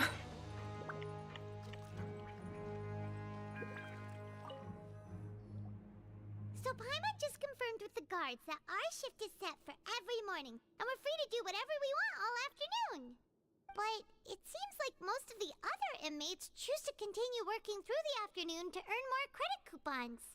Oh, and they also said that you can use coupons to skip work in the morning and free up your time.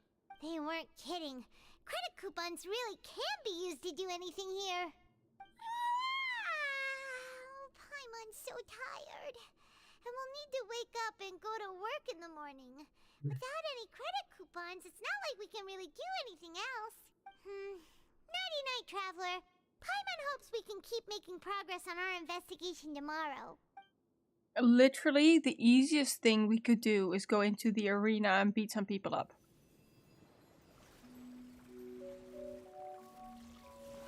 Okay, yeah, that's Child's vision, right? That we still have.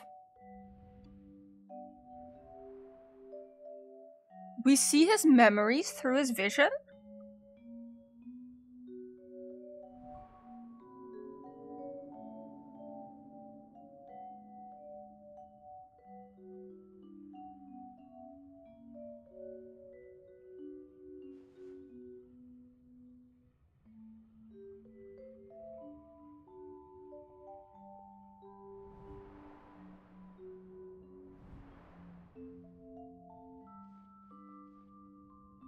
Okay, this is the fighting ring. Right.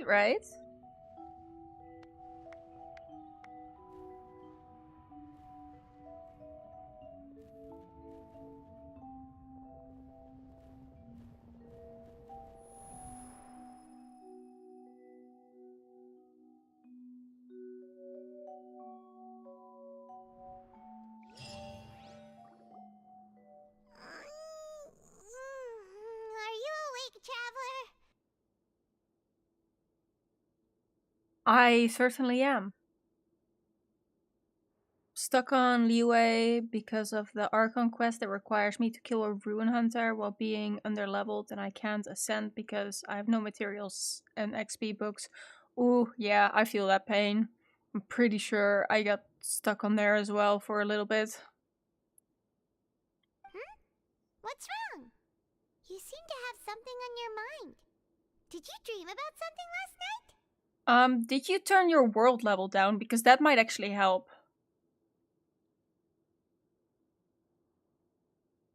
Is that even possible? Unless it wasn't an ordinary dream? Astute observation, Paimon. Truly, genius. Child's vision! So you had it with you this whole time?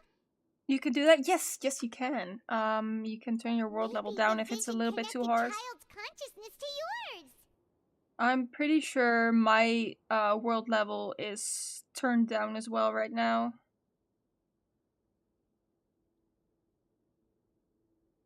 And our investigation has its first major breakthrough!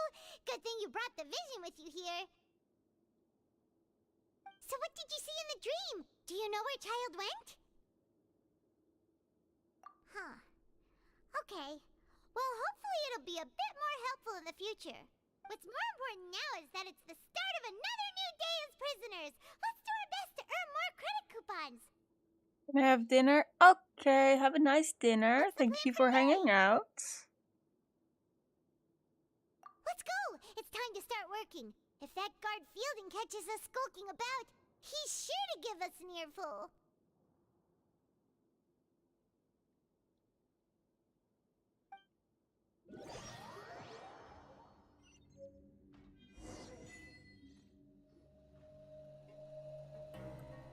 Look who decided to show up. Get your butts in gear and get to work. Time's a-wasting. Good, here you go. Remember to give me the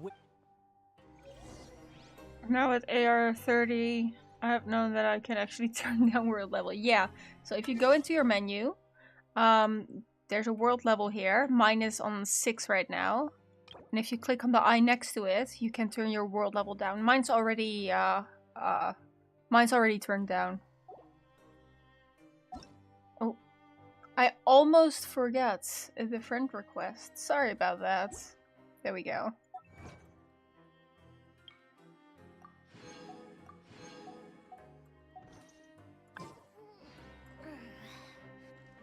Alright, let's do the mini game again, I suppose. You're helpful? No problem, no problem.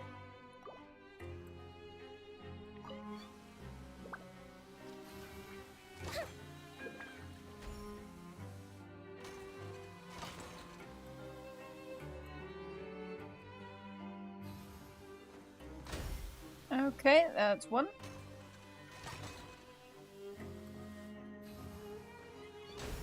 That's two.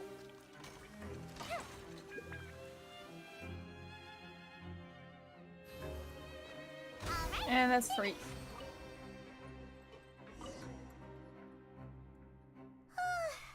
Paimon's beat. But after so many shifts, it seems we're really Hey there, fellow shift mates. I saw you finished your work, so I thought I'd come over and say hi. Hello, what do you need? Oh, hey there! We've seen you before. Your assigned workspace is really close, isn't it? That's right. The name's Rowan. This past few days, I couldn't help but notice the new faces working nearby. I guess we were destined to meet. I've been working here for almost 15 years. 15 Even the years? foreman Grainville always calls me Chief. What did you do to be in prison for 15 years, sir? Whoa, you've been working here a long time, Chief. If there's anything you'd like to know, just ask me. I know the work here in the production zone better than the back of my hand. I like night streams, the people are chill. It is currently 3 PM for me. But yeah, time zones do be like that. Alright, Chief, we'll be sure to come to you first. Did you just ask about the rules? Pretty sharp for newcomers. You've already heard about the rules, huh? Who'd you hear it from? Alright. Seeing as I'm the one who came over here, you're already calling me Chief. I guess I can tell you a little. Truth is, you two keep working like this, you might be putting yourselves in danger. Wait, what? Huh? Wait, there's even a rule about that? What would have happened if you never told us about this? Well, it's usually not that easy to break one on accident. The conditions of the hidden rules are usually pretty specific. But once you do break one, bad things happen. If you work continuously in the production zone for 3 days, and if all you do besides eating and sleeping is just work,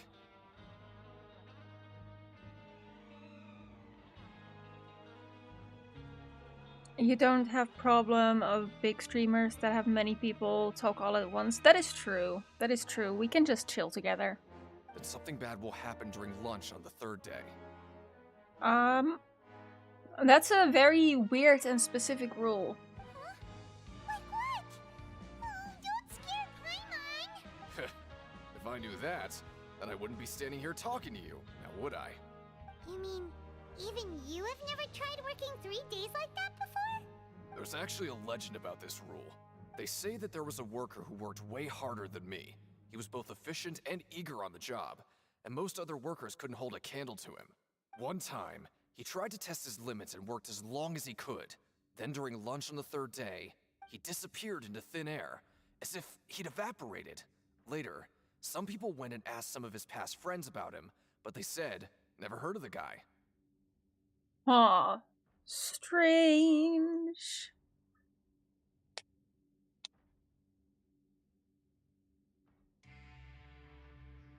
I have a suspicion that Paimon is the sustainer of the heavenly principle, using the theory that the 7 elements originated from one element. I mean, she's not the sustainer, but you're close. You're close.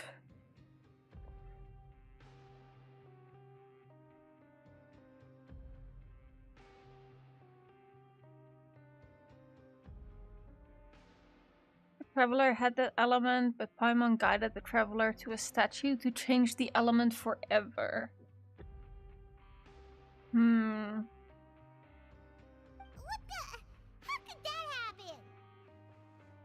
It's an interesting theory.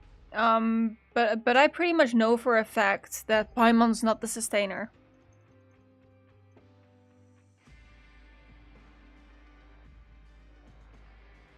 Unfortunately, we were assigned different production zones.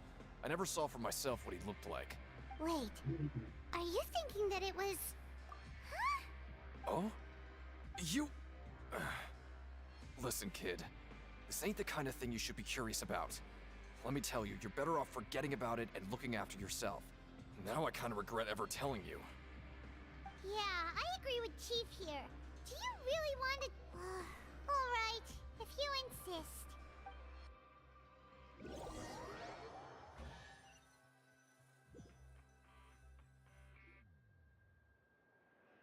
Whoa! Isn't this the super lucky meal? Looks like hard work really does get rewarded. Credit coupons for use during investigation, 800. Okay. Paimon's gonna take her time and savor every bite. What would you like to do this afternoon? Work.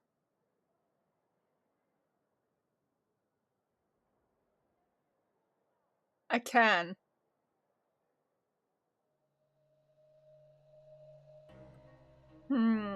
Although, I would like to fight in the ring as well.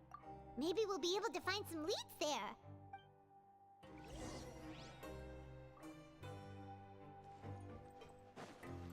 Okay, let's go to the fighting ring.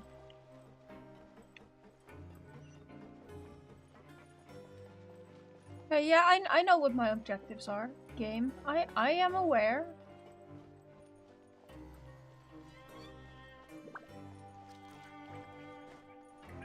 Is it weird that I've already unlocked all the regions except Inazuma while still in the UA? No, that's not weird. Yeah, Inazuma is easiest to get to through story. You're still streaming? I am still streaming. I want coffee. Fair. Honestly, fair.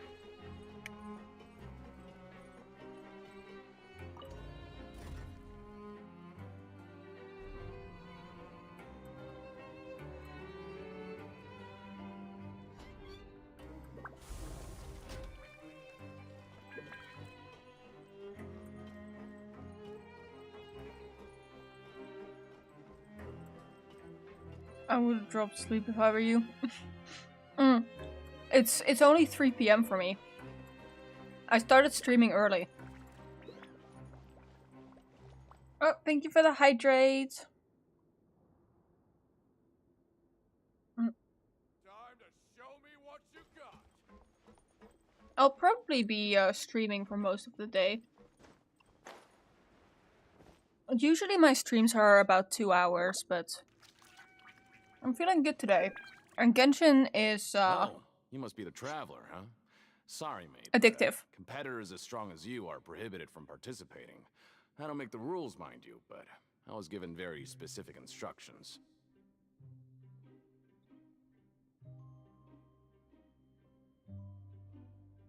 Just want a different element traveler, that's why I asked my friend to guide me to Sumeru. That's fair. 5 hours. I did an 11-hour stream once. I don't think I'll go that far, though. Even convicts value their lives, don't they? I hope you can understand.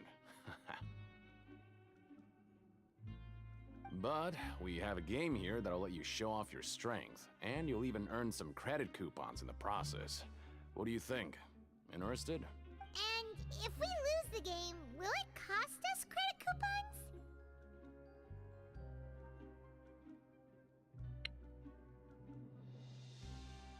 When do you stream usually? Usually between 9 and 10 a.m. Which was, yeah, about 5 hours ago.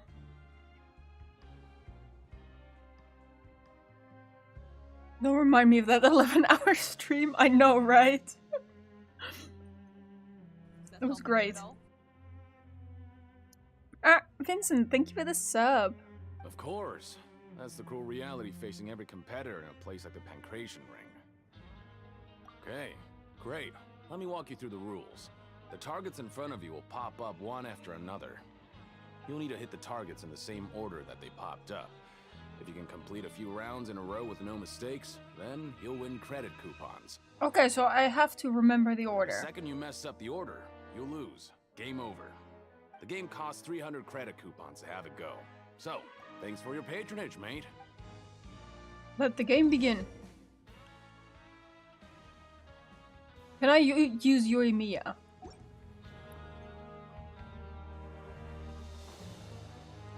Yeah, I should probably use Bennett. Okay, do your best to hit the targets, just like Colin said.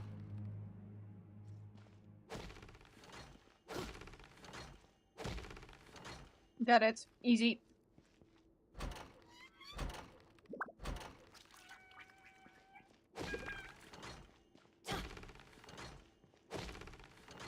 Got it. Easy. 1, 2, 3.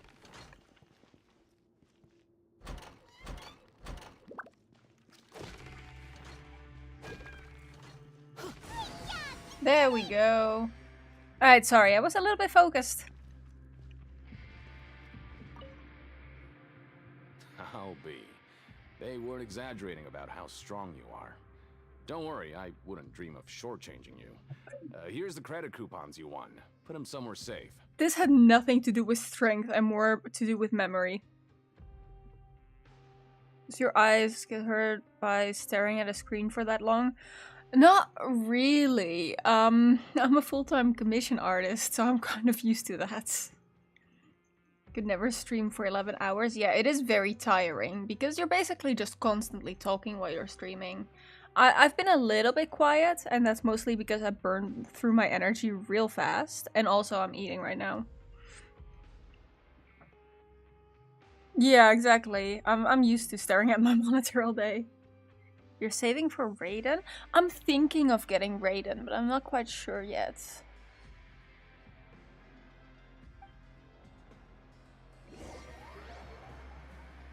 Lucky we were in VC for most of that 11 hours, I believe.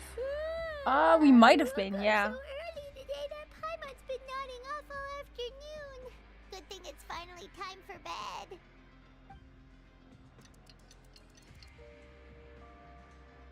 All I remember is that RNG is a lie. Maybe we can make some progress in our investigation today. What do you have planned for us? Complete the quest stage objectives. Okay. Let's go. Okay, we can do that. I got tempted by Ayaka's banner, so I pulled and got Kaching at pity 70. Get your butts in gear and get to work. Time's a-wasted. I actually won the 50-50 on Ayaka, so I have her now. I don't have Kaching yet, though. Hiya, welcome to the stream. Wish I was Paimon, no work, always floating. Fair.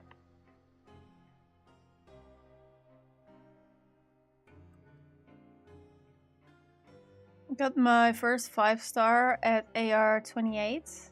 Got mine at 36. Was Ayaka during 2.6. 33 pity, 150-50. Nice. I don't actually remember when I got my first 5-star. It must have been quite a while ago, though.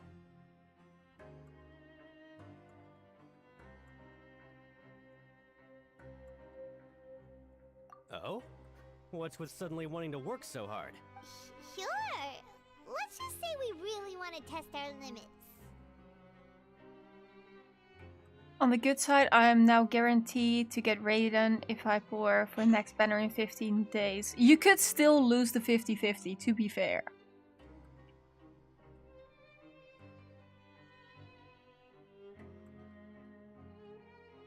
Got mine at AR28 as Hu Tao. Nice. I don't have Hu Tao yet either.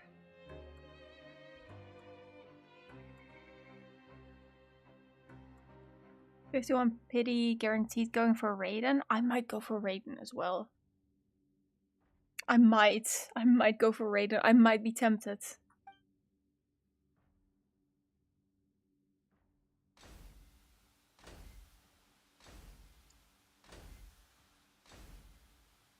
Nice! We did well today. Let's keep it up!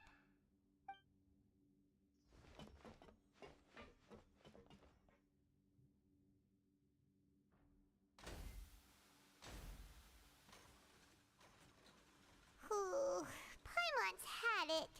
Who knew that processing these widgets would be so tiring? Probably the only reason I'm going for Raiden is because her burst. Yeah, Raiden seems pretty strong.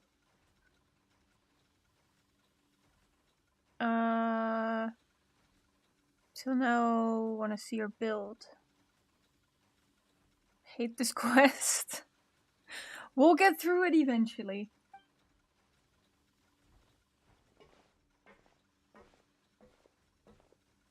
Yee.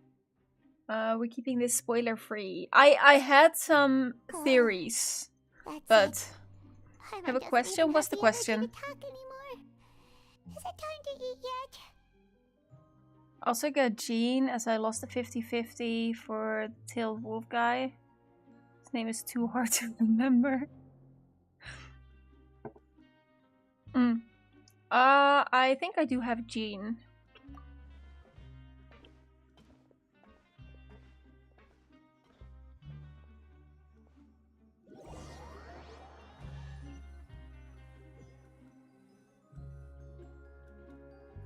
Oh, Paimon's exhausted. It's just work, work, and more work. Paimon's little body can't handle this much longer.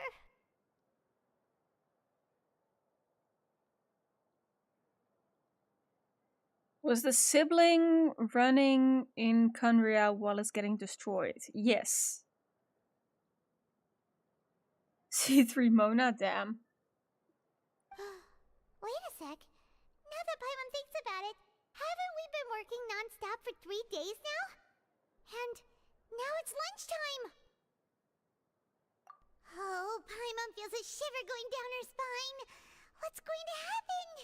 But it doesn't seem like anything's changed at all. And we made it to the coupon cafeteria safely.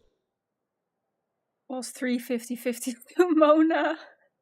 Oh no. Are the so-called hidden rules only a rumor after all? Well, there's no use to just guessing all day. Paimon's stomach has been grumbling the whole time. Let's just eat already. So the sibling knows what happened to Conria and is telling the truth. Yes. You find out a bit more about this in the underground area. Off to sleep. Okay, have a good night. Thank you for hanging out. Wait, what? What in the world is this? What's with Paimon's food? And yours is the same. Is this stuff meat? But it looks and feels so bizarre. What kind of what do you think is going on? Is this the bad thing that Rowan was talking about?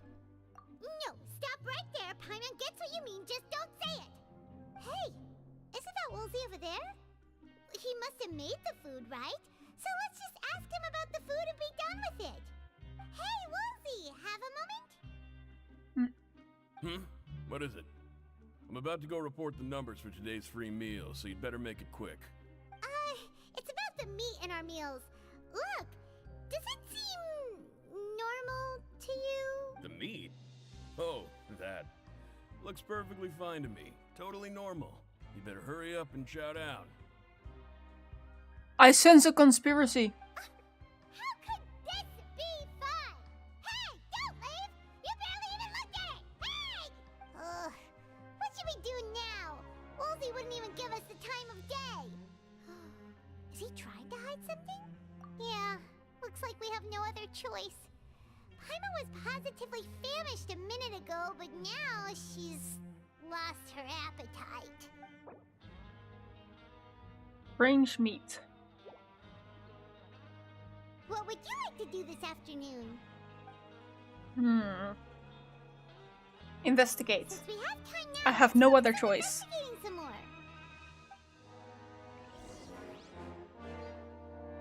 Alright.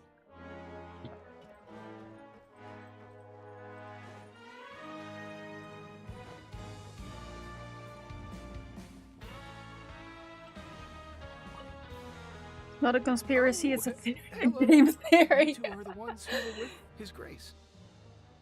No need to be so nervous.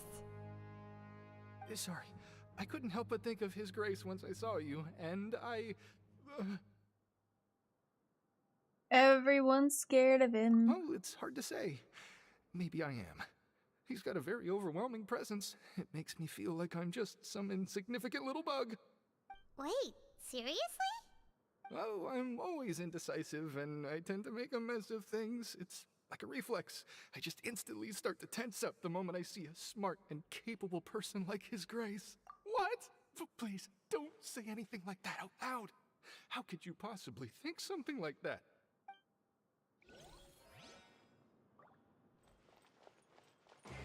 Alright, we have to investigate. Apparently we're going up.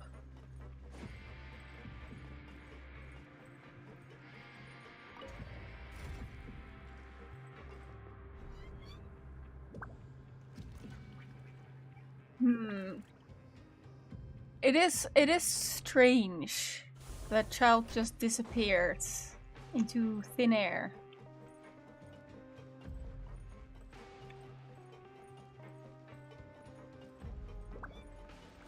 It's apparently got something to do with the Forbidden Zone, but I wouldn't rule out the possibility that he got pulled back into the abyss.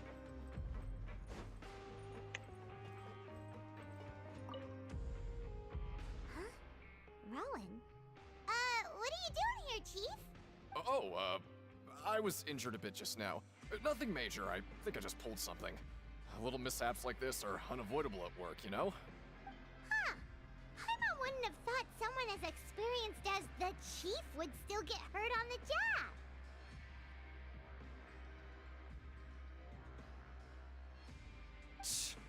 I just knew you would say that. This is pretty embarrassing. Where's Siegeween when you need her anyway? The one time I need to make a quick trip to the infirmary. The nurse is gone? Oh, you mean she wasn't in the infirmary? Yeah. The rumors say that there's never anybody in the infirmary in the half hour before lunch, and nobody knows where Siegeween gets off to. Strange. Huh.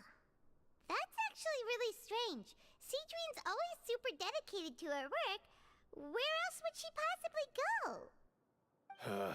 Forget it. I can take care of a small sprain like this on my own anyway. No need to trouble her. It is a mystery indeed. Oh, hi, Lynette. Oh, wonderful. I was worried that you'd be busy trying to earn credit coupons all the time, but it seems like you haven't neglected your investigation work after all. Paimon likes having more coupons, but no one wants to work all the time. Have you also been investigating the area, Lynette? No, I was just slacking off, and you happened to catch me. My brother is still obsessed with anything remotely related to the Forbidden Zone. But knowing him, it won't be long before we get more leads. Oh, before I forget, this is for you. Huh? Credit coupons? Why are you giving us these? I've been here longer than you, so credit coupons aren't a resource in particularly short supply.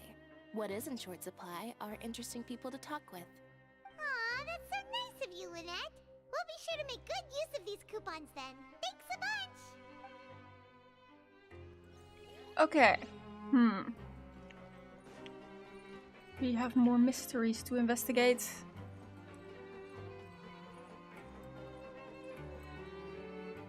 Hey, look! There's something here! Looks like a research notebook. Conveniently left on the floor. That suspicious guy peeking into the infirmary just now. Is he a fan of Seedwing? He must have dropped this. Let Paimon read it real quick. The Melusine perceive the world very differently from humans.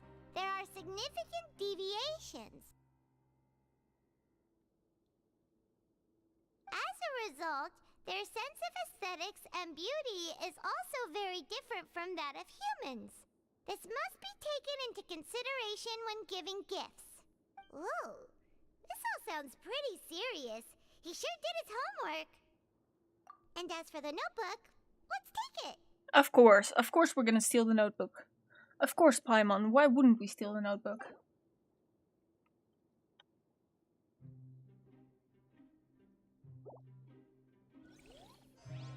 Why did you say it like that? I don't know. Okay, where do you want me to go? Down? I can go. Okay, let's not jump without stamina this time. I know what's gonna happen if I try that. Up and away. Right. I can't go down from here. I'll have to take the elevator. That's fine.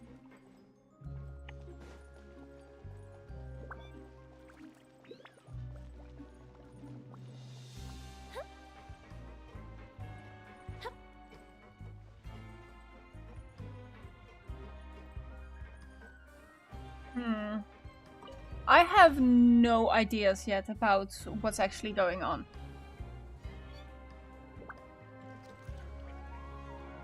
I would assume it has something to do with the Forbidden Zone, but...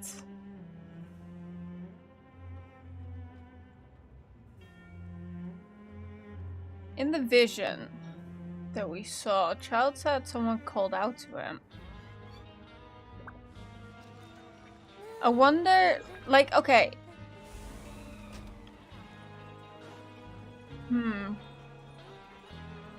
If it was Skirk, then that just means he got pulled into the abyss again. But otherwise, I have no idea. Hey, it's the Traveler and Paimon.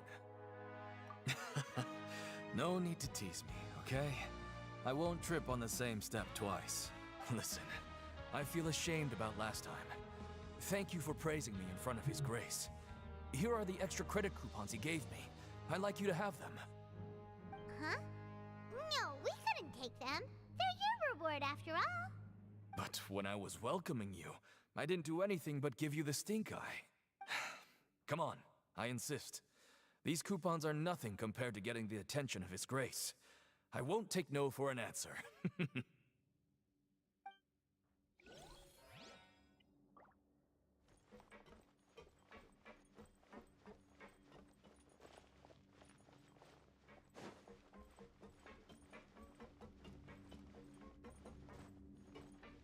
I don't know how everything connects yet. Oh, hi. What are you doing down here? Aren't you supposed to be in the infirmary? What are you doing in the production zone? Hello, Traveler. Paimon. Everyone's usually busy around now, and we don't have any patients to look after in the infirmary. I thought I'd come here and enjoy the sight of everyone hard at work. Enjoy? What's there to enjoy here? It's really worth watching. I often stand here and observe everyone. Humans are just so interesting and adorable. I like to watch your expressions while you work. Are you talking about pets or people? Oh, I can see why you think that, but you shouldn't jump to conclusions. See, we Melusines are a different species, and we see the world very differently from humans. It's very easy for me to observe everyone's condition. All it takes is one look, and I can tell which workers are exhausted. Wait, Melazines can see that? Huh. That does sound useful for being a nurse. Yes, running around tending to everyone's health is very fulfilling. But I'd much prefer it if you're all happy and free from exhaustion and pain in the first place. Take care of your body, make sure you eat well. Always rest when you're tired from work, and don't push yourself too hard. We'll definitely take care of ourselves. Thanks for the reminder. Okay.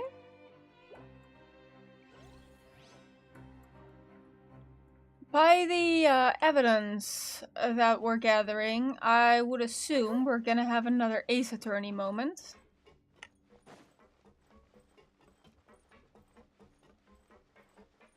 Okay, that's up.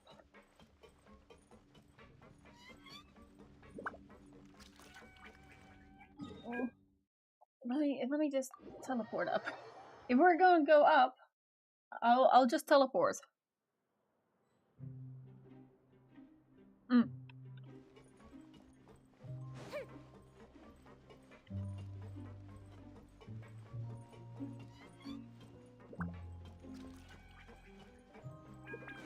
I got about halfway through my burger, by the way. For reference.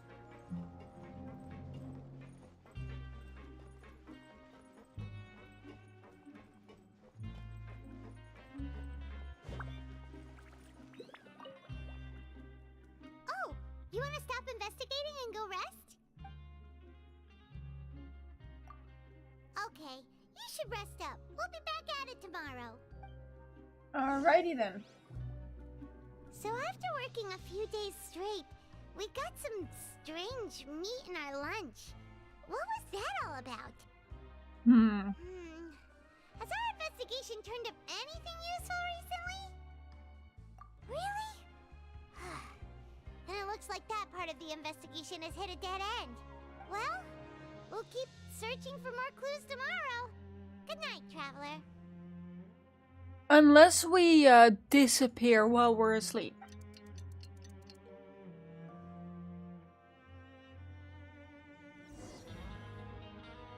The dawn of a new day. Nope, we're good. Feels like we're getting used to life as convicts. Is that a good thing or a bad thing? What do you have planned for us? Work in the morning?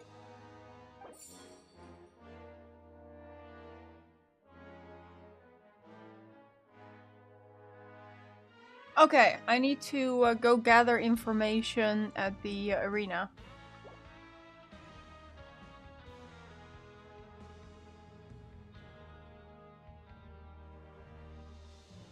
We could skip work.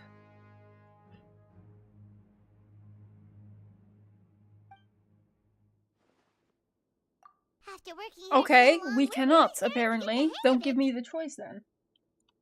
But doing the same thing all the time can get old pretty quickly. Yeah, it's good to kick back and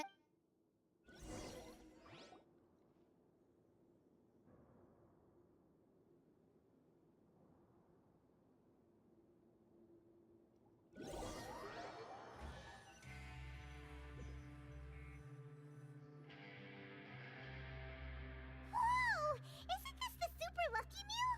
Looks like hard work really does get rewarded. Hyman's gonna take her time and savor every bite. What would you like to do this afternoon? Let's go to Knowing the child, he ring. must have been there all the time. Sure. I suppose. Oh, back for another try? I hope you brought enough credit coupons this time. Alright, then get ready to play.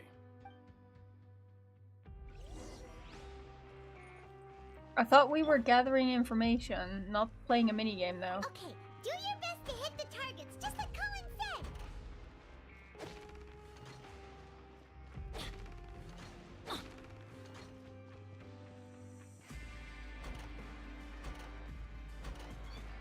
said. Okay, easy.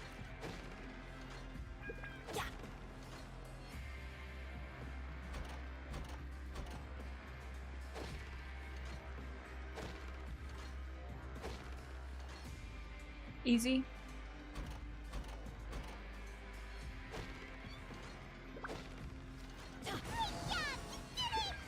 Good thing I have a 2-second memory and this only takes 2 seconds. Getting that Happy Meal seems sus. Hey, yeah, welcome to the stream. Alright, we need to gather information on Child's whereabouts. Now I get why you're prohibited from participating in any official fights. I'm prohibited? Nobody who values their life would be willing to get in the ring with you. However, you two haven't tried betting on the outcome of a pancration match yet, have you? I have not. Just go I have talk to not Rusama. gambled. Buy a ticket for whichever fighter you think will win. There's a big payout if the fighter you support comes out on top. But we don't know anything about the fighters. How can we possibly know who to support? That's normal. Just watch a few matches and get a feel for the fighters. It won't be long before you can pick winners in your sleep. Okay, sure. Point. Why don't we give it a try? If we have enough coupons, we could probably bet at random until we figure everything out. Hi, Mom. That's not how you do things. Bet at random, huh? Well, how should I put it? It's not like you can't do that, but I'd advise you to give it some more thought first. Okay, sure. We shouldn't get too carried away. What's the problem? Yeah, only 4 of them and only 3 of them spring up. It's not too much of a challenge. What? I never even picked a boxer before, and you already know about the rules? You're not just strong fighters. Seems you're pretty perceptive, too. The hidden might as well rules. tell you about it, since you already know that much. Plus, I think you've got the potential to be one of my greatest customers. I think I can let you in a bid. Besides, I don't want to risk ever losing a customer like you. Is it that serious? Okay. The hidden rule here is, if you buy both boxers' tickets and support them both, something bad will happen the next morning. So the rule is that we shouldn't pick both boxers in the same fight. But if anyone actually did that, wouldn't they be guaranteed to lose coupons? Who would do that anyway? And what do you mean by something bad will happen? How would I know? Not like I'm stupid enough to do that. But I've heard a story about the rule. According to the rumor, there was a masked boxer who possessed incredible skill and power. None of his opponents even stood a chance against him. I'm gonna assume that was Child. However, in the final match, the organizers told him to take off his mask. He refused and never showed up to the fight. And after that, he was never seen again. Some say he died, or that he was taken care of by the event's organizers. But everyone remembers that he was someone who cherished honor above all else. In his eyes, supporting both boxers in a match would dishonor the competition itself. So you mean it's like a curse? He'll take vengeance on anyone who does that? No, he was always wearing a mask, like he was intentionally trying to hide his identity. I don't even know anything about his past. Traveler, do you think that boxer was... Huh? We will? Yep, we will give it a try. You're not serious, are you?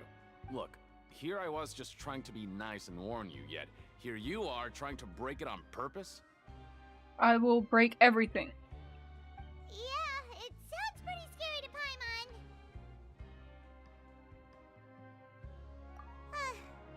Seems you've made up your mind. Betting on both fighters will set you back about 3,000 credit coupons. If you have enough, then go ahead and give it a try. Just don't come running back to me if something happens. I should have enough.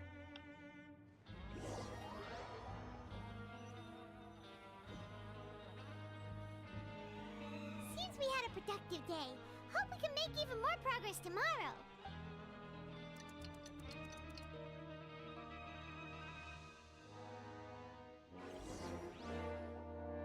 Oh, Paimon doesn't want to get up. Paimon still feels completely exhausted from yesterday. What do you have planned for us? Go to the ring after earning 3,000 coupons. Well, good news. We have the amount of coupons. Let's go to the production zone. We're really starting to, but doing the same thing. Okay, yep, I've already heard this dialogue. Yeah, it's good.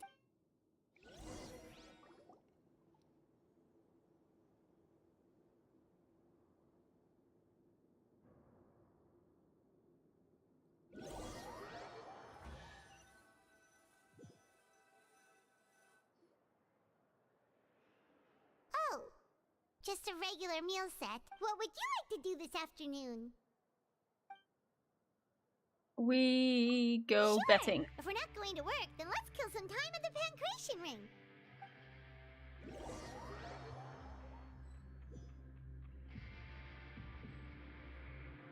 What quest is that? Are you two here to Fontaine's buy main tickets? quest. Better be quick about it. Another match is about to start. Who are the boxers in the... We have the reigning champ, Le Grappler, versus a contender from the Eastern Prison Block, Demon Horde. Are those their nicknames, or did they choose those names themselves? Either way, super weird. Since you're new around here, I'll help you out and give you a little suggestion. Even though Le Grappler is the crowd favorite, Demon Horde is a first-class dark horse with incredible potential. Anyway, for this match, I recommend that you pick... We'll buy tickets for both fighters. Huh? For both fighters? I can tell you're new to this, but maybe you don't quite understand the rules, no? I understand the rules. I'm just trying to break them. Oh, no need. We're aware that we're going to lose coupons. Alright then, if you're absolutely sure. Yeah, we got it. Just shut up and take our coupons. Okay, Paimon, calm down. Aw, looks like we won't get a chance to sleep in as long as we're here. Let's get to bed early.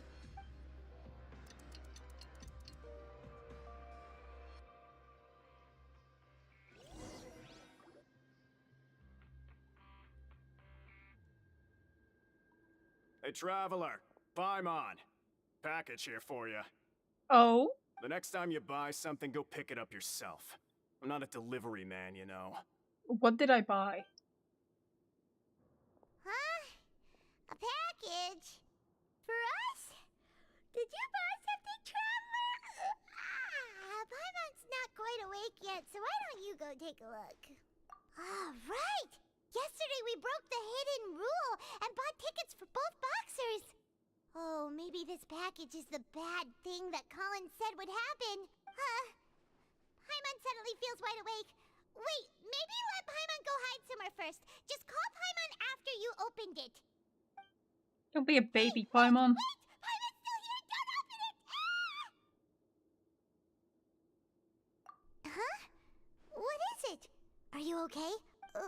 Let Paimon take a peek too. Oh, it's just a small bottle. But the color of the liquid inside looks so wrong. Almost. Alright, that's enough of that. No need to say it out loud. Paimon already knows what you're trying to say. Ugh, no way. Get that stuff away from Paimon. Paimon thinks we shouldn't open the bottle until we figured out what's going on. Just trust Paimon on this one, okay?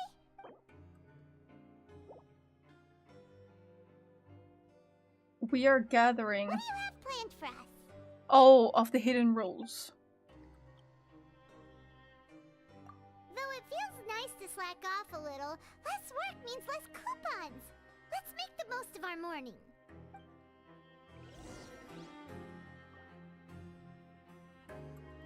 Okay.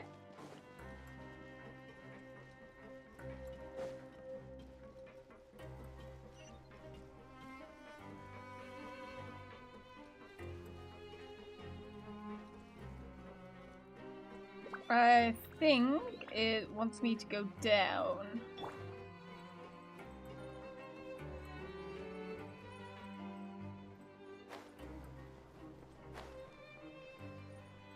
Hi, what do you want? Have Paimon drink it. Send it all out. Maybe I'll never get a chance to leave.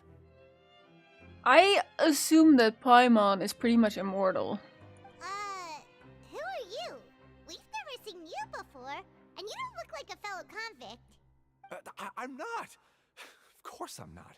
Please, don't mistake me for a criminal. I'm a good, law-abiding citizen. Then what are you doing here? You sure seem anxious about something. I'm a promoter for Fontaine, and I'm usually responsible for promoting our drink products. I thought I could complete my task here quickly and return to headquarters, but I've been here way longer than I anticipated. Oh, a promoter from Fontaine. So what kind of problem did you run into? I'm so upset. It's all because of that Duke. After discussing the company's promotional plans with him, he told me outright that my project was worthless. However, in light of our long history of successful collaboration, I still tried to patiently explain the details. However, to my surprise, he just cut me off while I was speaking. Let me take a moment and recall his exact words. I'm just gonna stop you there and say no. If anything, I'm saving you time. It seems you don't fully understand the value of credit coupons here, nor do you understand the value of your own products.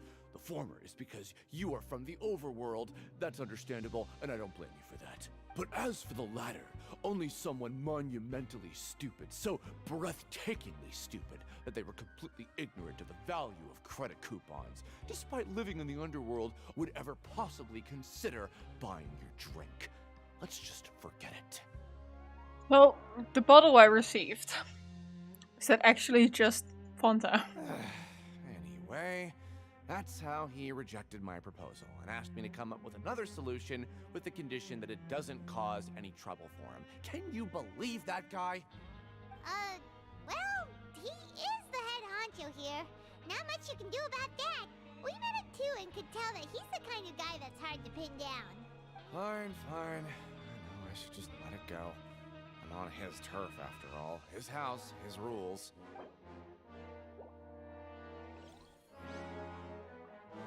We should have really let Paimon drink that.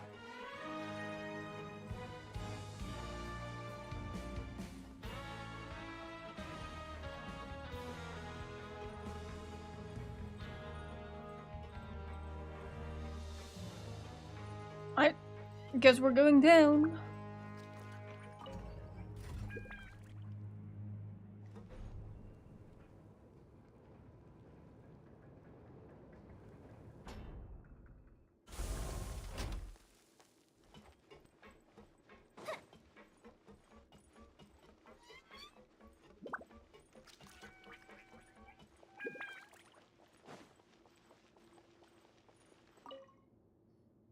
Hey, I heard you crazy fools really did it.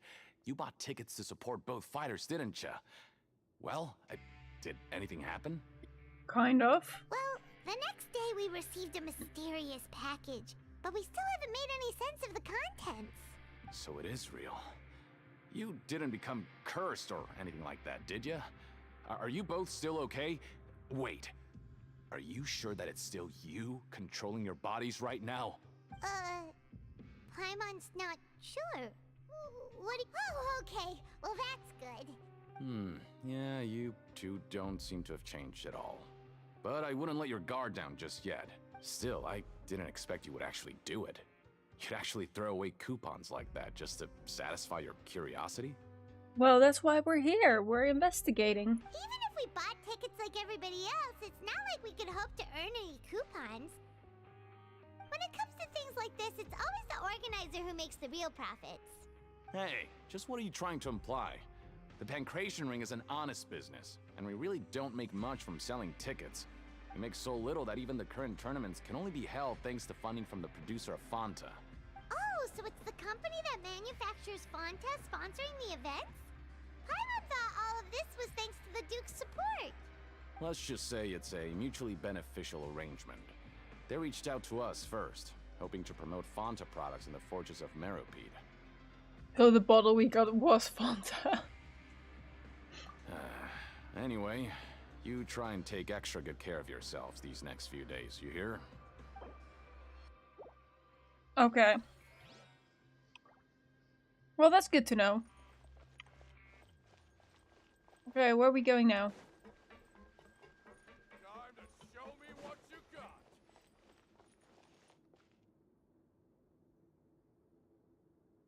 Oh, I see. Hey, what are these papers scattered all over the ground? Are they registration forms or something? Oh, thank you for the hydrate. Maybe not. Every page has the Fontaine symbol on it. Maybe it's some flyers from the company. Okay. But if someone catches us, they could accuse us of trying to steal the company's secrets, couldn't they? Oh, you're right. Guess there's nothing to worry about then. Let Paimon have a look here. Without assistance from the Fontaine Research Institute, development of the new product has been slow, and some researchers on the project have voiced concerns. We have no choice but to let the new product undergo the first phase of promotional trials without a designated name or packaging. We will adjust the direction of future development according to feedback. We have decided to only conduct closed, small-scale trials for the time being. Sure doesn't seem like anything unusual. The company is just trying to develop some new products besides Fanta. But it sounds like things aren't going well at all. Let's put these thanks papers for the back stretch. down and make it look like nobody went through them. Okay, good. Yeah, now I'm extremely sure that the bottle we just got is just a regular drink.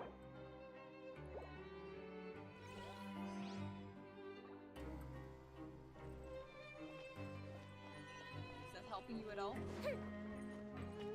Ah, thank you for the sub. Oh, walks off the edge. Alright, let's go back up. We're, chasing the mystery.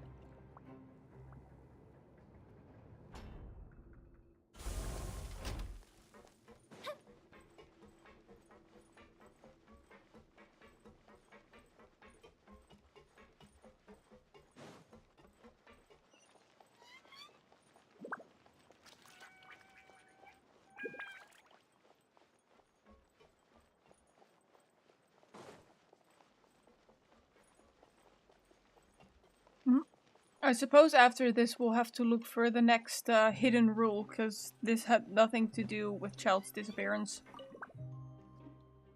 Huh. We ended up here without even thinking about it. Wanna grab something to eat?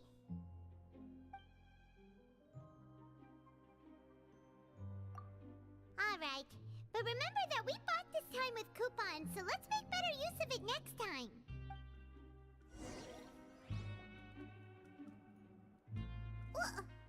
You sure love breaking rules. Ooh, it looks disgusting! Oh, Paimon misses your cooking now. What would you like to do this afternoon?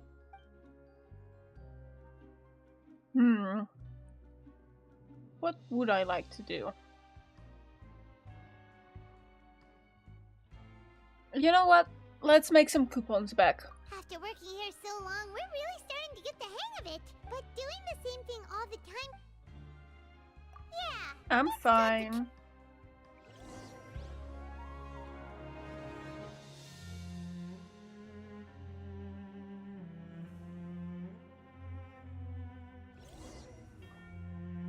A mysterious box? A bottle of crimson liquid? Paimon still doesn't know what to make of it. Do you have any ideas, Traveler? Really? Then it looks like that part of the investigation led us nowhere. Well, maybe we'll have better luck tomorrow. Good night, Traveler. Alright then. I'm guessing this next loop is for the third, oh, complete. Okay, so we've investigated For the third two hidden of the rule. hidden rules. Paimon didn't think this prison would have so many weird things going on. We'd better pick up the pace with our investigation, otherwise we'll never get anywhere. Wonder how many of the 40 days you have left. I don't know. Yeah, let's skip work for now and put our time to good use. We probably have plenty of time left.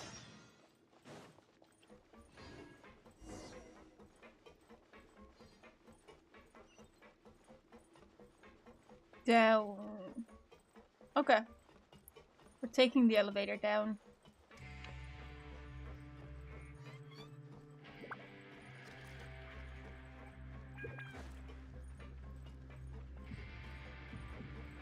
Hey, Pikachu in your I don't have a high-pitched voice. Unfortunately, my voice is naturally pretty low.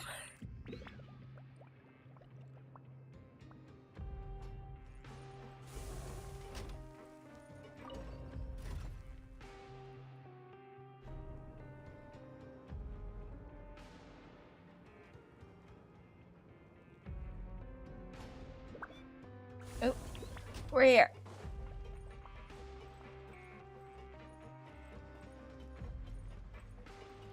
I also feel like if I try to pitch my voice up higher, my voice is just gonna break.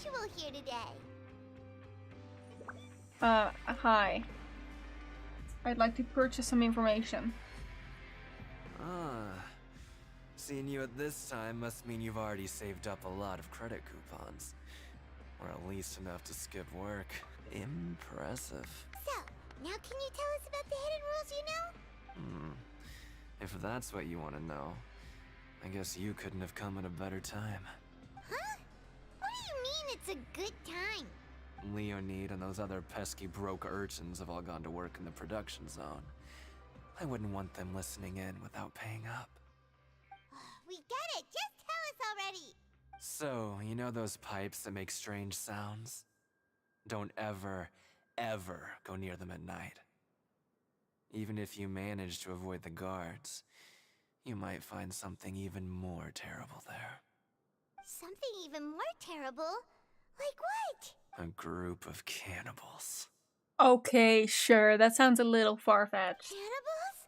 In the Fortress of Meripede? Every month, they meet a few times in the dead of night. Rumor has it they might be connected to the people that have disappeared here. But what's even scarier is that they have a special proclivity. Woo. No, I'm serious. My voice will break if I try that. Since they have no way to dispose of the leftover remains, they have ways to transform them into other forms and keep them in the fortress forever. Paimon might already know what you mean by other forms. So that's what's going on here. Oh, Paimon's stomach doesn't feel so good. I mean, they're getting at the weird meat that we were served, but I don't think that's the case. You two look pretty skeptical. No matter, learning the truth behind dark secrets isn't necessarily a good thing. I've got things to do too. I suggest you just act like I never told you anything.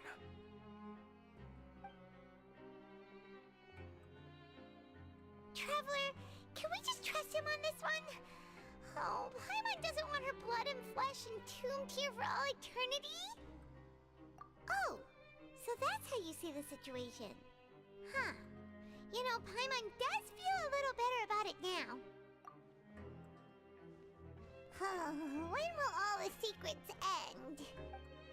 Alright, apparently we're gonna fight.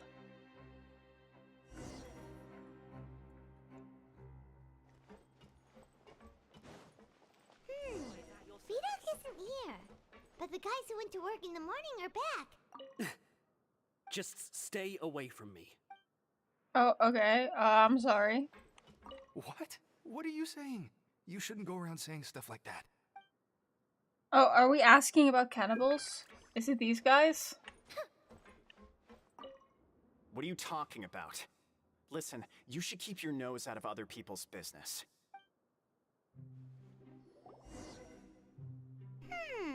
Their attitude sure is suspicious. Like they're trying to avoid us. I mean, I doubt they're cannibals. Maybe they're just having their nightly D&D meetup or something. But if they're being so obvious about acting weirdly, do you think they might just be trying to lure us in? Oh, this is all getting way too creepy for Paimon. So you mean we still need to investigate some more? Okay, if you say so. Paimon, the entire reason we're down here is to investigate. What do you mean?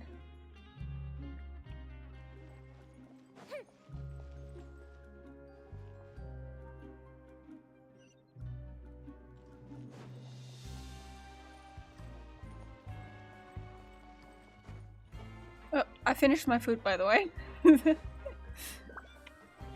I can feel hiccups incoming, unfortunately. I don't think I ate too fast.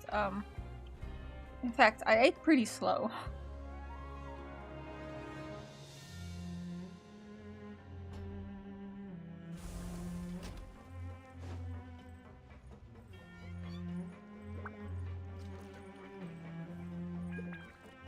Ask the guard at the dormitories. I mean, I guess. I don't know if the guard would know. They might have just been evading the guard.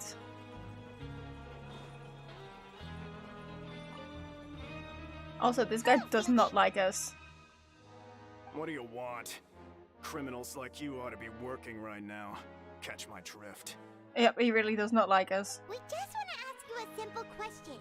Have you ever discovered anything odd during your nighttime patrols? Why are you asking about something like that? Whatever happens at night isn't your concern. All you need to worry about is getting enough sleep. Well... right! We've heard it happens a few times every month. Paimon has sensitive ears, so it makes it hard to sleep. Really? I see. But it's not like I'm on duty every night. And now that you mention it, I recall my colleagues talking about something like that before. They say that strange things tend to happen at night on pipe cleaning days. Lots of us don't willingly take those shifts. So, what happens at night on pipe cleaning days? And they just conduct regular cleaning of the fortress's drainage facilities. There are 3 pipe cleaning days per month, and it just so happens that today is one of the scheduled days. Convenient. You can try to confirm the sounds tonight if you want, and if they're real, then I can report the issue to my superiors for you. Oh, okay. Then we'll keep both ears out tonight. If that's all, then I'll be leaving now. I advise you not to try anything funny, though. Even if I'm not on duty tonight, someone will still be watching you. Don't worry, we don't want any time added to our sentences. Oh, he left. So what do you think about the pipe cleaning days he mentioned? Right, both are a possibility. But Fielding did say that tonight is a cleaning night. Paimon knew you would say that. Let's sneak past the guards. All night tonight, then. Paimon just hopes the guards don't catch us. Alright. I am ready to be sneaky.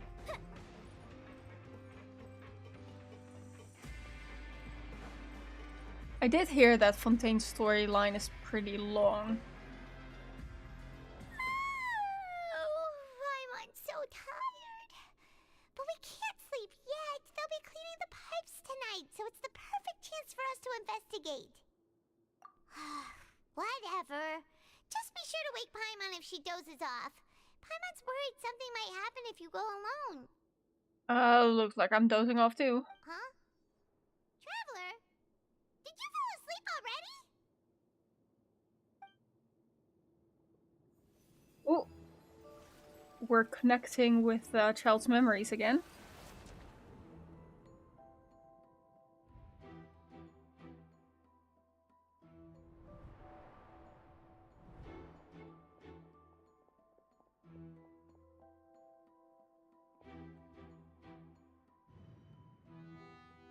Looks like he snuck out at night as well.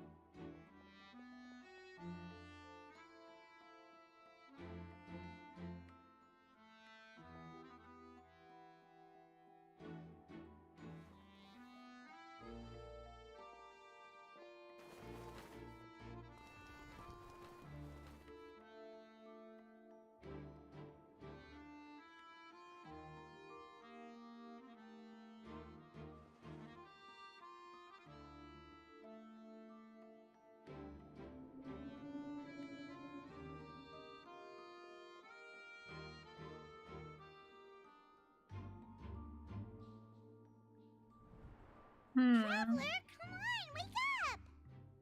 Okay. Okay. Oh, it looked like you were just peacefully sleeping to Paimon. Well, what did you see this time? Really? So we're finally starting to figure out what actually happened! But what about the cannibals? Okay, well it's about time for us to get moving.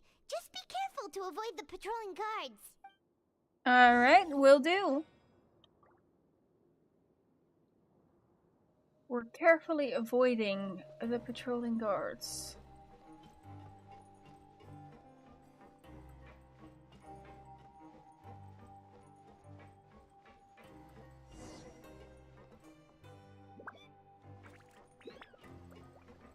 There's a guard over there. I can't. Shh! Careful! We'll get in trouble if the guards catch us. Fine, no sprinting.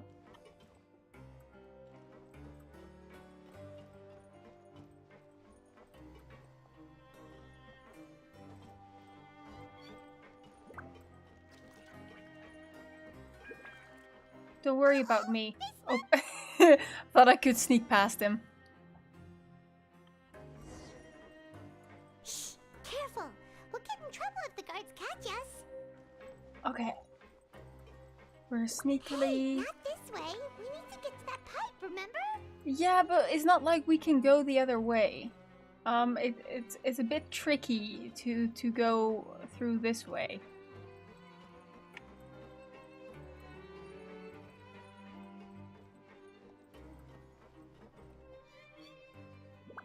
It would certainly be easier to go the other way around, wouldn't you say?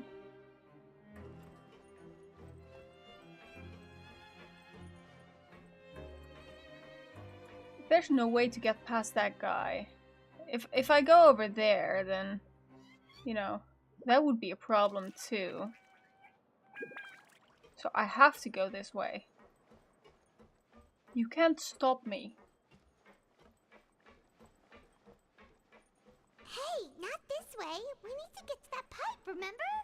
Paimon, I'm getting to it.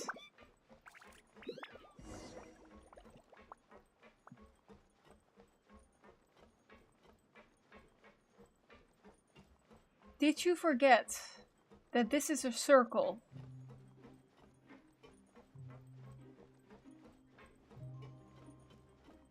And the way I see it, there's literally nobody on this side. Paimon needs to shush. She really does. I've got this. Ooh, shiny.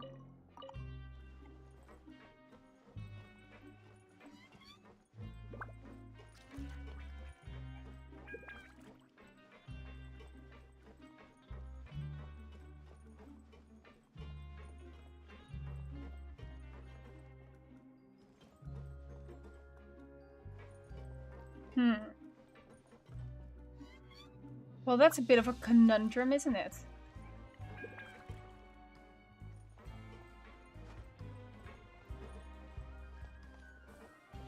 Okay, no, I got past them. There we go. I'm a genius.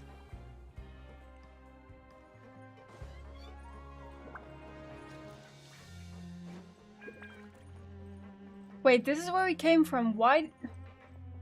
Paimon. Shh! Careful! We'll get in trouble if the guards catch us. Fine. So, no going the other way around. I guess.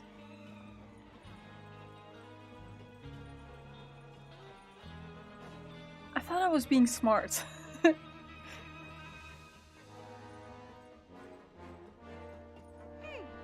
should be the place.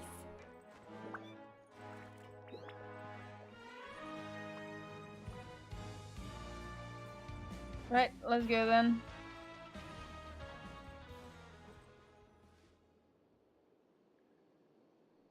What? I know you. You were the ones we saw. Huh. You've got guts showing up here. You know who we are, right? Fatui? You'd better leave now. Ain't nobody coming here to save you. What'd you say? Yeah, so what if they were? If you push us, we can make those rumors a reality at any time. Hey, what's the point of all those rumors anyway? What exactly are you trying to do? I don't have to tell you anything. If you turn around, go back to the dormitories and act like you never saw anything, then I'll pretend that you never showed up here. Yeah, scram. Nothing worth seeing here. Huh? What did you say? Isn't that exactly what Boss said when he left? I knew it. I knew it. They're Fatui.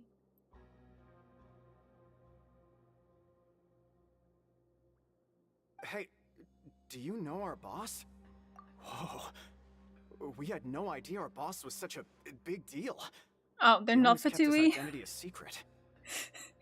He just got subordinates within the prison. Okay. So, did he have you come here to find us? Oh, so your child's crew here? Seems like he had no problem fitting in. We're the only ones who heard him say those words when he left that night. So unless he somehow told you those exact same words after that... All right. Wow, those dreams of yours sure come in handy. We gave him the business for a while and would always give him a hard time when he first came to the fortress of Maripede. But here in the fortress, the strong will always earn respect. He was working the longest hours and racking up wins in the Pancration Ring. You could always see how amazing he was, even when he was teaching us a lesson. So eventually, we all decided to follow him. But one day, he suddenly told us that he had to find a way to escape this place, no matter the cost. He said it was because he heard that call again. And as his crew, if the boss wants something, then it's our job to get it done. So, we got to work, and used the hidden rules that were here to make up and spread the rumor about the cannibal rule. We just wanted to give him a better chance of escaping on a night after the pipes had been cleaned. Oh, thanks to your rumor, nobody would want to come anywhere near here, prisoner or guard. Wow. But has a child already escaped? Why are you all still coming here after pipe cleaning day? Because as far as we know, the pipe he went into isn't actually an exit. It should be a dead end.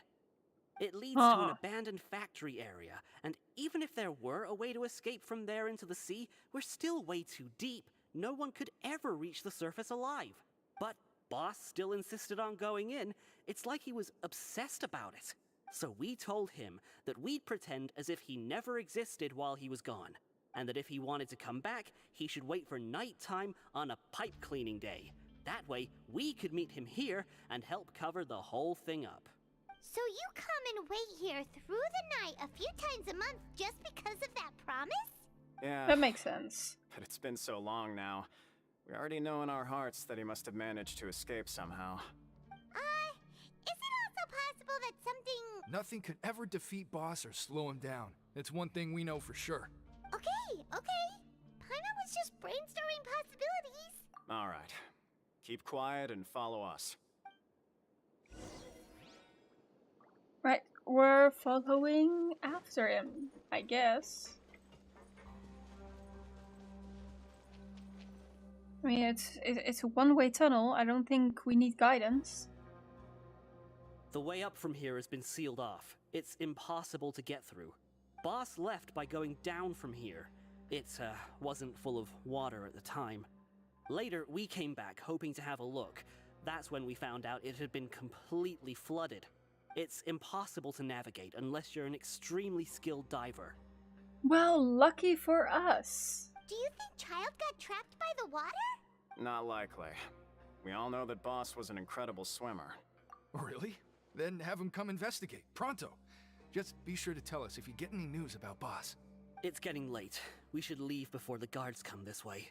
Yeah, we learned a lot about what happened to Child here. Let's get going! We could just go in there, you know. I'm attuned to the water elements, which means I should be able to dive through there. You don't need to be attuned to dive anyway. We finally learned some key information.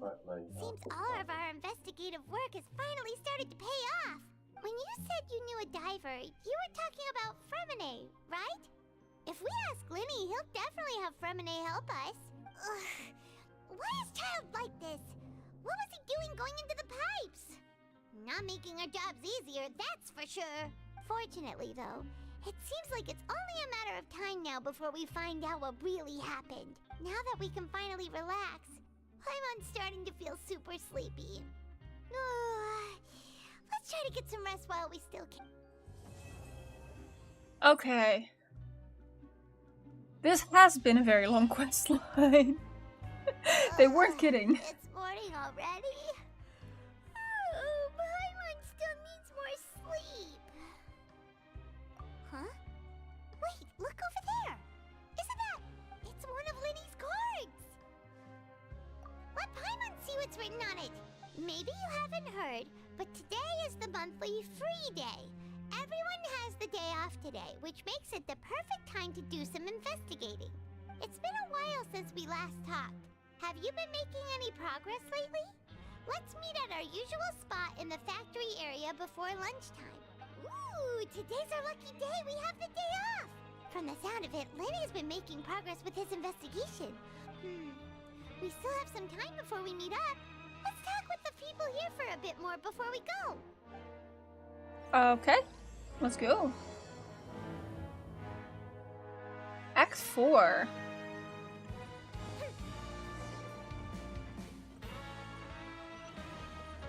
Okay, they're all down. Let me get my stamina back before I jump. Here we go. Look, there are some people talking over there. Let's listen in on the conversation.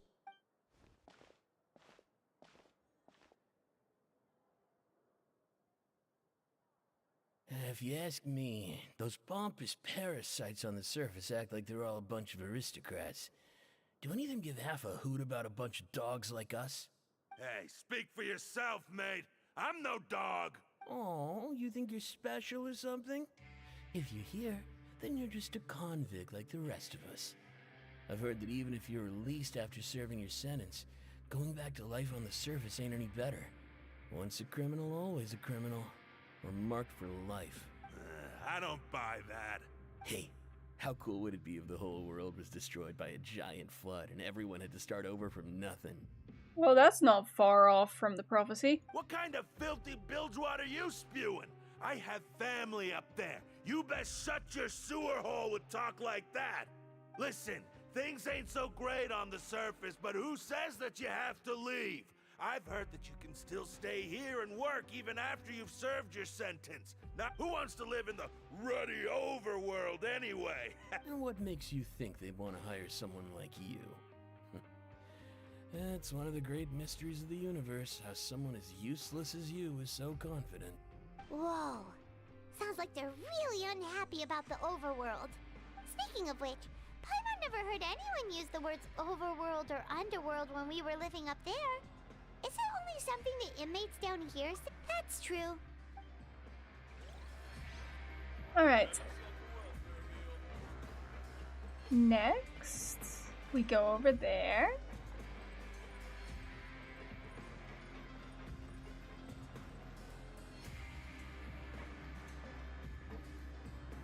There's a group of people over there. So I said, that's not a faucet. Hey, who are you two? Oh, sorry for eavesdropping. Sounds like you were talking about something private. What's the matter? They're just looking to join in on our fun, that's all. Hey, don't pretend like it's okay for them to just interrupt us like that. Yeah, fine. You're lucky we don't mind extroverts that much. You hear that, Quisto? What nice! Your expressions tell me you're looking to hear some juicy info, am I right? But before that, it just so happens that I know you two. Oh? Really? Are we that famous? You're kidding. How often does anyone get a personal tour led by His Grace himself? Practically everyone was talking about it. Word has it that you also caused quite the kerfuffle. What did I miss? Not much. A little mistake, huh? I like the way you put it. You see, people with a good attitude can join our group anytime, unlike some of the others here. Your group? I'm Quisto, and this is Lavaroon. People usually call us the Bombshell Bros, but don't worry, we're not playing with bombs or anything. It's just that our information is always so explosive, and we blow minds on the regular. So, you two really like to gossip? Whew, you sure know how to embellish. No, you don't get it. Knowing intelligence will make things better for you here. For example, knowing who's working with who has the latest rumors, who's not getting along. Wouldn't you like to know all that? Sure. Whoa, all this info's worth something, you know? You should prove you're worthy of it. I don't What mind do you him. want? Quisto's always this way. Just play nice and say something to massage his ego. The welfare meals. Talk about the welfare meals. Right. That meal we had yesterday was super delicious. Paimon can still taste it whenever she closes her eyes. Is that so? To tell you the truth, I've been helping out with making those welfare meals. I've been working as a kitchen assistant for about a month and a half now. Oh, so you're the one who made those delicious steaks. Amazing. You could be a professional chef. You are correct. I am a true professional. In fact, I even went to culinary school. Since you like my cooking, I guess that means we share similar tastes. Listen carefully. This little bombshell will help you learn what's really going on here in the fortress. Okay. Listen, kids. The power structure within the fortress is quite complicated. The overworlders couldn't care less about us down here. We're basically dogs to them. You've already met the one person here you should never cross, the Duke, Risley. He knows more than you think. And if he doesn't care about something, then he often doesn't bother dealing with it. Those who have the Duke's attention get all kinds of special perks. Even better treatment in the infirmary. I know who you mean. It's that Jurier character, right? I don't think there's anything useful about him at all. Why does he visit the infirmary practically every day? Is it normal for anyone to be going in and out of there so often? If you ask me, he's just faking it to get out of work. But did you know that Jurier was a talented researcher from the Fontaine Research Institute before he came here? There's no denying that. Okay, so that's the person whose journal I found on the ground, who was studying the nurse. I don't care if he was a researcher that could turn dirt into Mora. Once you're in the fortress of Meripede, you're just another inmate like everybody else. Speaking of which, the last time I saw him, he was passing by the corridor with Lorvine. I also heard they started arguing in the library and got into a fight, right? Guess that's just how terrible of a guy he is. You mean he hit a woman? Wow, I never imagined he was that bad. But that Lorvine's also quite the odd one, you know? She's always gabbing away, got into a fight with a man, and she also got sent to the infirmary.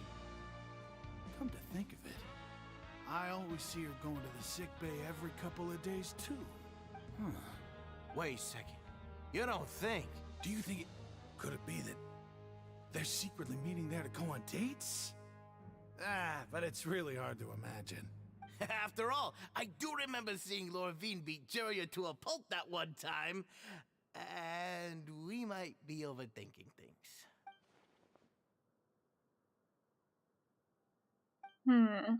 Okay. I don't think this has anything to do with my investigation into Child, but I'll keep that in mind.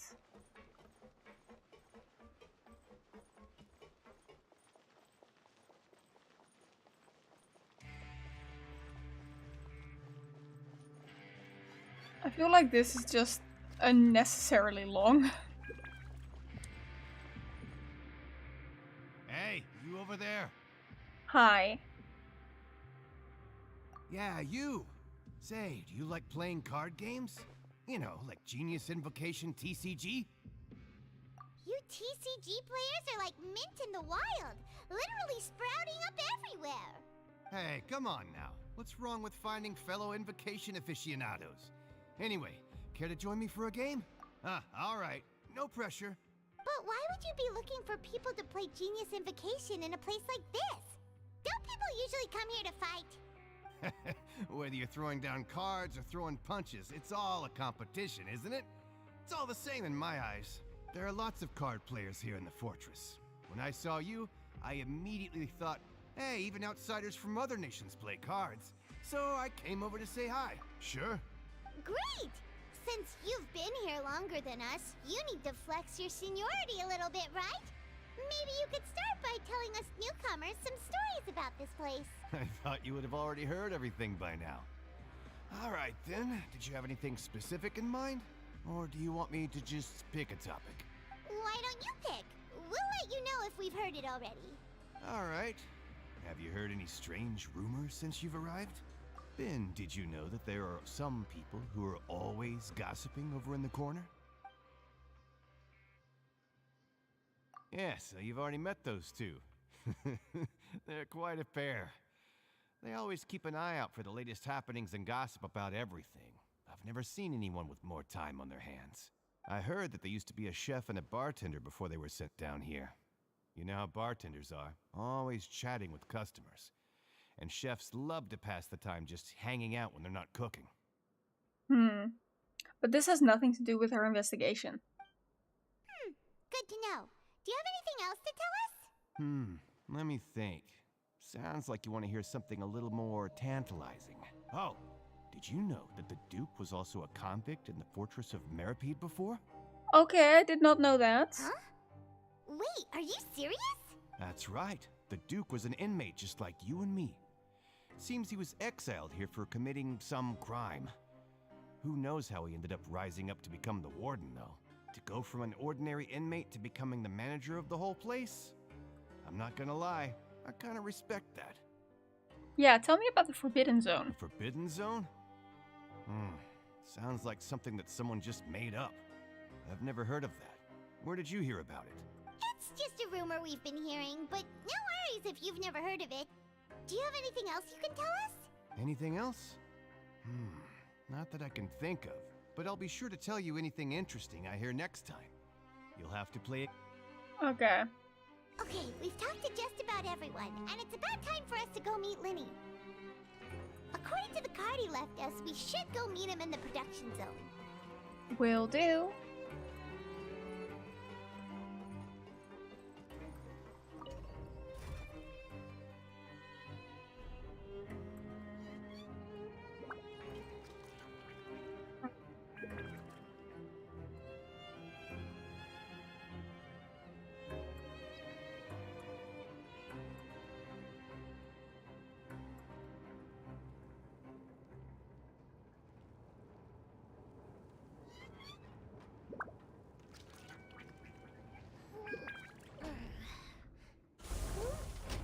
Okay.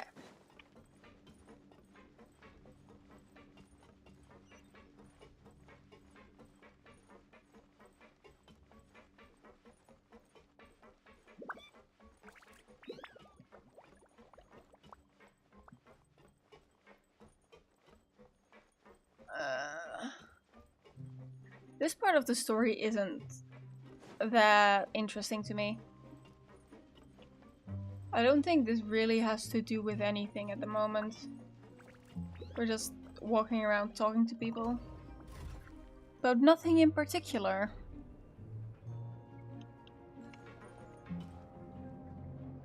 I'm a little bit more curious about what happened with Child.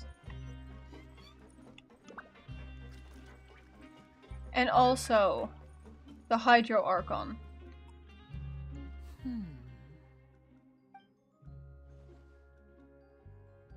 Huh?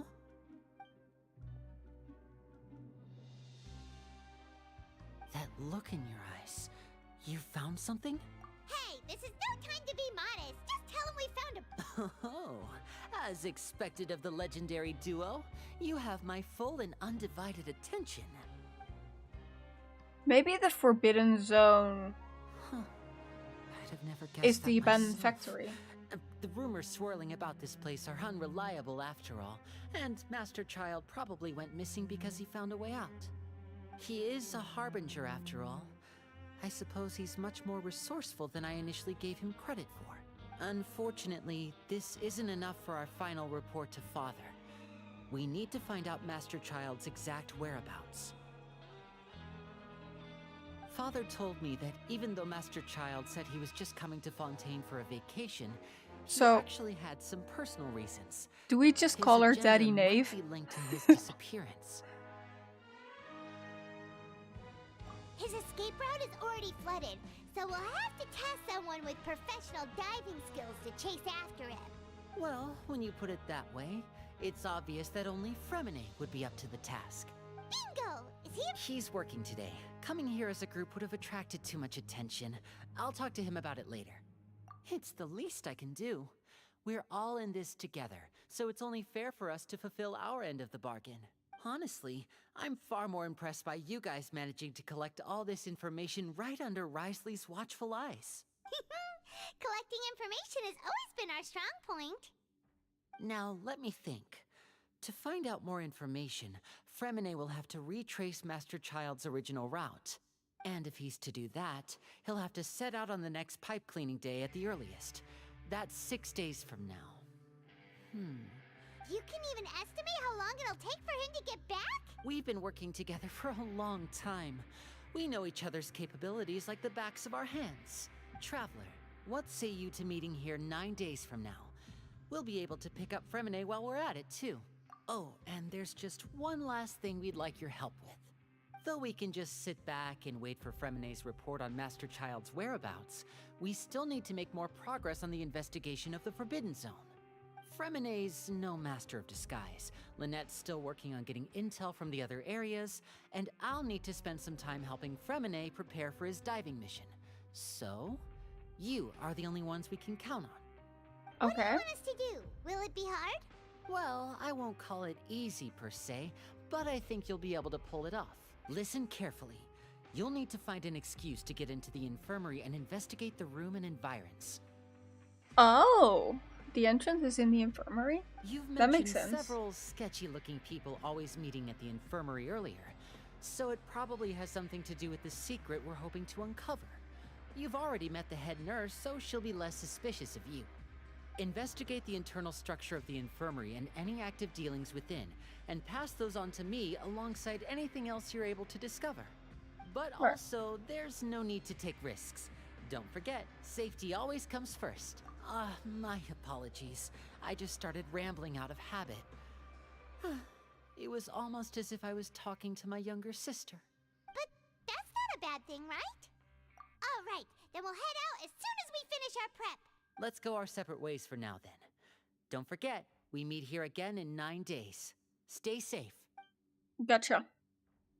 So we'll have to pass 9 days.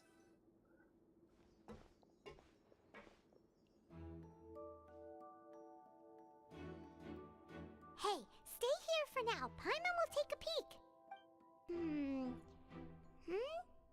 There seem to be several people inside.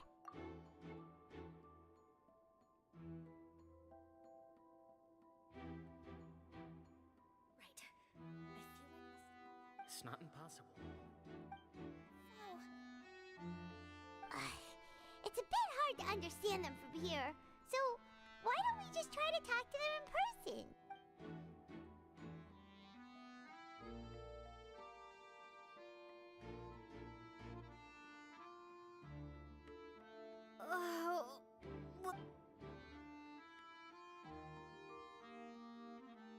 Wait, what? Please help!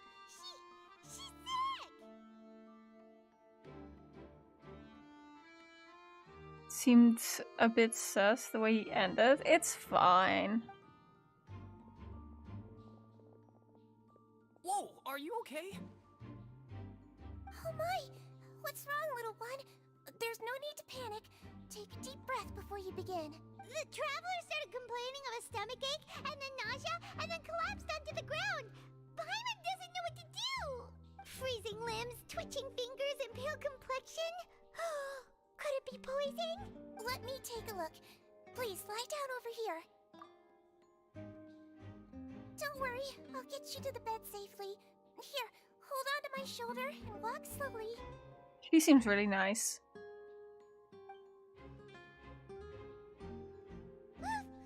You can do it, traveler. Don't apologize. You're sick after all. Now, please relax. I'm just going to do a preliminary checkup on you.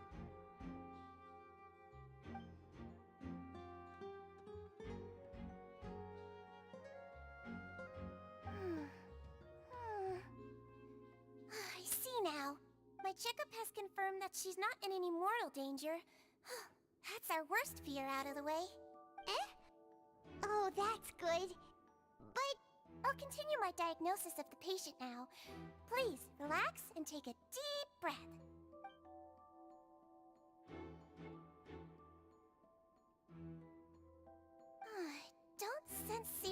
damage to your organs either. And here? Huh? But based on my initial checkup, there shouldn't be a problem here. That's because we're lying. Strange.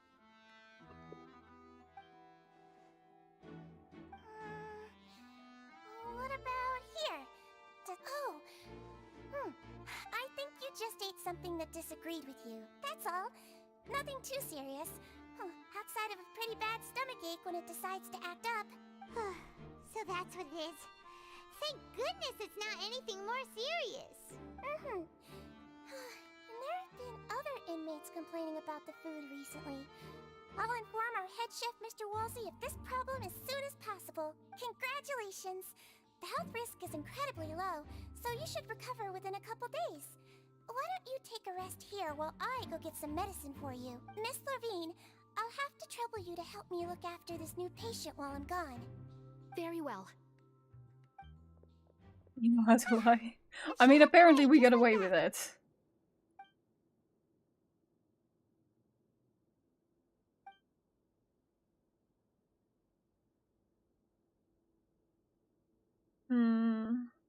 Hello. So how are you feeling now?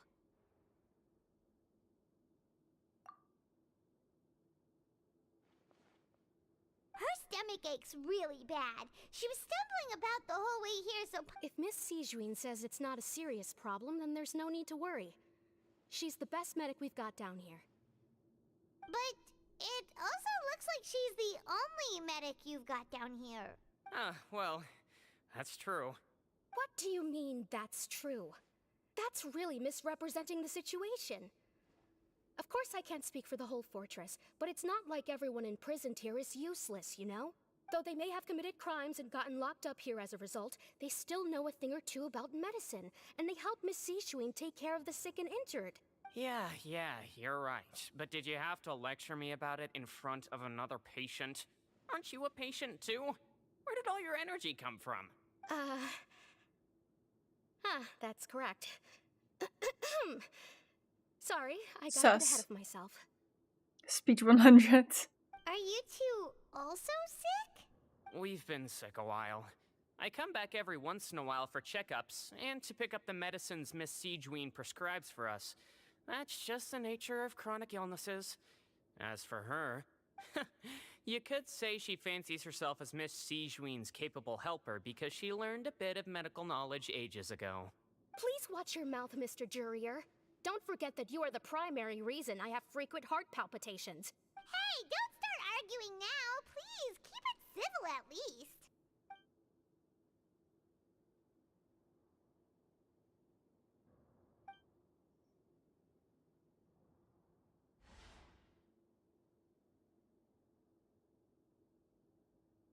Nothing suspicious inside the room.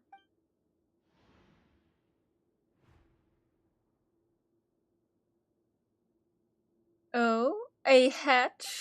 Hey! There's no need to fight! Everyone will be released someday, so there's no need to argue over silly things like this! But... Release. It's way too early for us to even think about that. And who the heck knows if we'd even be able to continue our previous lives?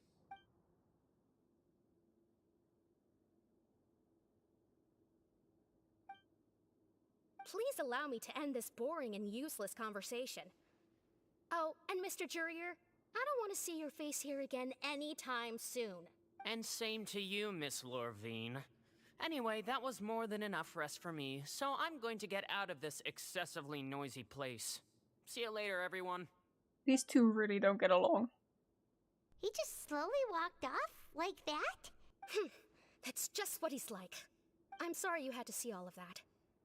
I'm Lorvine, and that's... Well, his name is Jurier, but I hope you'll never have cause to remember his name. You really can't stand him, huh? I mean, can you blame me? Who would like someone who's as arrogant and obsessed with weird research topics as he is?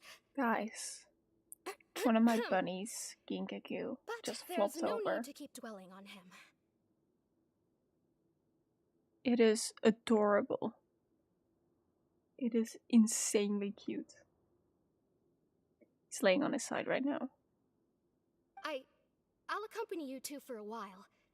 Miss Sishwin should be back soon, and I'm sure you'll feel better as soon as you've had some of her medicine. Pick. I can't. I am currently using my phone for tracking. And I think that if I pick up my phone, it's gonna make enough noise for him to get up anyway. But it's super cute. No, it's nothing. I don't think he's listening. Or reading the chat right now. I'm back! Did you rest like you promised? Thank you for getting our medicine, Miss Sijwin.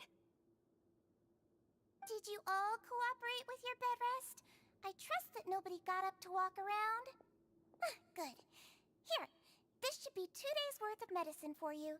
Take 1 pill now, and then continue your bed rest.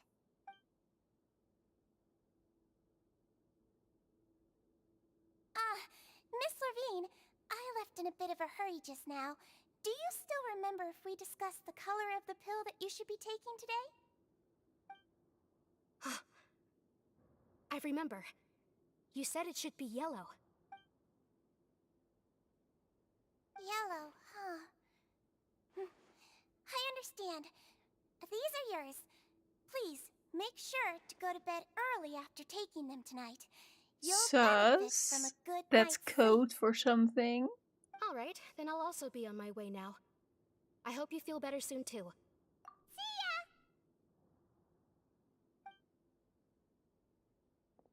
I'm going to fill out your medical record now. You're widely known as the Traveler, right? I just want to double-check a few details, if that's alright with you. Those two made quite the commotion just now, so why don't we let the Traveler rest? Paimon can answer the questions instead. So her primary symptoms are abdominal pain, with secondary symptoms of nausea. Is there anything else? That's it. Alright then. Is there anything we should know besides to take the meds? No, her base constitution is quite good, so I'm sure she'll recover quite quickly after taking the medicine. Please, make sure to stick to bland or less stimulating foods, and don't stay up too late at night. Got it. Paimon will hold the Traveler to that for sure.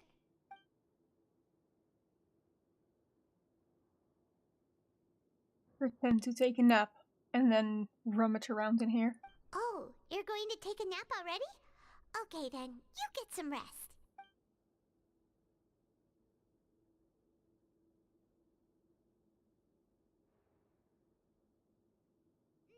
We've been to lots of places together.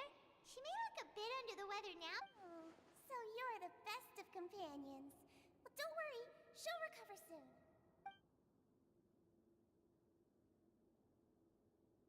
You're awake. Oh, we didn't rummage around. How do you feel? You slept for a really long time, but we never left. Well, now you can go back without a worry in the world. Remember to take the meds regularly, and don't forget bland foods. Thank you, Miss Sijwin. But we'll have to come back here and break open that hatch, huh?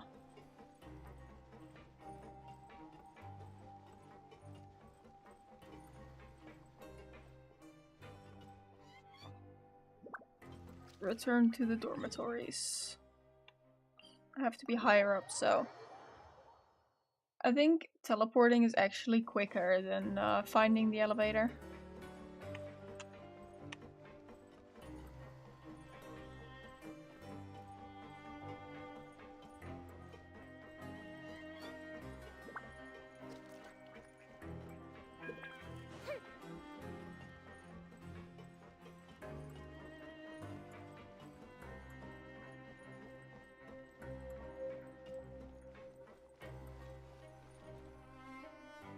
You really are something. To be able to fall asleep like that and even sleep talk the entire time, you scared Paimon half to death! No, but you kept mumbling things along the lines of, Paimon, did you don't wake take my up? grilled fish and put down the Adeptus Temptation now! Hey.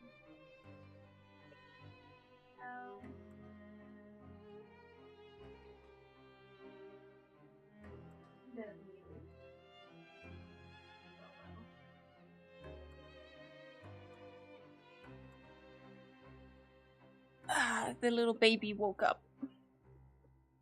He's so fluffy.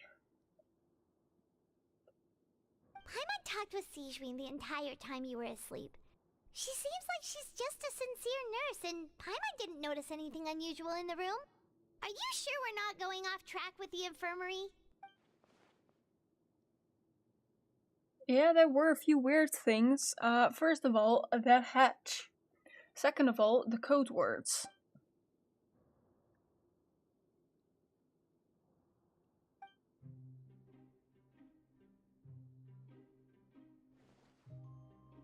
Whoa!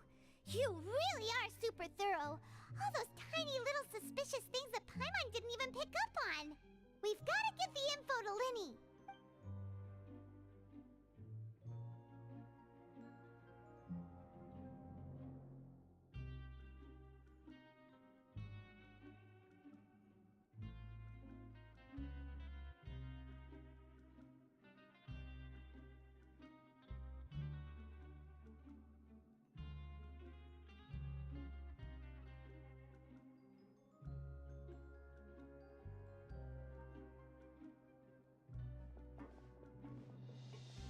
Oh wow, that was quick. Nobody noticed that I passed a note, huh? Today's the day. Let's go meet up with Linny. Yes, let's go meet up. Hopefully make some progress in the story.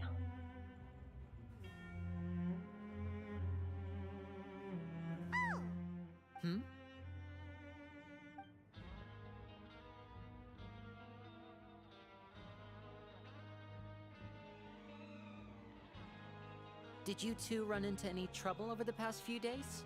No, we just worked our shifts according to the schedule. Nothing weird happened. That's good. That means you didn't raise any suspicions when you infiltrated the infirmary. We've taken a look at the slip you've sent. Fremine successfully left the grounds via the pipes 2 days ago, and as of last night, Lynette has also infiltrated the infirmary after faking an illness. Wait, why is she getting involved as well? You already went above and beyond when you scoped out the infirmary. To put it more bluntly, even if we were to view that as something you did in exchange for Fremine's help, you've already done more than enough. Infiltrating a guarded stronghold is a different kind of job from a one-off investigation. We want to avoid using the same faces over and over and reduce the amount of suspicion that will fall on any given person. Lynette also felt like you have already taken the first step for us, so she should be the one to finish the job. So that's what Lynette thinks. Oh, Paimon hopes everything's going well for her. Perhaps that's true. You are both very good people, and we've come to appreciate that more than anyone else. Unfortunately, there's still one thing that could get between us, lest you've forgotten. The matter of our respective loyalties. Yeah, the fact they're Fatui. You've mentioned before that you've had some run-ins with the Fatui. I can understand that feeling, so I assume you're just helping us out of the kindness of your hearts? Well, everyone could use some more friends. We'll be counting on you to help us in the future too. Technically, we're friends with Child as well, and he's a harbinger, so... Since I see you as friends, then it's even more important for us to protect you from any peril. Fremine and Lynette feel the same way. Glad to hear it. Then, let's go check on Lynette before Fremine returns. If everything went well, then she should be wrapping up her investigation right about now. Is now really a good time to go over? According to my observations, Sijwin always spends around half an hour away from the infirmary right before lunch. Lynette knows this as well, so this should be a good time to meet up with her. Also, I'm her brother, remember? It's only natural for an older brother to care about his younger sister's well-being.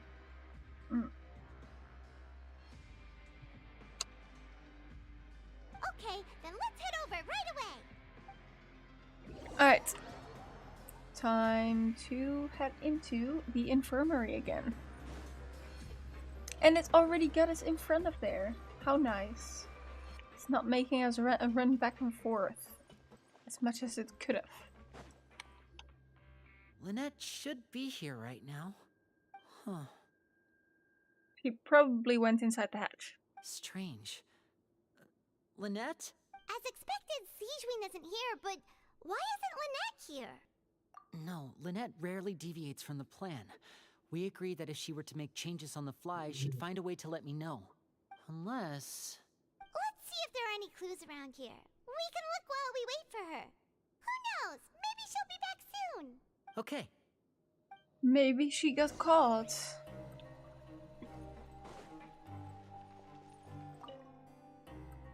There are some books here and a few files. They all look like medical records. Advanced nursing, how to raise the spirit of your patients, a quick guide to the psychology of emotions, and the meaning of laughter. These sure are some interesting books. Who knew Sijwin would be interested in these kinds of things? She even has books on understanding people's motivations and feelings. Is it because she's a Melazine? Or does she have a need to understand her patient's emotional state?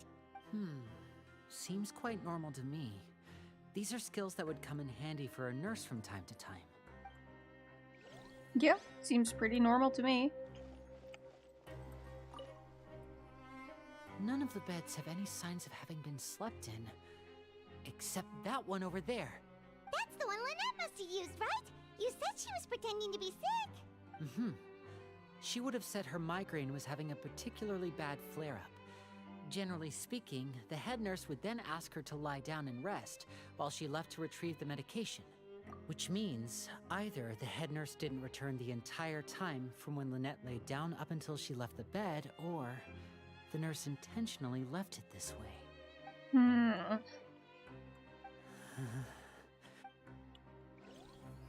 Sus.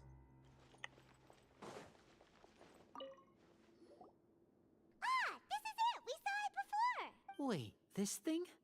It doesn't look like it's been disguised that well. The space behind it is empty. From its size, I don't think it's an entrance that is meant to be taken apart. There's probably a mechanism around here somewhere. Could Lynette have tried to get inside? But if that's the case, she would have contacted me for sure. Let's look around here for some more clues. Don't panic, just take another look.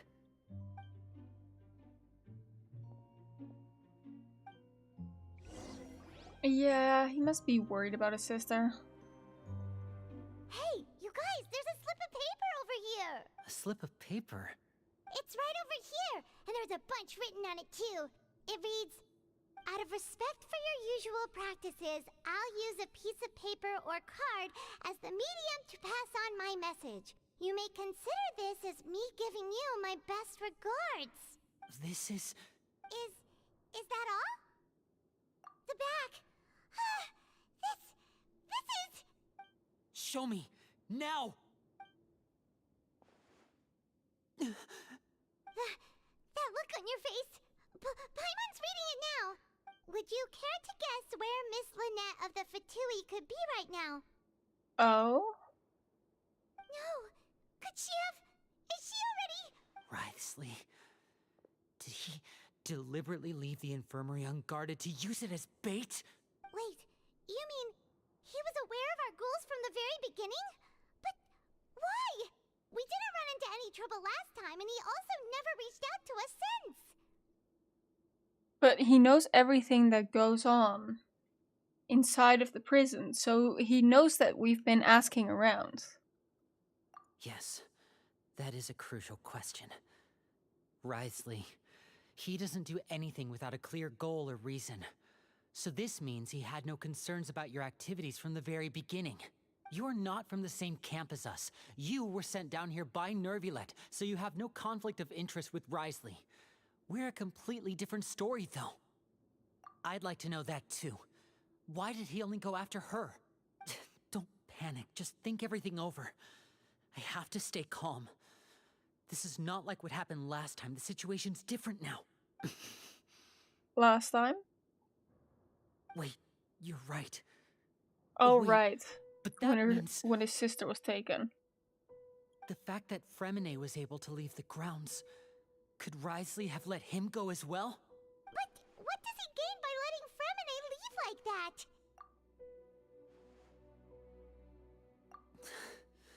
So he's challenging me and trying to provoke me, I'm sure of it.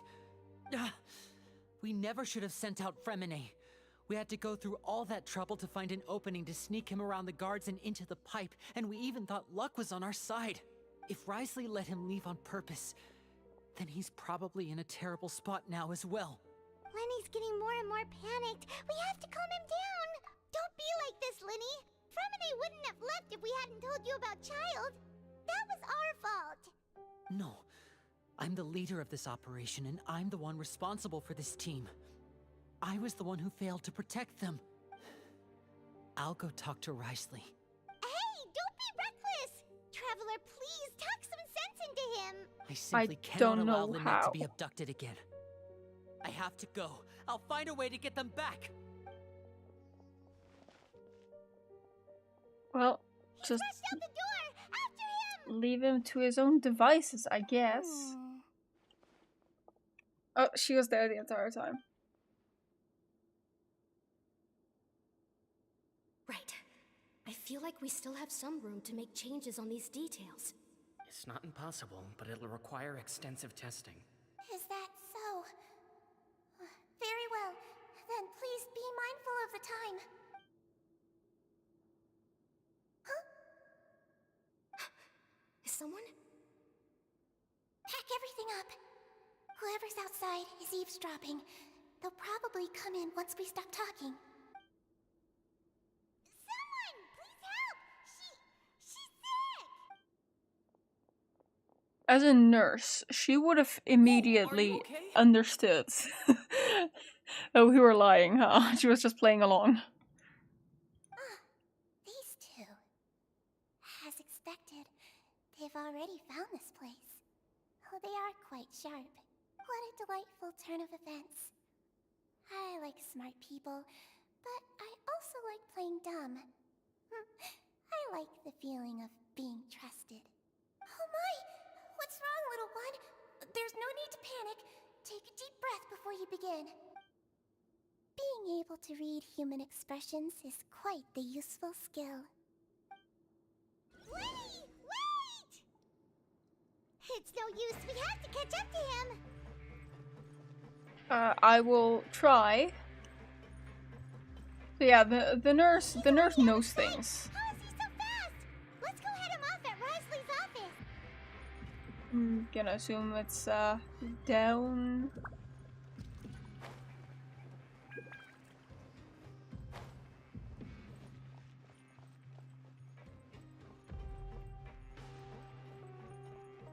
I say down, but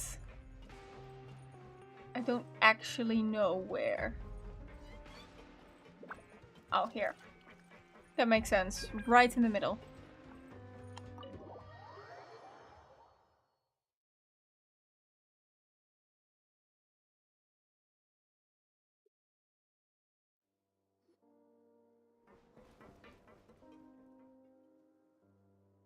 Come out and face me, Wriothesley!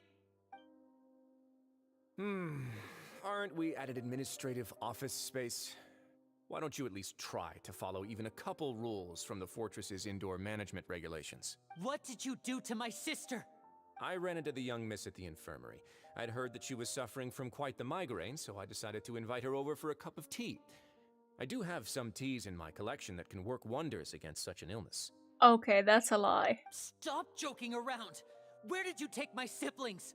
I have also heard that your performances are quite the spectacle. Miss Lynette would sometimes enter a box filled with water, only to emerge the next second from another place altogether. You haven't, right? Maybe she'll appear behind you right now if you were to turn your head. Is he trying to trick me into turning my head? No, he's probably not looking to attack me right now. All of the hostages are in his hands, and he's even in the mood for small talk. That means Lynette is probably still alive. You knew we were investigating the infirmary from the start, so you deliberately aroused the Traveler's suspicions and baited us into continuing our investigation, just so that you'd be able to kidnap Lynette. As for Fremine, no, you probably didn't even interfere with Child's escape. You let him go, so you could purge the Fatui members that we had planted into your ranks. There was no need to do so. The Fortress of Meripede is a pretty pleasant place. Most people enjoy their lives here. The only ones who act differently are those with personal agendas. It was quite easy to identify your colleagues. You removed our original members and spread the news of Child's escape so Father would assign our team to come down and investigate. Fremine has also fallen into your hands, right? If you're oh so omnipotent and so in control, why would you need hostages? One correction. Lynette is in my hands right now, but Fremine is not. He's not? What do you really want? Lenny! Oh, wonderful. Everyone is here, so I'll only need to say this once. Thank you so much for cooperating with me. Cooperating? What is your angle here? Eager and to the point, I see. Alas, only Miss Lynette is currently having a cup of the fortress's finest tea. Although, as per your original plan, Mr. Fremine should also have returned to the fortress by now. But he has neither shown up within my gates, nor has he been taken into any kind of custody. So where do you think he may be right now? Wait, you can't mean you locked him outside in the sea? I closed the fortress's gate to the outside world. That's all. Oh no. Fremine's a star diver, so he should be fine, right? We are pretty far underwater. No, we're still here, so he definitely tried to find a way to come back for us. So we can't assume he might have made a break for the surface. But why would I do this, you may be asking? To have an audience with you, of course. My intel tells me that Mr. Linney is a great magician, so it's only natural for me to want to have some cards of my own when it comes to negotiating. Besides, I do recall you mentioning to Miss Lynette that you've always wanted to have a face-to-face meeting with the Lord of the Fortress of Meripede, regardless of whether it was in a personal or a professional capacity. Well, you got your wish. So, you've been keeping tabs on us before we even set foot in the fortress. Some of my folks just happened to hear a thing or two, that's all. In any case, I will be straight with you. I was willing to play dumb and turn a blind eye, so we had a pleasant few days playing games together here. But once you started focusing on the Forbidden Zone, all of that changed. So, the Forbidden Zone exists, yeah? Mr. Linney, the cards are stacked against you right now. Miss Lynette is in my hands, and Mr. Fremine is still slowly being pickled out there in the brine. You know just as well as I that he cannot last out there forever. You need do but one thing to guarantee their safety. I would like you to contact your superior, and ideally invite her over for a cup of tea with me. You want to see Father? But why should she bother giving you an audience? Well, if she cares for the well-being of her dearest children, she should have plenty of motivation to join me for a parents' evening. I've heard that the bonds between the members of the House of the Hearth are like the bonds of family. I don't see why she would refuse. Why did you think Father sent us to handle the Fortress of Meripede? This place is basically a no-man's land. It wouldn't be fitting for anyone as important as a harbinger like Father to come here in person. Oh, I see. So it's because she doesn't care for my place here. That's such a shame.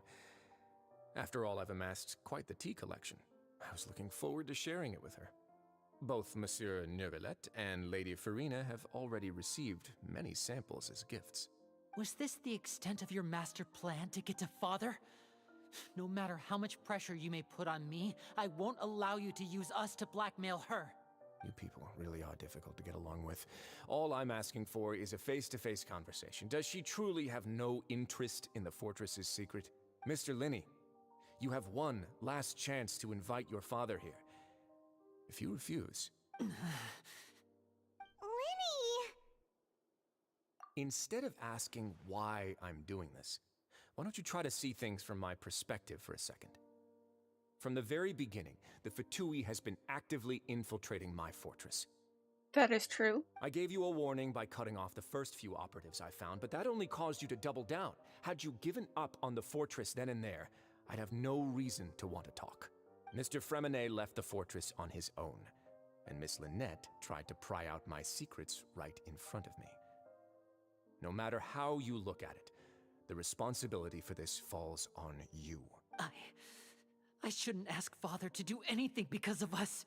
6, 5, Wait, 2, 1. Time's up. It really is a shame, Mr. Linney. Risley! Negotiations have broken down. Please leave, ladies and gentlemen. It's time for my afternoon tea. Yeah, listen to the Traveler. If you can't talk to Linny, can you at least talk to us? You do realize that I'm only letting you go because of Neuvillette, yes? You're here helping him out, and I've already done my best to stay out of your way. But that doesn't mean you can just do whatever you want. The fortress may be small and remote, but it still has its own set of laws.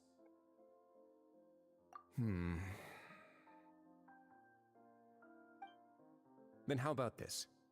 Those who are capable deserve respect. You've spent quite some time investigating my home turf by now, so why don't you tell me a thing or two about what you found, Oh, okay, so here's where the court case begins. I'll ask you 3 questions. Answer all of them correctly, and I'll agree to your request. Question 1. Right. Regarding the hidden rules of the production zone, what is the truth behind the one about not being allowed to work for 3 days in a row?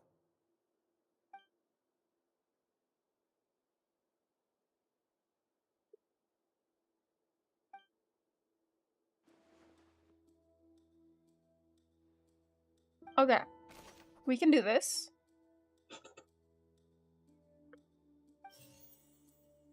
Strange meat. Who will see it if you keep working continuously? I've been told that the infirmary is always empty for the half hour just before lunch. But what could Sijuin be doing during that time? The Fonta promoter has been struggling because he doesn't recognize the real value of coupons. Okay, that's not relevant. I often see Miss Sijuin observing the prisoners at work near the production zone. It seems like she can perceive the general state of a person's... Fonta's internal reports suggest that they're starting a new trial of an... The research note said that the Melusine... According to Collins, the Pancration tournament only took place... We often see Miss Sijuin observing... This one. Under what circumstances does the strange meat appear? I've been told that the infirmary is always empty. According to Collins, the Pancration tournament...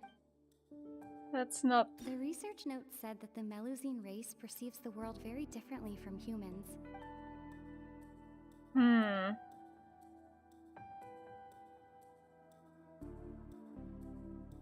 The Fonta promoter has been struggling... Okay, these aren't relevant. According to Collins, the Pancration tournament only took place because the Fonta... The research note said that the Melusine race perceives the world very differently from humans. Because of that, the Melusines have also developed a sense of aesthetics that appear rather strange and alien to humans. I'm gonna assume this one, but I'm not sure. Why does the strange meat appear the way it does? Okay, that's this one.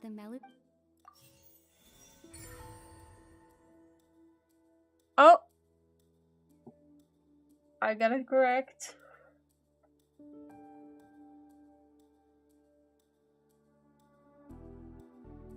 Meat was with too much work. Yes. Ah, so that's what's going on. Paimon understands it now. Who would have guessed? The hidden rule of the production zone. People are not supposed to work 3 days in a row, and if they do, they'll get strange meat in their welfare meal. Paimon, why do you still have the glasses and the mustache? At first we thought this strange meat must have something to do with the people who disappeared, but in reality, they were all prepared by Sijuin, the head nurse. She often visits the production zone to observe the workers' health and makes a note of anyone who has worn themselves out after 3 full days of work. Out of her sense of duty as the head nurse, as well as her genuine concern for the workers' health, Sijuin visits the cafeteria right before lunch and cooks an extra dish for those who can use the stamina boost. Sijuin has only the best intentions with her surprise gift and doesn't want anyone to find out about what she does. However, unfortunately, Melusines as a race perceive the world differently from humans, of aesthetics is even more alien to us. The recipients of her lovingly prepared special meals cannot taste the care within and usually just freak out. Are we on the right track? Not bad. You've uncovered Sigewin's secret and even guessed her intentions correctly as well. It's nice to know that her efforts have not gone unacknowledged. Alright, we got that one. Alright, now for my next question. There are also some hidden rules in the Pancration Ring. Okay. Including the one that you're not allowed to support both sides of a fight. Why is that?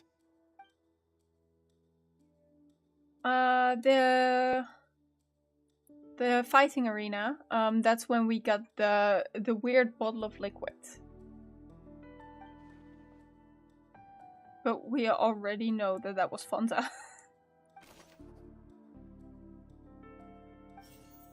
Okay. Who sent the package? According to Collins, the Pancration tournament only took place because the Fanta company sponsored it. The Fanta promoter has been struggling because he doesn't recognize the real value of coupons. Meanwhile, the Duke believes that Fanta's internal reports suggest that they're starting a new trial of an unnamed and unpackaged product. But the product has to undergo a trial because even Fanta's... According to Collins, it's the Pancration... literally one of these three. Fanta's internal reports suggest that there's... The Fanta promoter has been struggling because he doesn't recognize the real...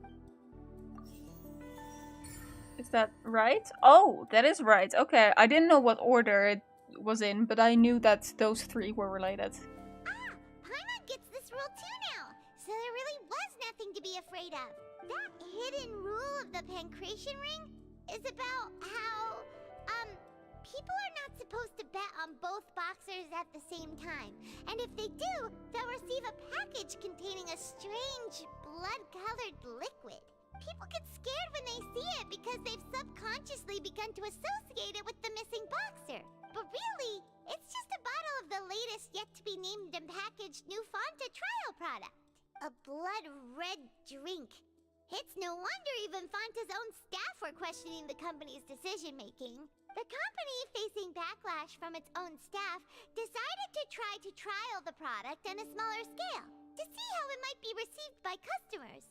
They came to the fortress of Meropide and offered to sponsor the Pancration tournament so they could push their new product. But the Duke completely refused to even entertain the idea. The Duke, knowing how valuable coupons are in the fortress, knew that only total idiots who didn't understand their true value would bother buying a Fanta product here. And so, only those who proved their stupidity by being dumb enough to bet on two opposing sides of the same match were selected to receive the drinks. I acknowledge the effort you've put into bringing the truth of this mystery to light. Although, based on your description, that Fanta promoter is a bit too careless with his words, I may just reconsider my collaboration with the company. All right. And here's the final question. What's the secret behind our head nurse and all of her patients in the infirmary? Oh, I don't know this one. Stop your cruel and pointless games, Risley! You know that we haven't finished our investigation, so there's no way we can answer the last question. The thought of sparing Lynette and Fremine never even crossed your mind. You'll pay for this! Linny, stop.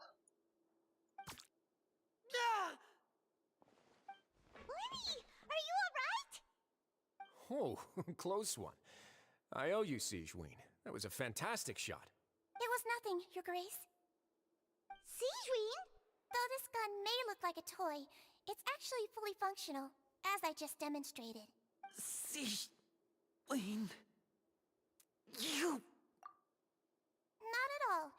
I am merely a resident of the fortress, and thus protecting it is my duty. When Monsieur Nervulette asked me to come here, he told me that my job would be to take care of the well-being of everyone here. I am merely discharging my duties. But if you mean what you just said, then isn't Linny someone you should be looking after as well? Isn't he But I really am just doing what Monsieur Nervulette told me to do. Everything I did, I've done to protect them. Had I not, they would be in far more dire straits right now. Yeah, she's right. This would have turned into an all-out fight. His Grace knows it too, right? Your Grace? mind proving my innocence to them? My dear Sigewin, whatever shall I do with you? Would it have killed you to just wait another minute or two? Well, it's nearly time after all. The way you do things can be truly frustrating sometimes, Your Grace. I figured I should try to talk some sense into you. What are you talking about? What time? Take me if you want. But let them go. How touching. Can you just give me one more minute? Don't be like that, Your Grace. All right, everyone, calm down. 2 more visitors will be arriving any time now. I'll go get a cup of tea. Miss Sigewin, I leave Miss Lynette in your care. You... What are you doing? I don't think he's planning to harm Lynette or I Linny. believe I hear footsteps.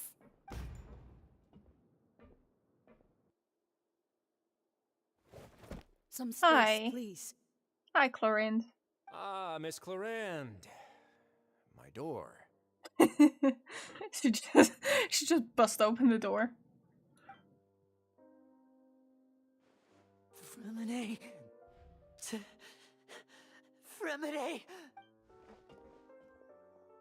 He's probably fine. What's going on? What is Clorinde doing here? Work. Fair. I'm sorry about shooting you, Mr. Linny. The tranquilizing effect will begin to wear off soon. Please take it easy in the meantime, though. What happened to Fremine? Wasn't he diving just outside of the fortress? Why is he looking like this?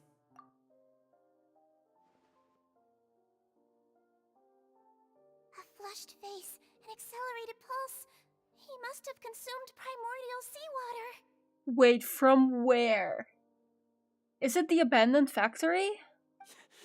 What did you say? Please, make some space. I'll need to give Mr. Fremine a more thorough checkup. Your Grace, I'll leave the rest to you.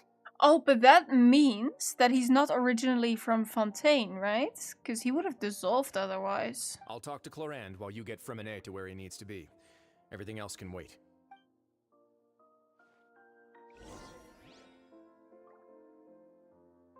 Okay.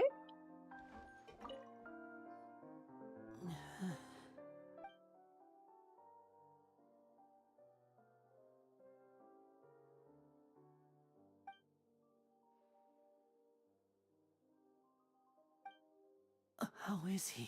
These symptoms are probably caused by an acute ingestion of a large amount of primordial seawater. Still, his condition is not critical. Of course, it would be best if he stayed for further observation. Let's leave him here for now, and move him to the infirmary once he's recovered a bit more. Sorry. I am aware that the infirmary may not be your favorite place in the world at the moment. We do only have a single clinic in the fortress, however. Why would he ingest a large amount of primordial seawater after leaving the fortress? How could that possibly happen? Please, look after Mr. Fremine for the moment. I'll go fetch some medicine and a respirator. Oh, I'll bring Miss Lynette back with me. Where is she? How is she right now? Oh, she just took a nap in an empty room after I tranquilized her. If my calculations are correct, she should also be waking up right around now. You might not believe me, but His Grace and I actually made some snacks and tea for her. Yeah.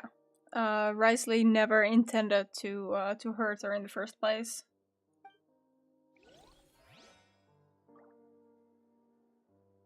Alright, what's going on? What's that look on your face? I thought I made good time on the way back. Oh, I'm just admiring your punctuality. Had you arrived just a few minutes later, Sigewin may have been forced to shoot Mr. Linny again. How's the situation out there? The water has changed. It's pretty much as expected. The concentration of primordial seawater has increased significantly. Oh, that is bad. Okay. I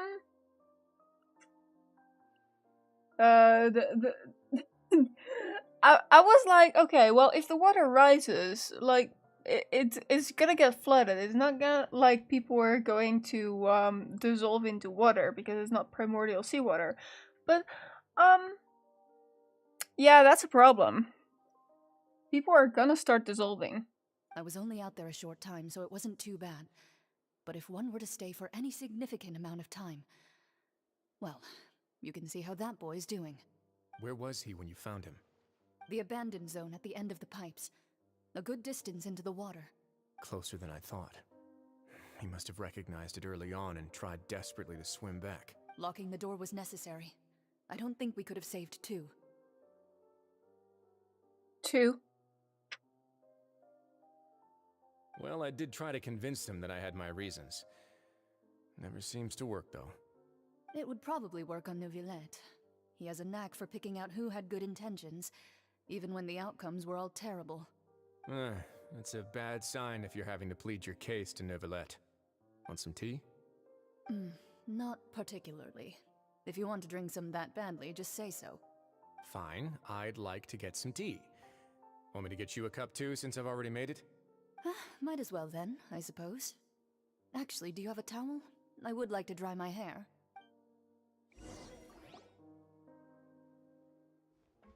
Linny, are you okay? I'll be fine. They're all here now. Don't worry about me. Are you sure? You don't look alright. Okay, so maybe it wasn't enough primordial seawater to dissolve him. My hands and feet are still a bit weak, but that's probably just the residual effects of the tranquilizer shot.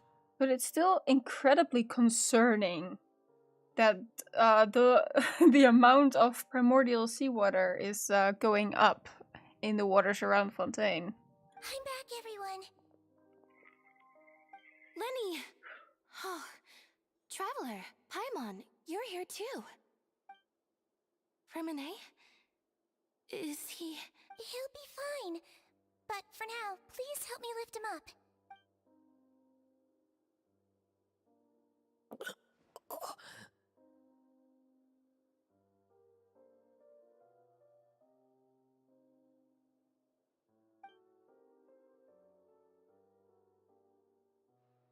His breathing's beginning to slow down. Give me a hand and help me get him to the infirmary.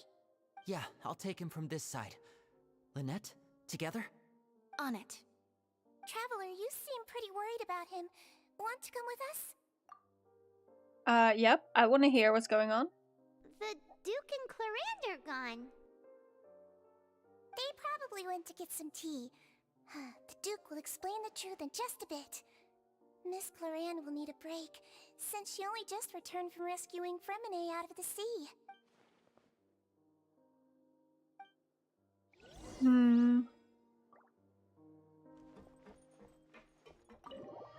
Yeah, that is strange. So who is dumping primordial seawater into the lake? What is going on?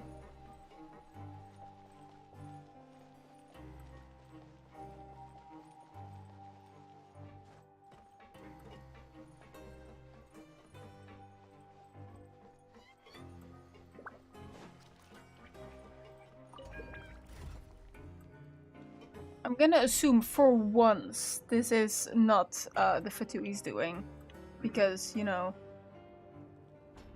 I don't think that they do that to the kids. Environmental pollution of primordial seawater, yeah. So someone's been dumping some primordial seawater into the lake, and it's a massive problem. Because pure primordial seawater will dissolve the people of Fontaine. What are you trying to do? Oh.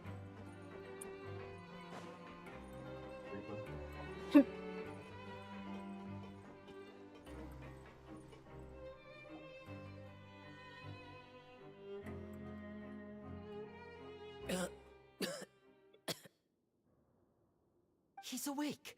Fremine, how do you feel? Lenny... Lynette... We're all here. Where am I? The infirmary. at the Fortress of Meripede, Mr. Fremine, and you are no longer in any danger. How do you feel? Don't push yourself if you're not feeling up to it. Traveler, Paimon, it's been so long. No witnesses. The sea. There's something wrong with the seawater. Shh, it's okay. We can talk about it after you've recovered. No, listen to me. This is really serious. There's primordial seawater mixed into the regular seawater. I don't know why it's there, but no one should touch it. Pipes. Right, the pipes. It's all coming back to me now. Okay.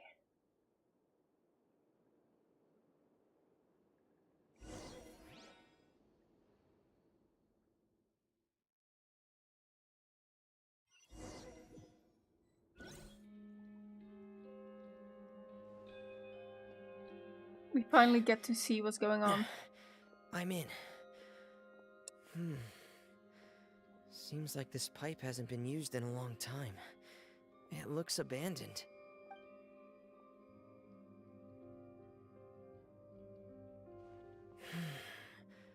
Where could Master Child be?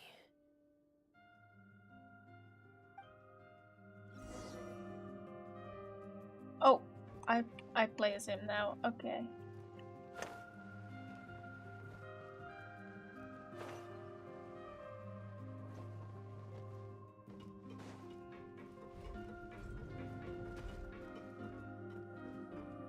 Yay, we get to explore the abandoned factory. This mechanism looks like Thank you it's for been the stretch. tampered with. Could he have done it?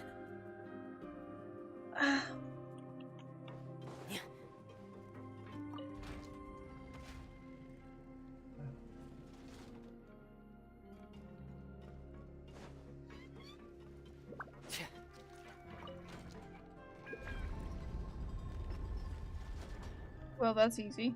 It's not even a puzzle. Just click on everything you come across. Door of Resurrection activated. That means there's a chance of dying. Hey, this might be a puzzle though. This one brings it up.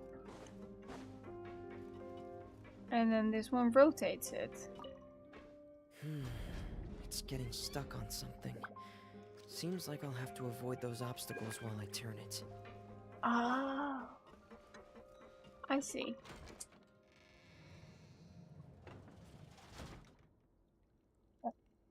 Put that down. Now turn it.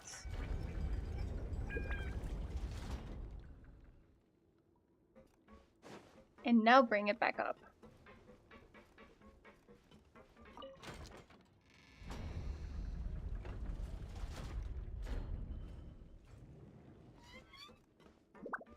There we go.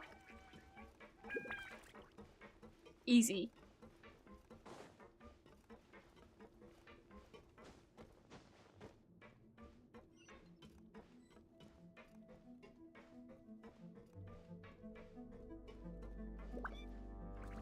Just jump down here. Let's make sure I don't accidentally land. This And is here where we the water dive. starts. Okay. Master Child probably dived into the water. I'll go take a look as well. Yep, seems about right.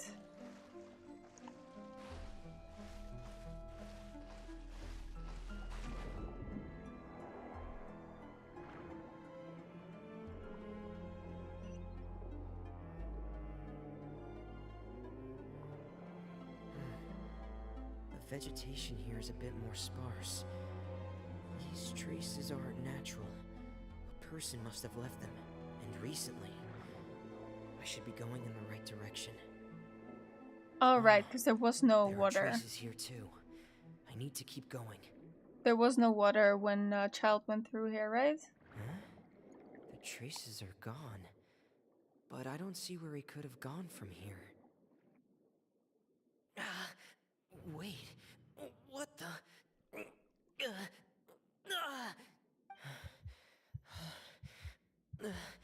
My heart is racing, and it's getting harder and harder to breathe.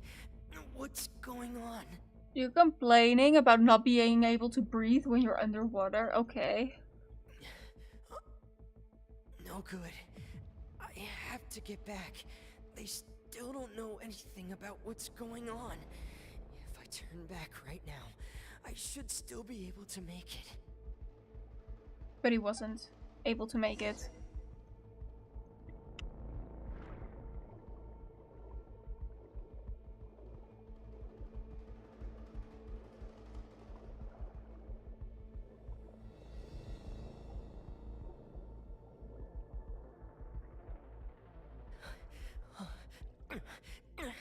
I can't die here.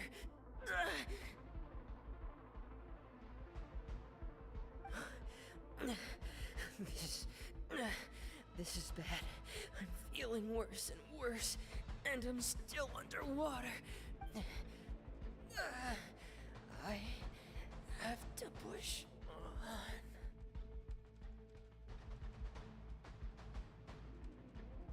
Oh, and there's Chlorine coming to save him.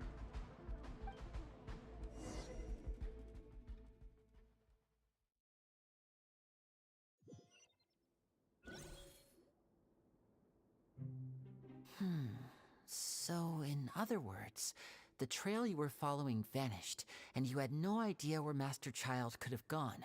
But there was also no obvious place for him to have disappeared to. That's right. I tried my best to swim back, but I had already put some distance between myself and the fortress, and I just couldn't find the strength to keep going. I probably passed out some time after that, and you know the rest.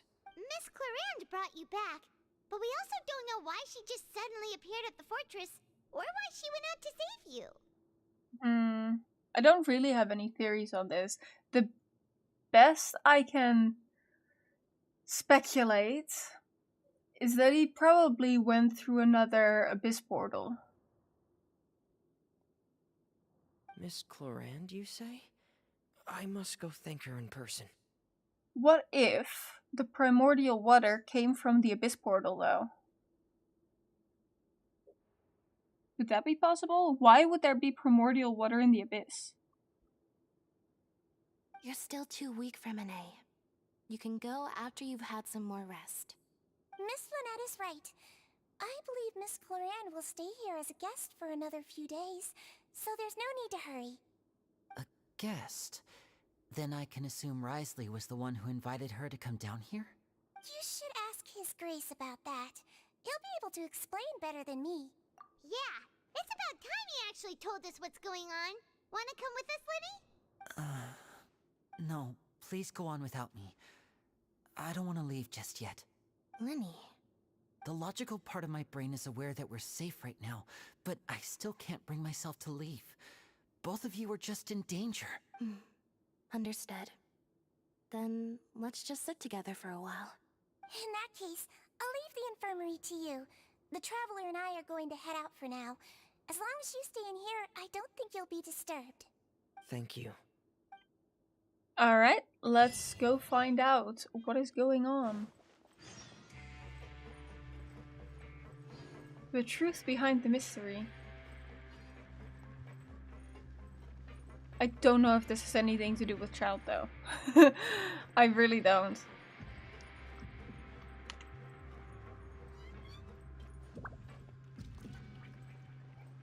Up and away.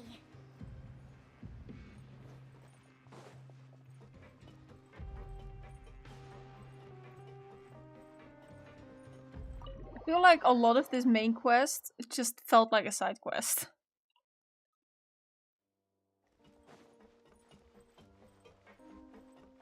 Alright, tell me what's going on. Excuse me? I take it Mr. Fremonet's condition has stabilized? Of course. I wouldn't have left the infirmary otherwise. I've been expecting those two, but might I inquire as to the purpose of your visit, Miss Sejuin? I wanted to check up on Miss Cloran. How are you feeling? Mostly fine, I think. If you don't mind, I'd like to perform another quick physical exam. It'll just take a few minutes. All right. Thank you for looking out for me. I'll take my leave for now, then. Well, want to explain yourself, Risley? Of course, but I'm not partial to the word choice of explain. How about enlighten? Where should I begin? How about you start by asking me any questions you have? You can start with whichever one you'd like to get answered the most. Okay. And Paimon will begin. Did you know about Lenny's goals from the very beginning? No. I just knew they were Fatui operatives sent to the fortress by the Knave. As for their specific goals, I only figured those out as you made progress on your investigation. You managed to monitor and stay ahead of them even though you didn't know what they were trying to do? They came here with ulterior motives. I'm quite adept at discerning what that kind of behavior signals. Initially, I thought their goal was just to investigate Child's disappearance. Linny suggested that I had deliberately let him escape, but in truth, I didn't really do anything special to help or hinder him while he was here. Everything he did, from finding helpers to leaving this place, he did on his own. Of course, it's inevitable that the Knave would make a big deal out of her fellow Harbinger's unexplained disappearance. I'm also quite curious about where that Harbinger went. So I figured I might as well let the Fatui do their own investigative work. All I care about is the answer. Right, yeah. We're not gonna get any answers about Child from him because he doesn't know either. So you were hoping Lenny's group would just do your work for you? You make it sound like that's a bad thing. Unfortunately, things didn't go as planned. I assume that Fremine has told you already, the ratio of primordial seawater around the fortress of Meripede is on the rise. The Forbidden Zone has always been Linny's target, and you got roped into that investigation after running into him. I began to intervene out of concern for your safety, and also to prevent the fortress from becoming entangled in more irksome matters. Are the rumors true? That you're also a former criminal? Now, why would you put it like that? Isn't staying here all day and serving as the manager of the fortress a kind of sentence unto itself? Another form of prison? I just happen to have some support from the rest of the inmates. That's all. Oh, right. Paimon wanted to ask, who invited Cloran down here? Me, of course. I paid her good mora to come down to the fortress for some field work. As a champion duelist, Miss Cloran could be considered to be an independent party. I needed to find an exceptionally capable person to help me get through the impending crisis. And saving Fremine was part of that crisis? You can think of it like that, yes. Credit where credit is due, that boy is quite adept at diving. Had conditions not been as hostile as they were, he probably would have found the missing Harbinger already. That's not something you should be asking after. Neuvillette only asked you to investigate Child's whereabouts. Well, yes, but maybe the Forbidden Zone is linked with Child's whereabouts? All I need to prove to you is that the Forbidden Zone had nothing to do with the Harbinger's disappearance. That should be clear now that you've spoken to Fremine. But we've already uncovered that there's something wrong with the infirmary, and we've answered a bunch of questions that you threw at us. Isn't it about time that you answer our last question in return? You make a compelling case. Do you really want to know the answer that badly? Yes. Yeah, Paimon really wants to know. Even if the truth may not be pleasant? Yes. Follow me. Oh, are we gonna go there? Are we going to enter the Forbidden Zone?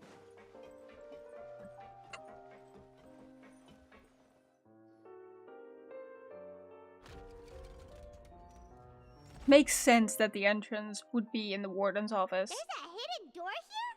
And a whole basement behind it? Huh. You're pretty good at hiding stuff, Risley. It seems you've forgotten just what kind of place the Fortress of Meripede is.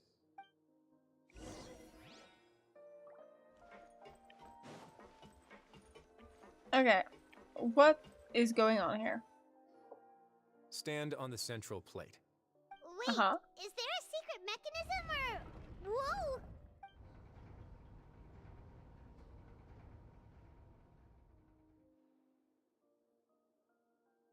Please, Paimon is perfect mouthpiece for Vyris. You hate talking to people, fair. But also, Paimon gets on my nerves. Honestly, for a place so well hidden, Paimon sure doesn't see anything special. What a huge door! There are 3 such isolation gates in total. Generally speaking, I'm the only one who's allowed to go inside. Hence the name Forbidden Zone. Okay, what's in there? Am I correct to assume you're going to run on back and tell your little Fatui friends everything? Well, Paimon wasn't thinking of keeping anything from them. Well, I'd advise you wait until you've seen the whole truth of this place for yourself before deciding whether or not to tell them. Okay, sure. Paimon cannot keep a secret though, just so you know. Paimon is very, very bad at keeping secrets. Huh, so there's a switch on the side. Stand back.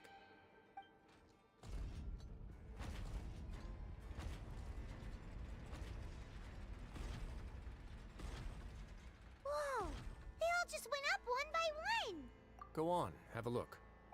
I would love to have a look.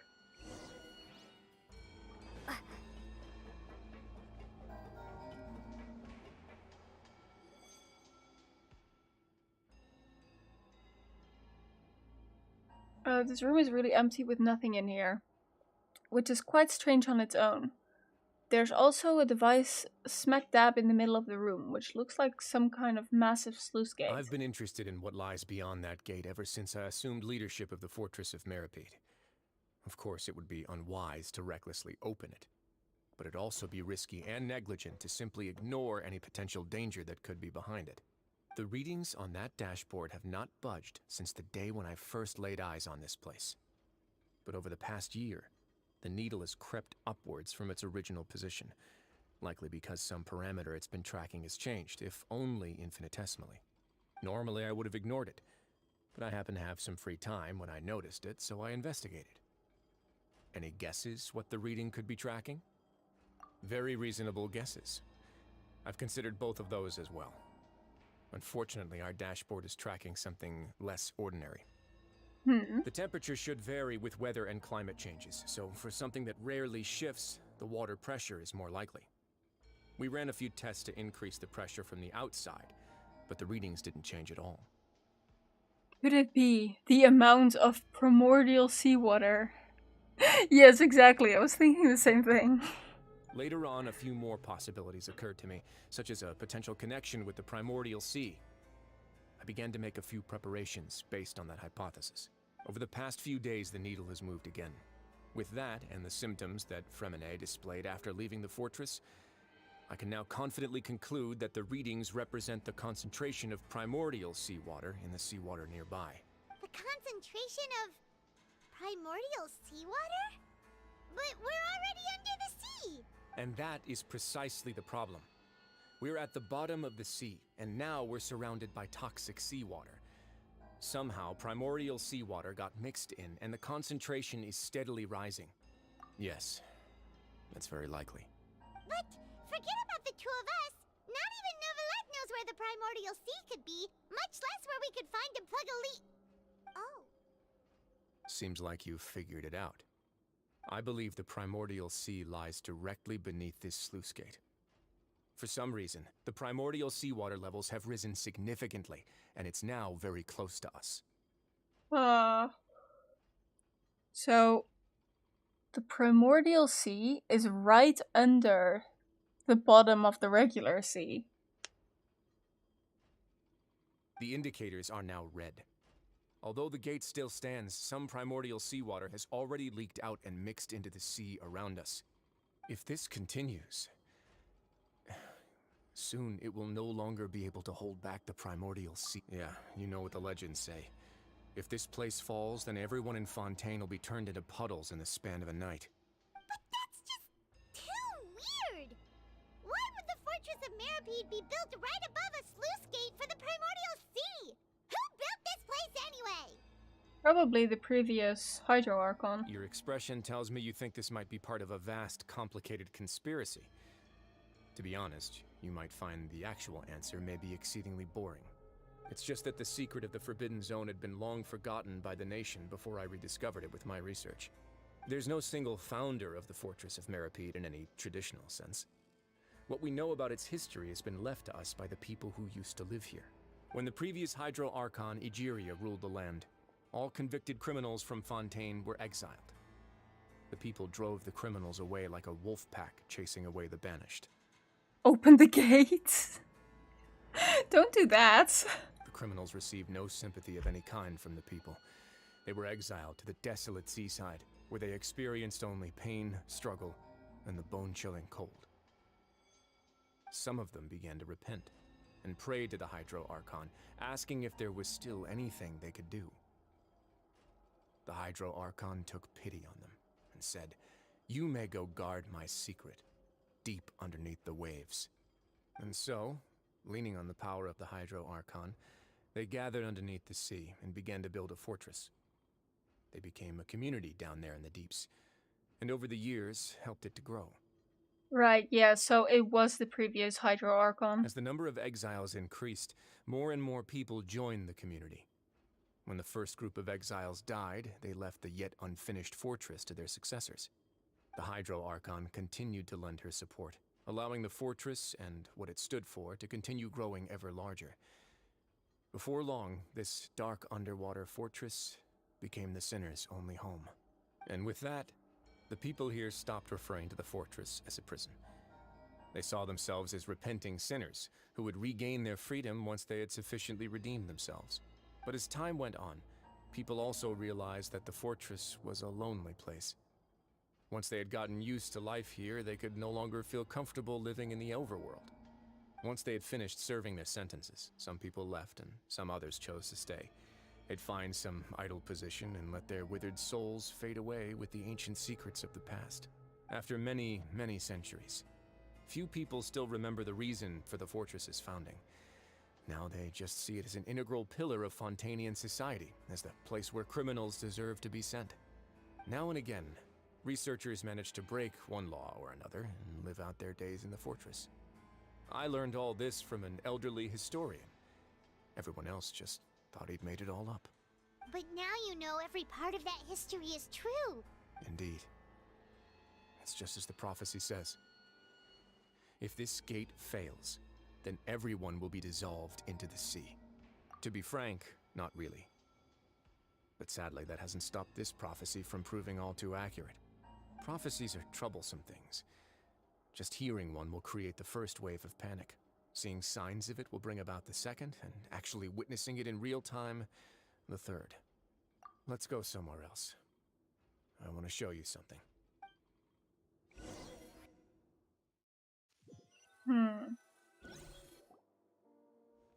This is it. Your Grace, perfect timing. The results from our last round of experiments have... Wait, Jurier, he's not alone! Huh? Lorvine and Jurier? Seems we were right. We were right. No need to panic, you two. I've already told them about our plan. What? After you warned us not to tell a single soul about any of this? I'm skeptical as well. Are you sure they are trustworthy? Well, we've saved a few nations before. The results speak for themselves, don't they? These two may already know more than you could ever imagine. All right then, if Your Grace insists. They seem harmless enough, so I'll trust them for now. Well, how about some reintroductions? This is Jurier, one of the highest-ranked researchers from the Fontaine Research Institute. He used to work under Edwin. I trust that you've heard of Edwin? And who? He's the one who blew the whole institute sky high. Everyone knew he was a bit crooked in the head, but you're not local, so I guess it's possible for you not to have heard of him. Edwin's main areas of research were archaeum and gravimeters. As his assistant, Jurier is quite familiar with them as well. I hired him to be my technical consultant. You want to blow up the Fortress of Meripede? Ah, what a lovely idea. I'm already imagining it in my head. Gotta admit, I'm tempted as well. Guys, focus! Focus! That taskmaster over there is Miss Lorvine, and is also one of my technical consultants. While Jurier used to be Edwin's assistant, she used to be Jurier's assistant. Ooh, are they together? See, everyone keeps asking this question. Are you too sure you're not a couple and just using your work as a convenient cover? Your Grace, I am not in a relationship with this man. If I dated her, I'd officially be madder than Edwin. Jeez, forget I said anything then. Follow me. Whoa, there's another door that goes right up. Your constant amazement makes it seem like the fortress can do anything. There's a lot of hidden passages here. Everything's super cool. Well, let's spice it up a bit. And here you go. Oh. What a huge ship!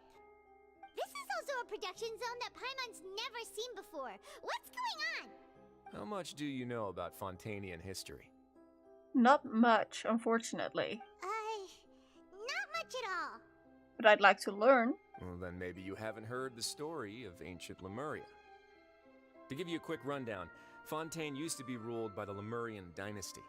According to legend, the Lemurian king Remus came to this land after being inspired by divine revelation and found the seer Sibila, who had taken on the form of a golden bee.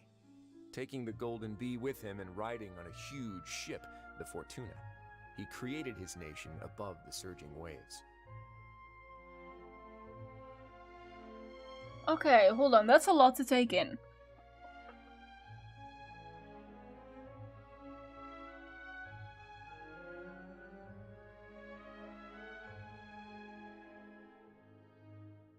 He called his nation Lemuria, and used the Fortuna to incessantly search for new tribes and islands, calling on them to join his empire. There's a ship in this story too? Where there's water, there'll be ships. People believe that hope can always be found at the end of a voyage. Do you believe that too? To a point, I think. As you've already seen, I have a whole factory's worth of labor, materials, and technology at my disposal. Certainly can't hurt to give it a try. So the moment I began to speculate that the primordial sea might lie underneath the gate, I also began this project. Were you inspired by the legendary Fortuna? Maybe. Fontainians need something to hold on to cope with the impending disaster. Were the workers to find out the truth behind this ship, riots would destroy the fortress faster than any catastrophe. As the fortress's administrator, I'd never make such a reckless call. Alright, that's enough talking for now. I'll need another 3 cups of tea to soothe my throat. Do you have any other questions? A lot. Seems like you're good. Come on, I'll take you back. Okay, apparently I don't.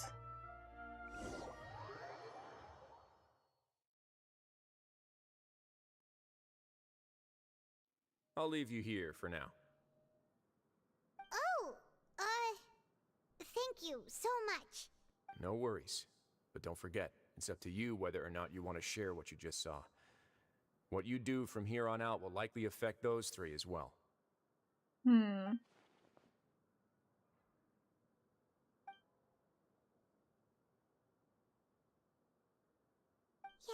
we'll put a lot of thought into it for sure. Great. I look forward to what happens next. Okay, but are the Fatui on our side? In this case? Because if we're still going on the assumption that this entire disaster is created by the Sustainer, the Fatui are against the Sustainer, I think. I think they are against the Sustainer. So they would help Fontaine just to spite the Sustainer, right? We're back! Welcome back. Do you want a cup of tea? How can you be so much like Risley, always drinking tea? Huh. Actually, now that you mention it, I just remembered something now. While I was sedated, I could still barely hear 2 people talking next to me. They were discussing everything, from the leaves, to the water, and even the teacups themselves. Must have been Risley and Sijwin. Yeah, I heard 1 male voice and 1 female, so it should have been the 2 of them. They really were just talking about brewing tea. I really can't make sense of this place. So, Traveler, Paimon, were you able to learn anything from Wriothesley? I was, but should I tell you? Yeah, he explained everything. Very well. Then, would you mind checking your answers against my speculations? Yeah, I took the time to rest, so I'm feeling a lot more relaxed now. Nobody else is around, and Miss Sijuin is also busy with something or other. So let's just talk here. Alright, then I'll posit my theories. I asked myself 3 questions. Okay, let's see if he arrived to the conclusion. Firstly, why was Fremine affected by the primordial seawater? It was because he dove into the sea. My theory is, the long-lost primordial sea is probably very close to the fortress of Mirapede. Okay, he got that one right. Ooh, he's good. He got that right on the first try. That's our Lenny. Secondly, Wriothesley's attitude changed dramatically during the course of our stay here. He ignored us completely at first, then suddenly roadblocked us. Why? I spent quite a long time thinking about this. If he has been monitoring the Fatui since the very beginning, he probably ignored us at first because he was hoping we could find Master Child for him. What's more, the Fortress of Mirapede is not part of Fontaine's court system, nor does it report to Udex Nervulet. Wriothesley is basically the king of a no-man's land. As long as the fortress doesn't do anything about Master Child's disappearance, Father can use it to pressure the Fontaine authorities. And while the 2 factions are pitted against each other, Wriothesley will be free to move between the parties of interest. If I had to guess, he probably has something that he's working on himself. It's likely related to the secret of the infirmary, but I just can't think of what it could be. You're super smart. Thanks so much. Then finally, there's the last question. A game of 3 questions, yes. If Wriothesley does have a plan, what could it be? All I know for now is that his plan probably has something to do with the changing nature of the seawater. He's even gotten Cloran to help him out. That can't be the full extent of what he's doing. There's probably a secret passageway behind the block in the infirmary, and there's something big in the fortress that most people here never get to see. He has a bargaining chip, and it could be important enough for Father to deal with him directly. I don't have enough information, so I have no idea what his chip might be. But let me guess. You have the last piece of the puzzle. I do indeed. Oh, okay, apparently I share the information. I can't believe it. The sea will engulf everyone. Just like the prophecy said. Could Wriothesley have wanted to meet Father to figure out a way to deal with this crisis? If you remember, I once mentioned that Father sees the House of the Hearth as her base of operations, and she truly wants to resolve the crisis. But how could Wriothesley have known that? Or perhaps he didn't know, and just wanted to bring Father over to his side? Which could be why he said he just wanted to negotiate. Yeah, that makes sense to me. I understand your concerns as well, Traveler. I'll figure out a way to pass this on to our father. No matter what, we're on your side. The 2 of you have already aided us far too much. We probably wouldn't be standing here right now if not for you. But then where did Child go? If you ever need anything else going forward, please come to the House of the Hearth at any time. Though you may not share the sentiment, after all that we've gone through together, the 3 of us basically see you as family now. You have my gratitude. Thank you for protecting Lenny when it really mattered. And thank you for sharing the secrets of the fortress with us. We didn't think you were going to do it. Why are you being so formal all of a sudden?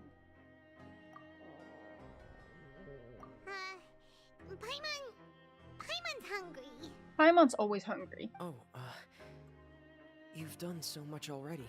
Go get some food. Alright, then we'll catch you guys another time.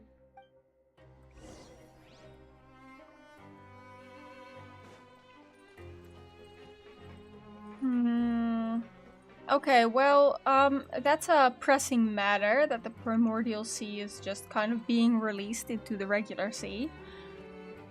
But it still doesn't explain where Child went.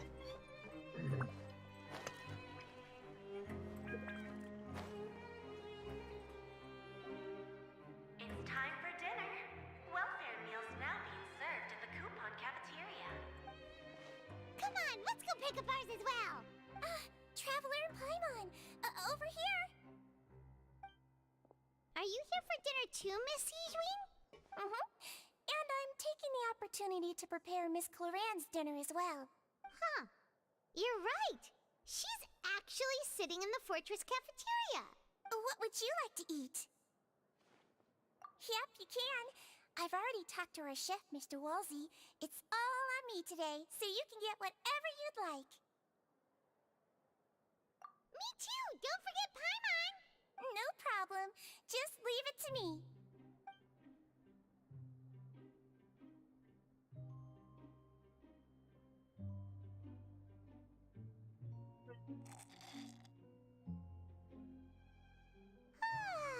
So delicious.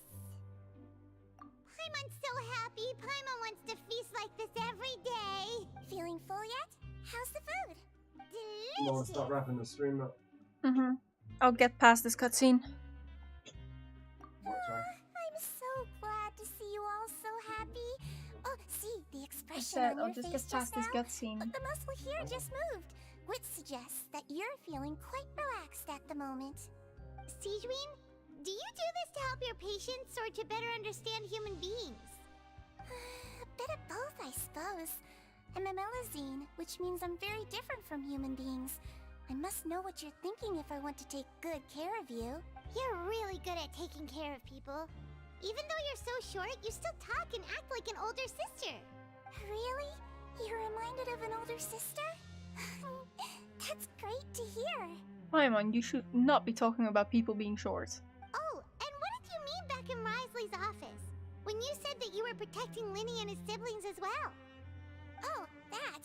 I just asked His Grace to look out for those children, especially that diver boy. I was getting a bit worried after hearing that something was wrong with the water. Thankfully, Clorand is very strong and managed to save him in the nick of time. His Grace also sealed the pipes after Clorand left, to make sure that Linny wouldn't impulsively chase after his brother. Although the path was blocked, we still stationed some guards there to stop anyone from approaching. They were instructed to only open the door once Miss Clorand had returned. Oh, and I was keeping an eye on Mr. Linny as well. We had to press him, but we couldn't allow him to be in any real danger. You were all super considerate and really thought everything through. It's just what we do down here at the fortress. At least this has been His Grace's style for as long as he's been the leader. Oh, I really wish Monsieur Nervula would come down here more often too. I feel like he'd like it here, with all the darkness and chaos. Okay. Get a good night's rest, you two. You both worked very hard. Alright, and this is where I'm actually going to end the stream. It's been a long stream. We've been here for 8 hours. Ugh. I needed a stretch. Sheesh. Yee. Alright, so I do hope you enjoyed this Genshin stream, and I will see you next time. Bye guys!